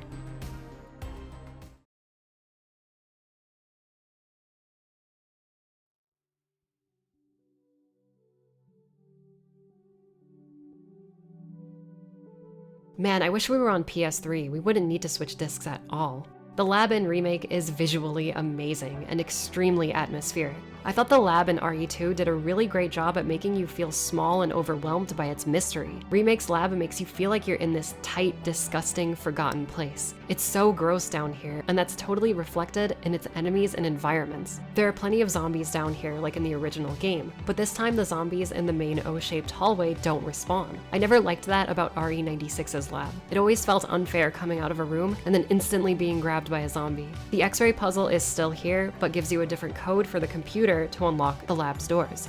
The most notable thing about Remake's lab is how you have to restore this place's power. So in the original game, when you went into the power maze room, all you had to do was hit a switch to restore the power. In Remake, you have to take this fuel supply capsule, fill it up in a different room, and then set it back in the power maze. The only problem with this capsule is that while it's in your inventory, if you run or get hit, the force generated from these actions will ignite the fuel, blowing you up in the process. So you have to walk back to the power maze carefully, and it's like one of the most intense parts of this entire game. Please make sure you kill every chimera in the power maze before walking this bomb back to its source. You'll thank me later. After resetting the power and activating the elevator, we head down deeper into the lab, and just like before, are confronted by Wesker. This time you actually enter the room with your partner character, then the cutscene plays out, instead of Wesker awkwardly meeting you outside of his lab. After revealing Tyrant in this insanely beautiful cutscene, Wesker is either killed or knocked out by his own creation. Just like before, Tyrant goes down very easily. After this, you save either Chris or Jill using the 3 MO discs, and finally escape to the heliport.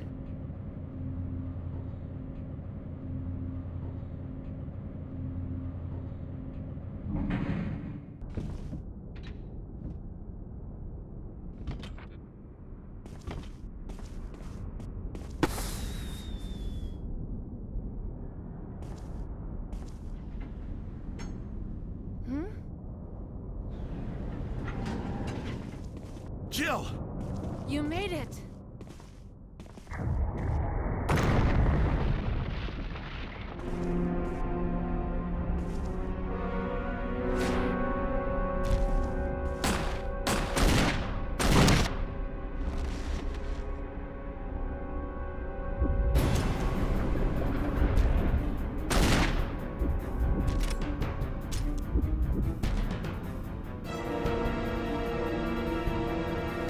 This time you actually have a partner if you've saved all of your fellow officers throughout the game. Tyrant is way more difficult here than in the original game. He takes more damage, and even when Brad drops you the rocket launcher, this can happen.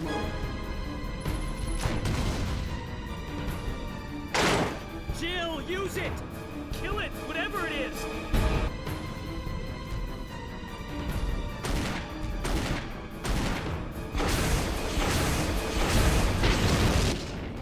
Okay, looks like you'll need a second one. Eat this.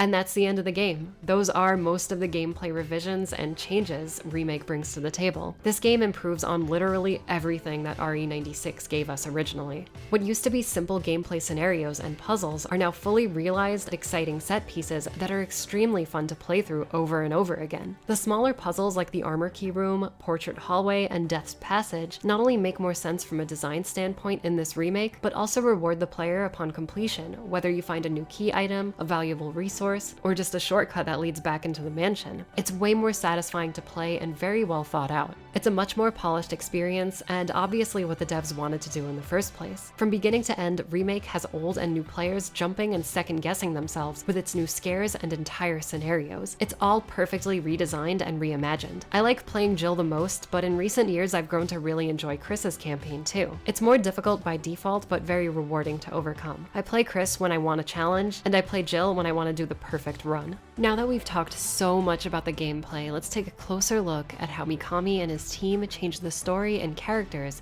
to better fit the more grounded and darker tone of Remake's world. In Resident Evil Remake, the dev team wanted this game to be as realistic as possible in comparison to the first 4 titles. So the premise of Remake is exactly the same as RE1. You play as STAR's Alpha Team investigating the disappearance of Bravo Team in the Arklay Mountains. Alpha Team is once again overwhelmed by what they find in the forest and retreat to a nearby mansion. I have to mention, it is chilling seeing how Joseph dies in this version of the game.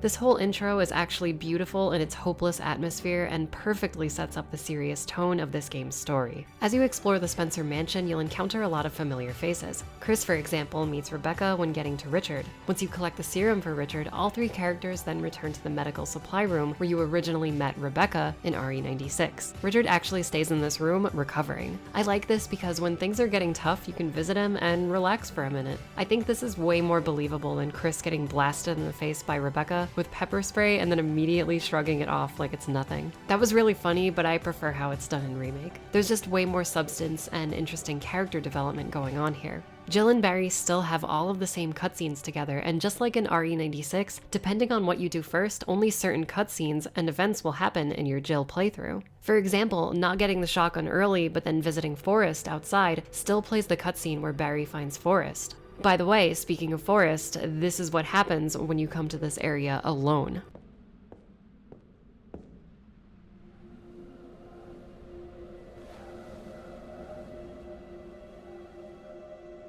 No.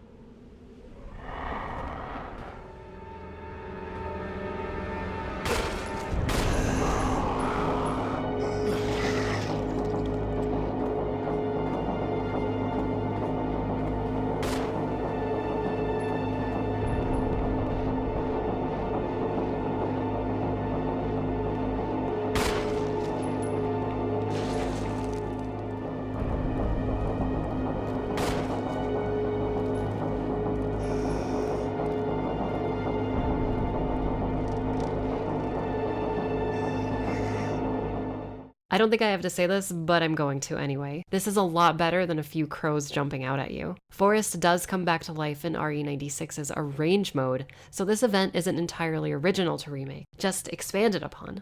Forrest is a unique zombie, sporting a legit quick turn, like the STARS members, unusual speed, and a lunging grab that goes farther than any other zombie in the game, including Crimson Head's, believe it or not. It's interesting to point out that Jill appears on the cover of this game, and I personally think that her story feels like the canon story for Remake. Jill and Barry's constant interactions through the course of the game feels a little more fleshed out than Chris and Rebecca's adventure. I think a lot of that has to do with Barry being available more to assist the player in a lot of situations, but I also think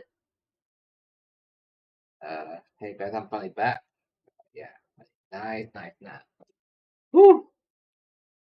Alright, let's continue with with Chapter 3.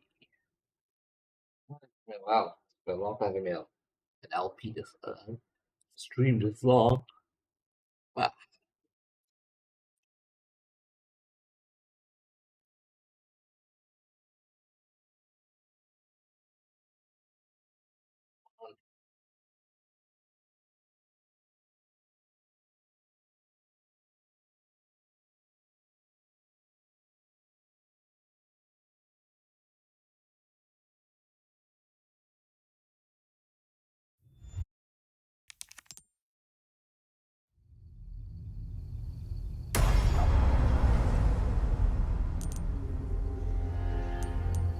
What is this? Oh, that's cool.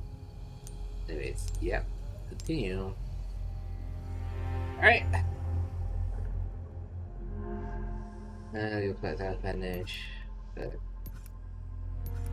Okay.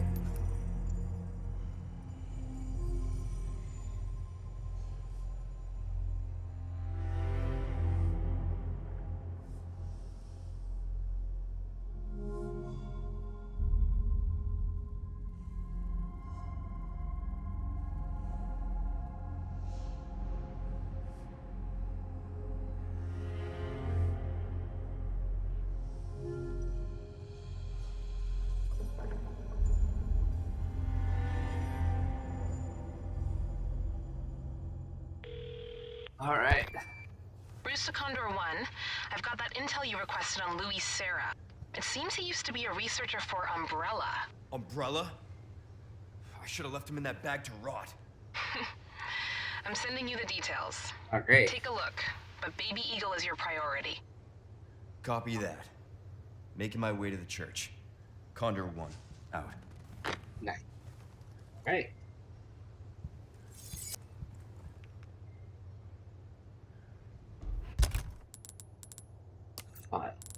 Louis Serra report.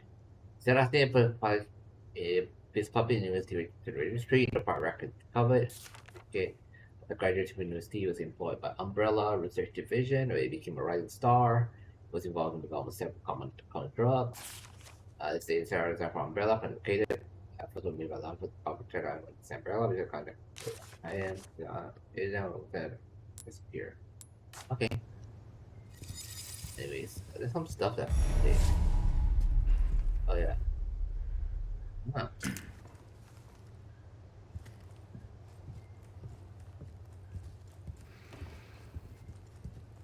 There. Ah.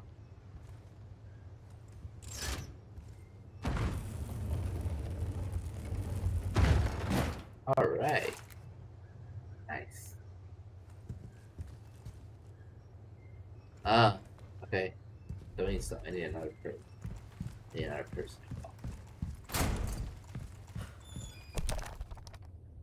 Good.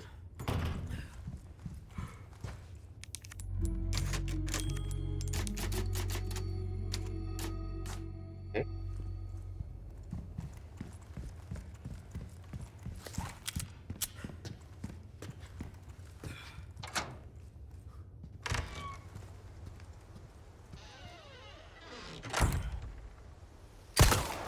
Oh.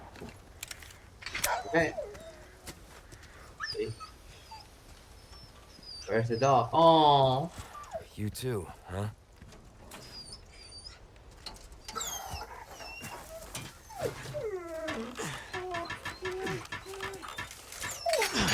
There we go. Take care of yourself, buddy. Yeah.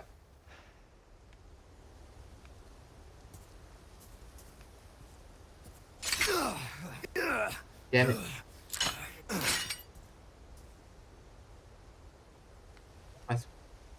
Okay. Shit.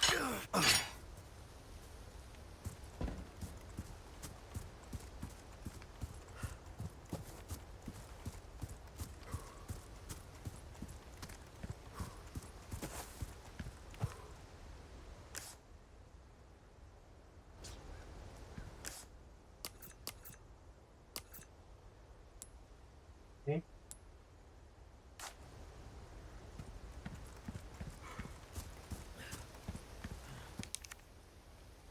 Yeah. Try this. Nope. Yes. Okay.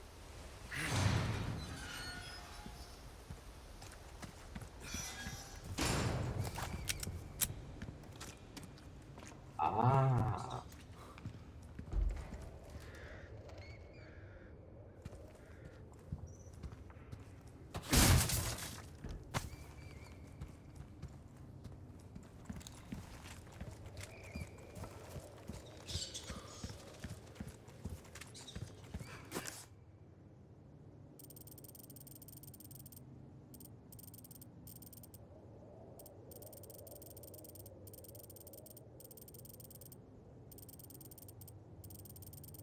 Huh.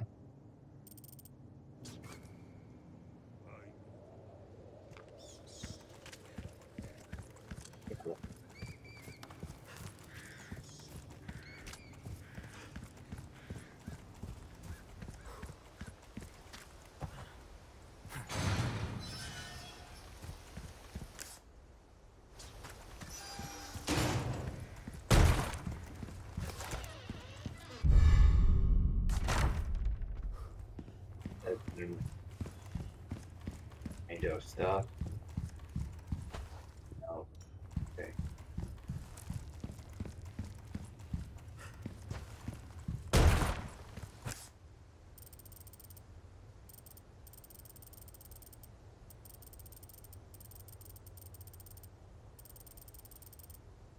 Okay.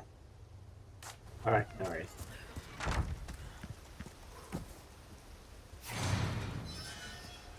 Okay.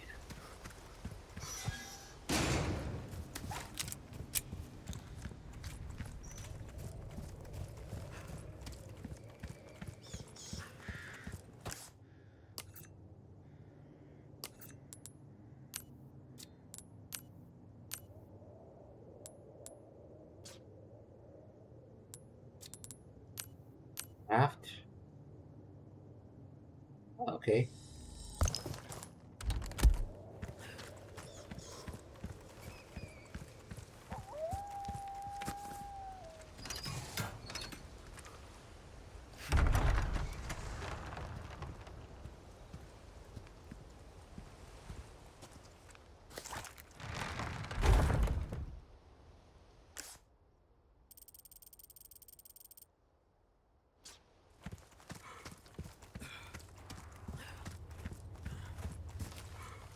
But there's still a church.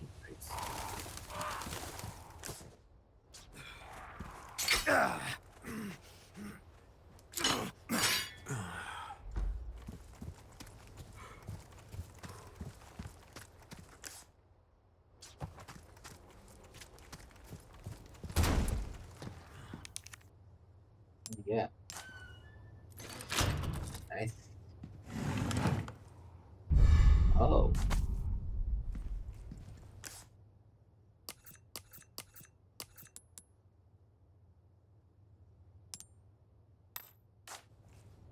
Okay.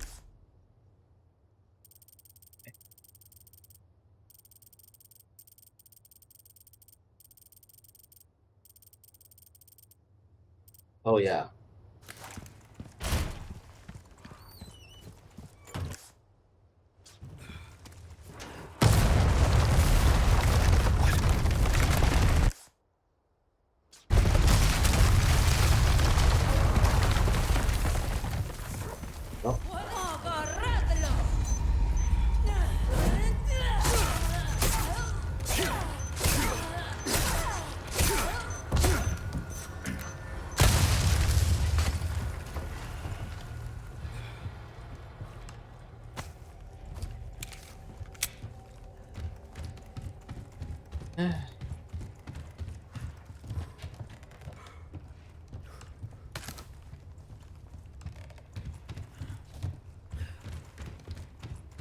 There we go.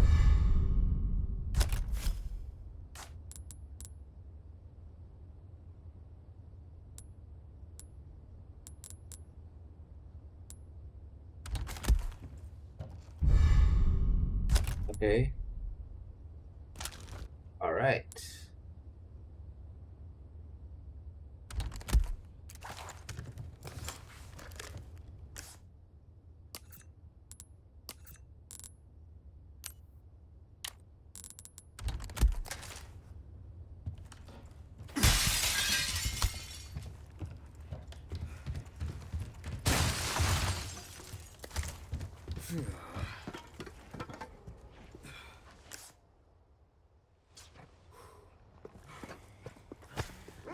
Nice.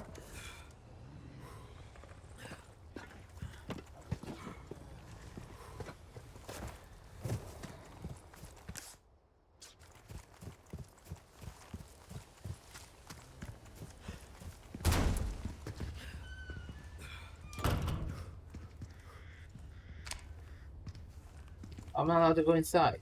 That's a shame. Nice. A lot of things though.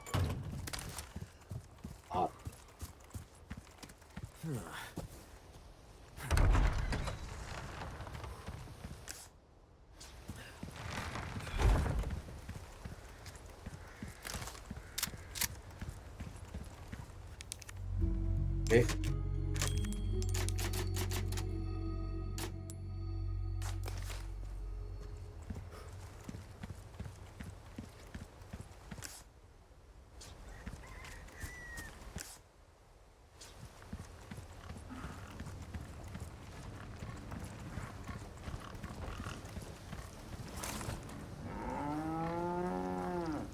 Alright. Okay, alright.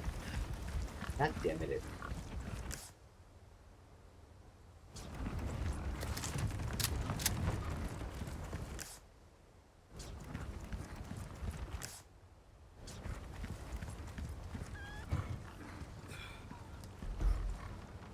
Where is it?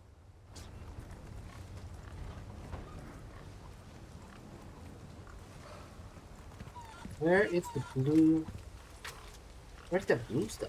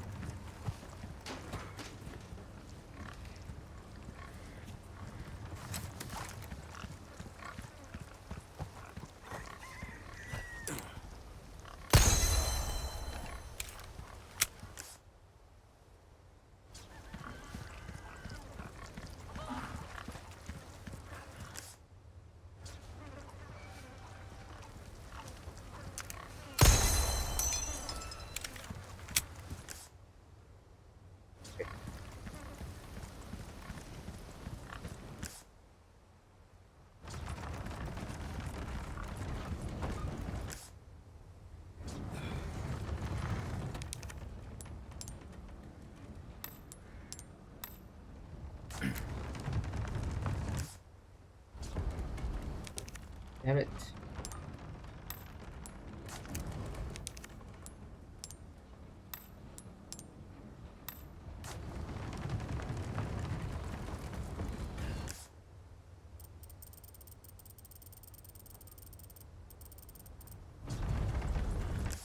Is it allowed to? Well, I'm not allowed to go. They're not. Wow. Alright.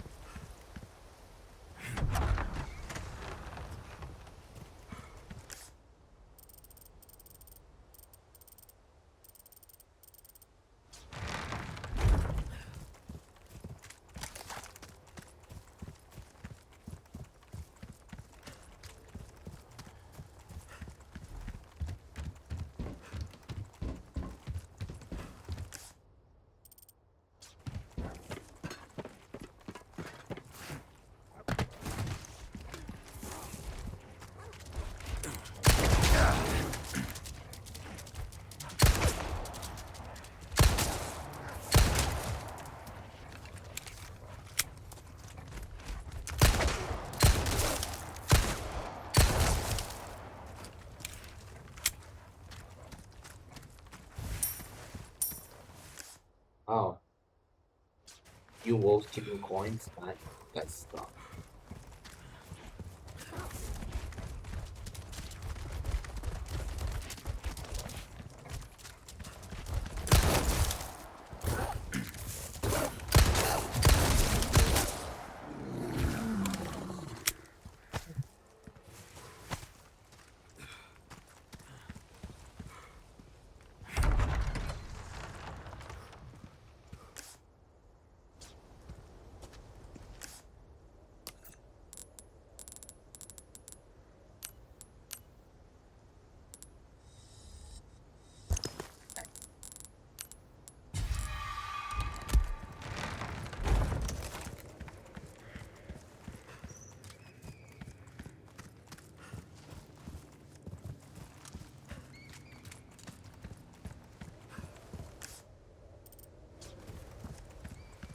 Okay.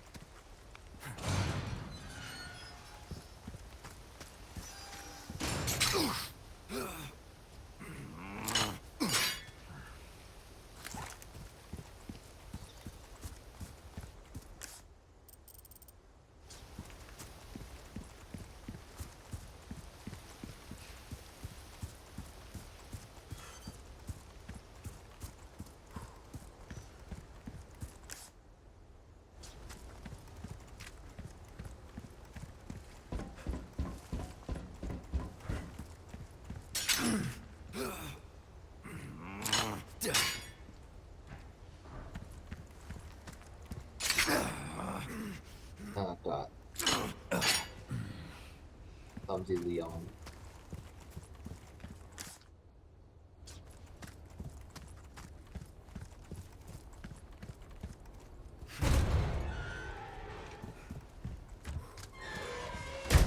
Took care of her request, did ya?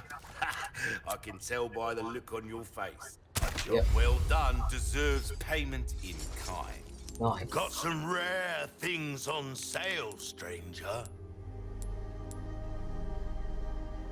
Your valuables won't do. A deal well struck. Will that be all then? Hey. All my wares are in tip-top shape, I assure you. Yeah, I don't want to. Thank you. I want this. Oh, you cut through the crowd with that right there. Yeah. Right. Got a selection of good things on sale, stranger. If you want a fighting chance out there, you best tune up your kit. Maybe on tune up.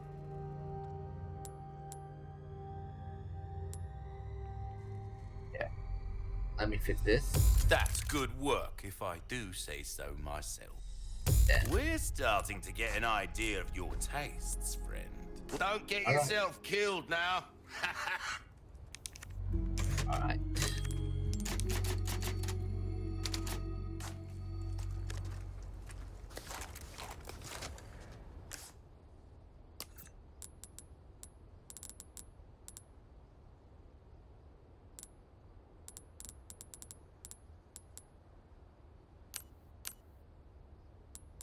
Gun ammo. Okay.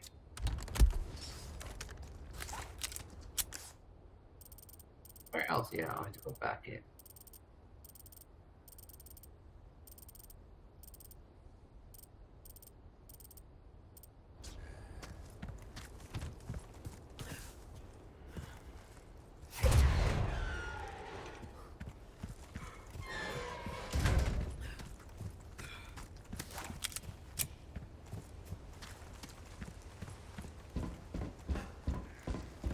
Alright.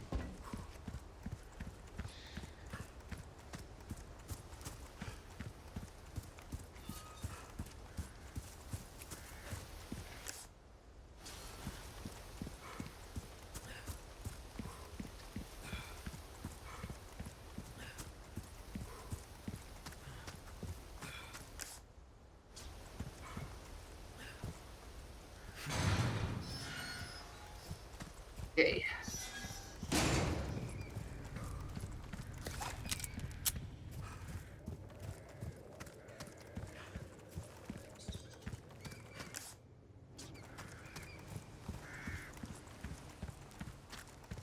Nice. All right.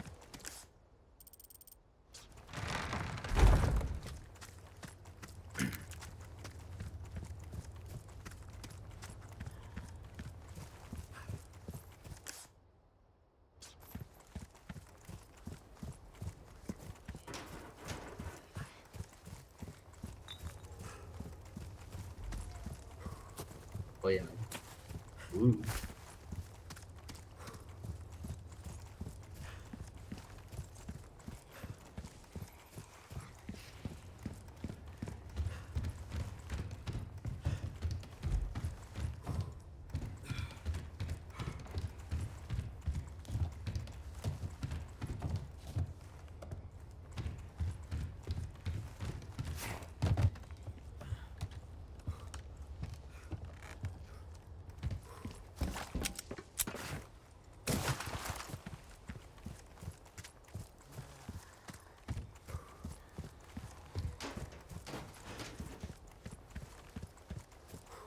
Okay. All right.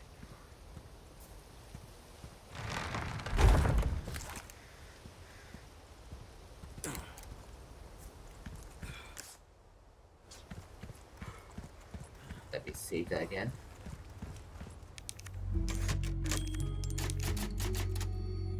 Nice.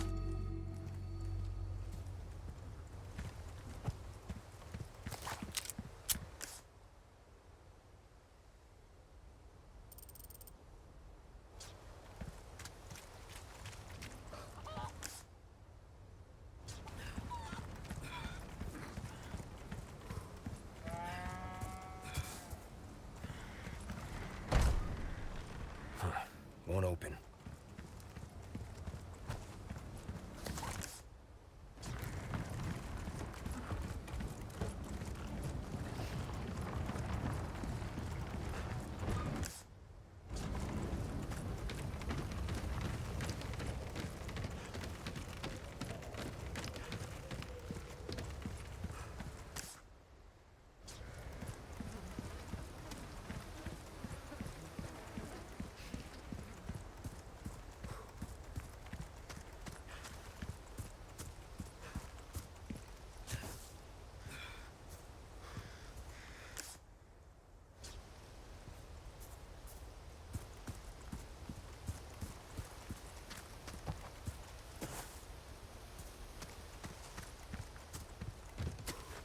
Okay.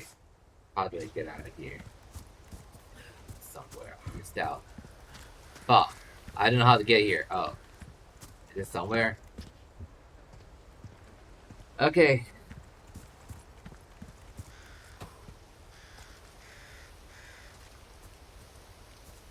Did they block?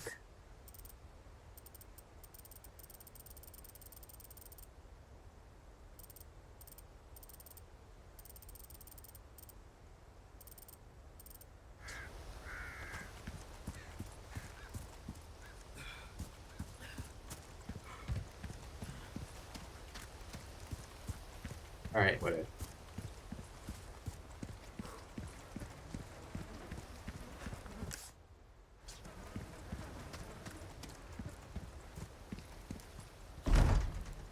Wait a minute.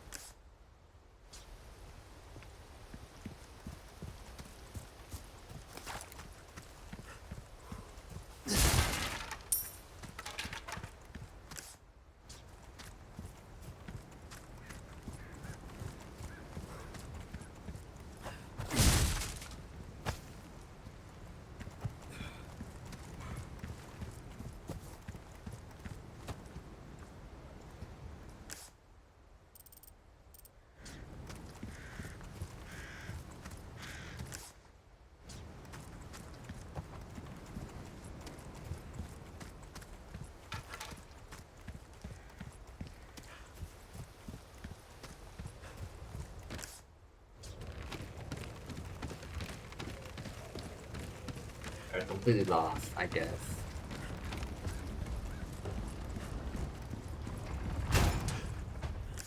I gotta take this route. But if I take it in far. Oh. But yeah, I've already taken this route before.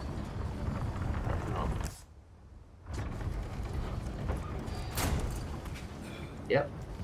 Been here and done that. Where the hell am I supposed to? Is it this area? I think. Okay.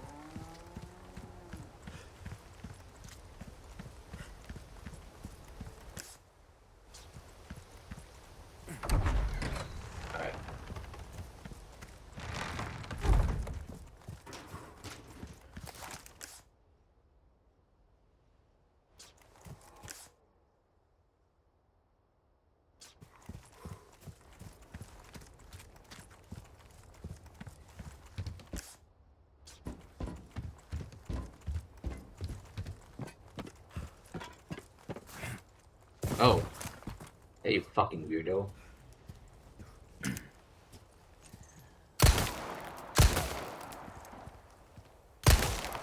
The hell? Okay.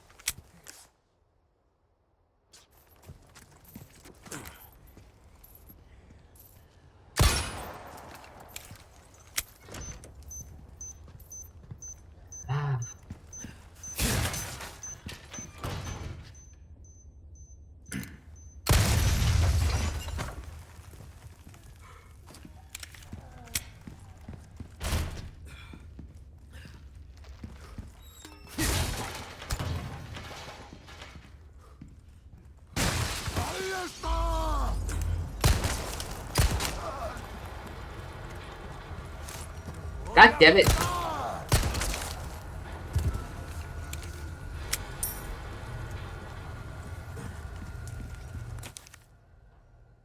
Yes. Right. Okay. Town hall.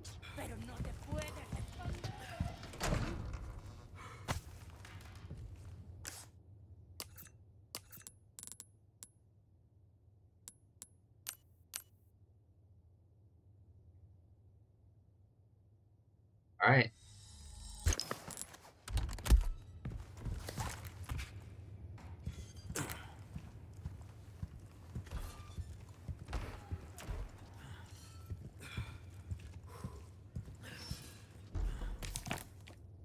Deep well and flourish, dear child. As your body grows, your mother shall sew the new mold clothes. At 7 quintal of what through the day, you are uncle your pet. Flourish, dear child, for the sake of father's system cannot. Okay. Okay.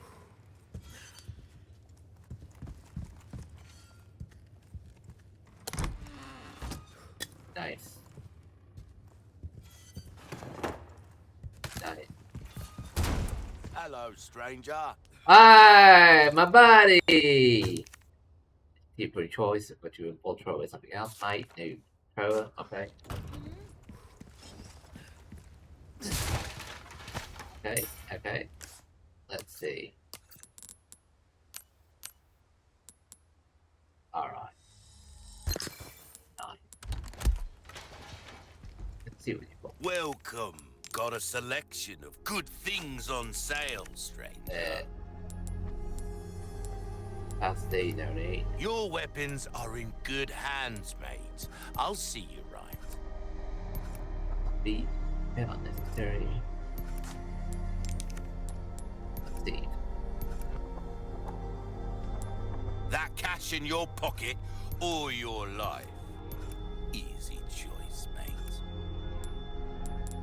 Oh, laser. Laser sight. Okay. Will that be all then? Okay, let's see. Let's go. I'll buy almost anything. That's alright. Next time, then. Friend of mine, tell Tree Vipers. Okay.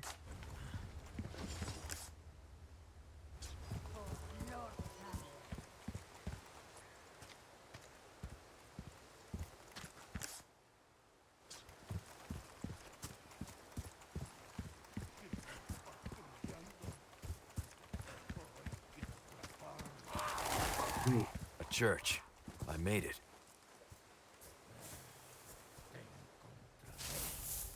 Tengo que encontrar.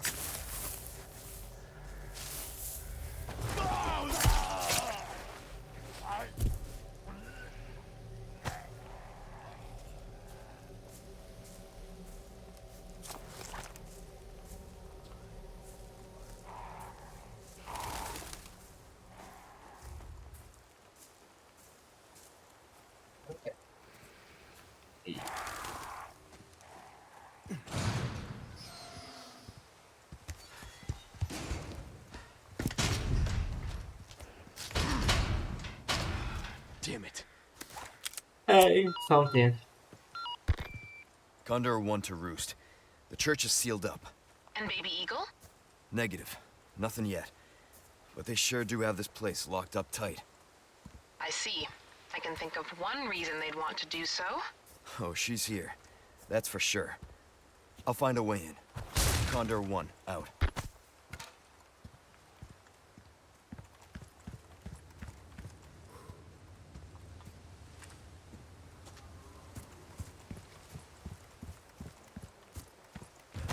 Okay, went for a compliment. Alright.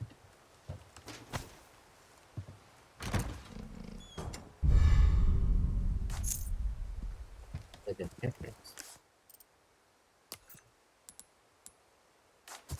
Okay. Did us?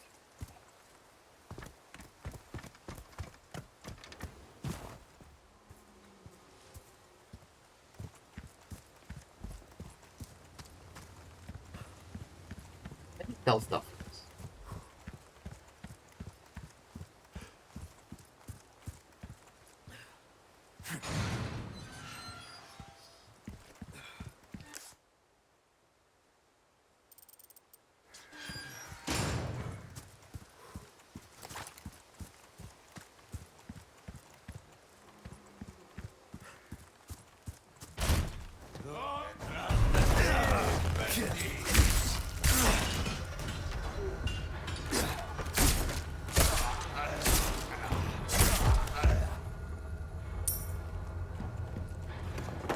Fucking asshole.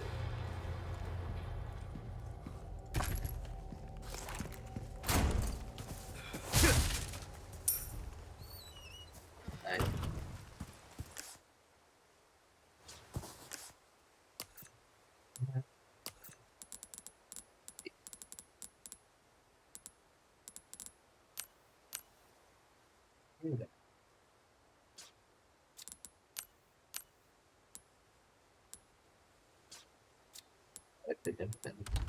Alright.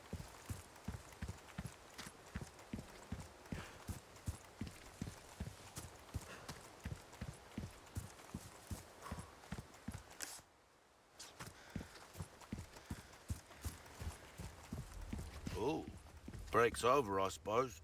Yeah. Welcome. Ooh, what you buying? A There we deal go. well struck.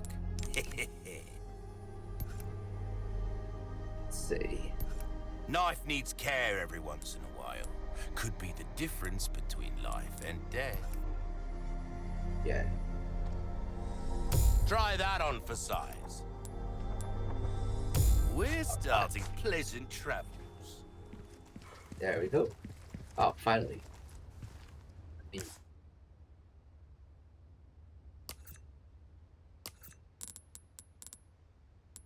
Let me wait. Craft. Huh, alright. Alright. There we go. Right. 5 o'clock. Just another few minutes and maybe I'll end the stream. Or maybe if I can get to chapter 4, that'll be nice. I'll end on chapter 4, I guess.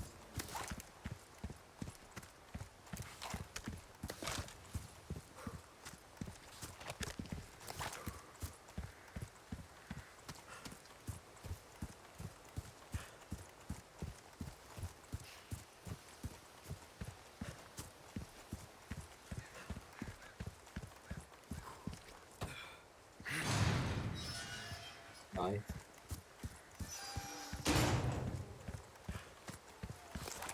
Yeah, it seems that this place is somewhere in the Basque Mountains. The best from the outside has come from the altar in the church and wait orders from our Lord until then to the church of the king on the outside. Okay. Lake. What's... Wait. Let me Hope for check no it. more surprises. Ooh. Is here alright?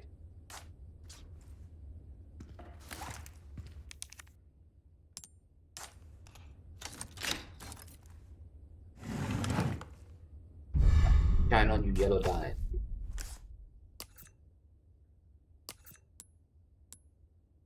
Okay.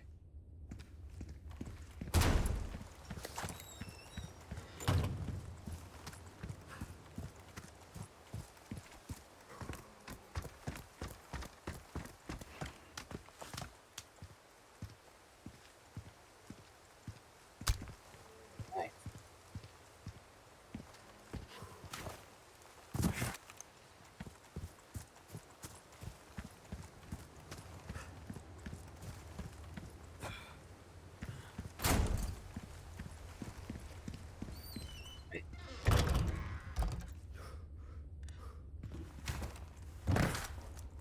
That's the shit.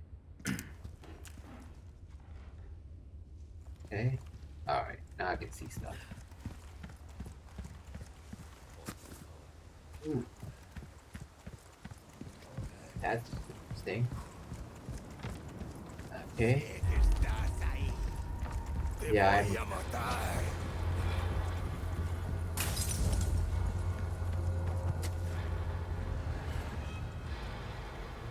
Lake.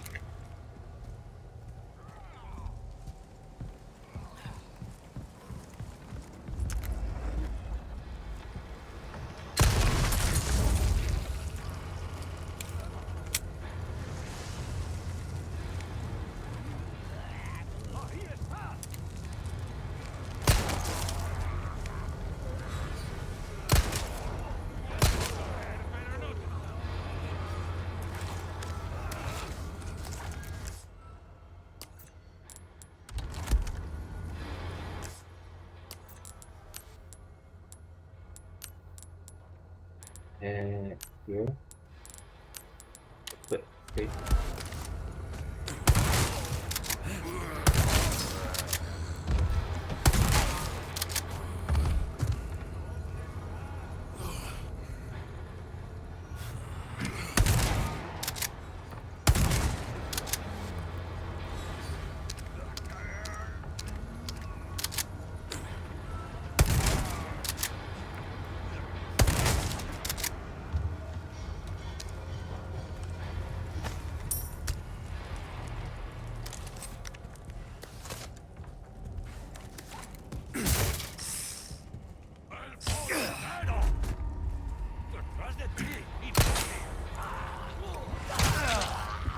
Fuck off!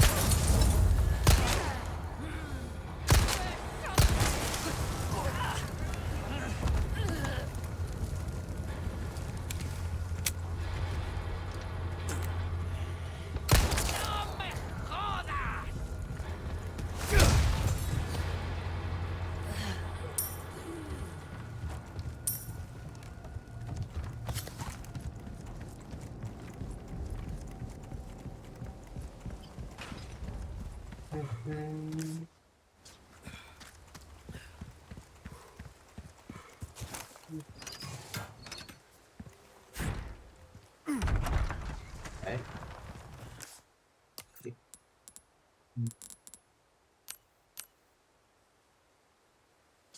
What do I know?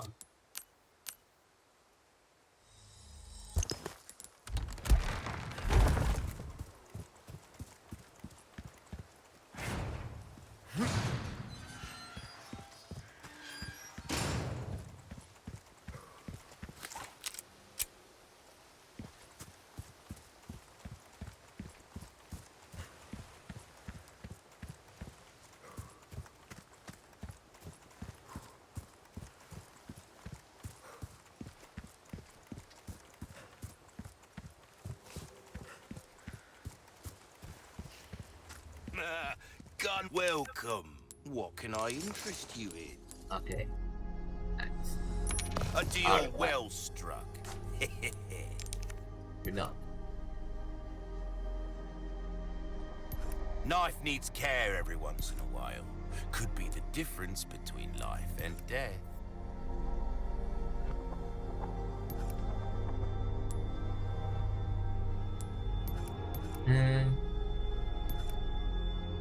Okay. Yeah, I think it's Easy. okay. Don't get yourself killed now. Yeah. Sure. I think I can end today's session here. 3 minutes left. Okay. And I think we're progressing well. We're going to just go to next. Let's go to here. So yeah, let's end today.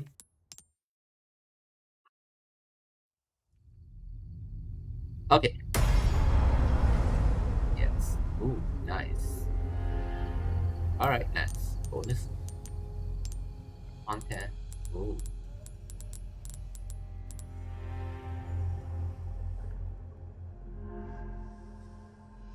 Okay. Let's see here. Let's see. Let's see. What's up with this one?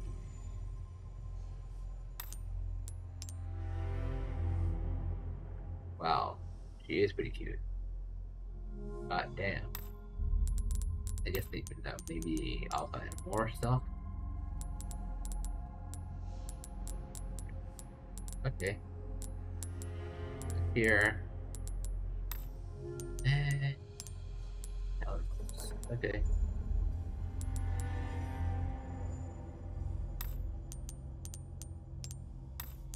Anyways, yeah, I think that's pretty much it. Let's end today. Let's end off here. 5 hours. Oh, for one game LP. The longest I've done was like 4 hours, so not 5, but 5 hours for Resident Evil game. Well, that's because I took some naps. But yeah, that's a good success, regardless.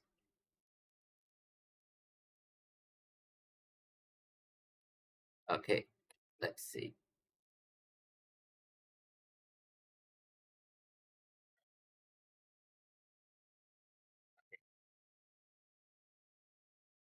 We got a lot of potentially interesting. Germa! Let's Germa. Okay. I think I can do Germa. I hope you accept. We're facing the greatest evil the world has ever known. We're gonna need a team.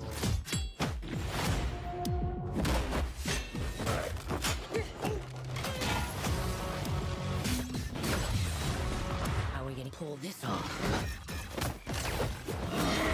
Figure it out over a drink? Probably best. God.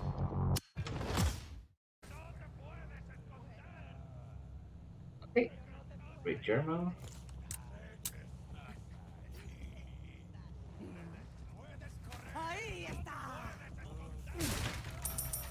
A lot of money. Alright, back to the boat. Okay guys, thank you all for watching. Tomorrow we'll go back to Final Fantasy VIII. So the plan is Monday, Tuesday Yakuza, Wednesday, Thursday Resident Evil 4, and Friday, Saturday Final Fantasy VIII. Alright? Alright, thank you so much. I'm hoping to estimate that 20 more seconds. Okay. Get that 5 hours.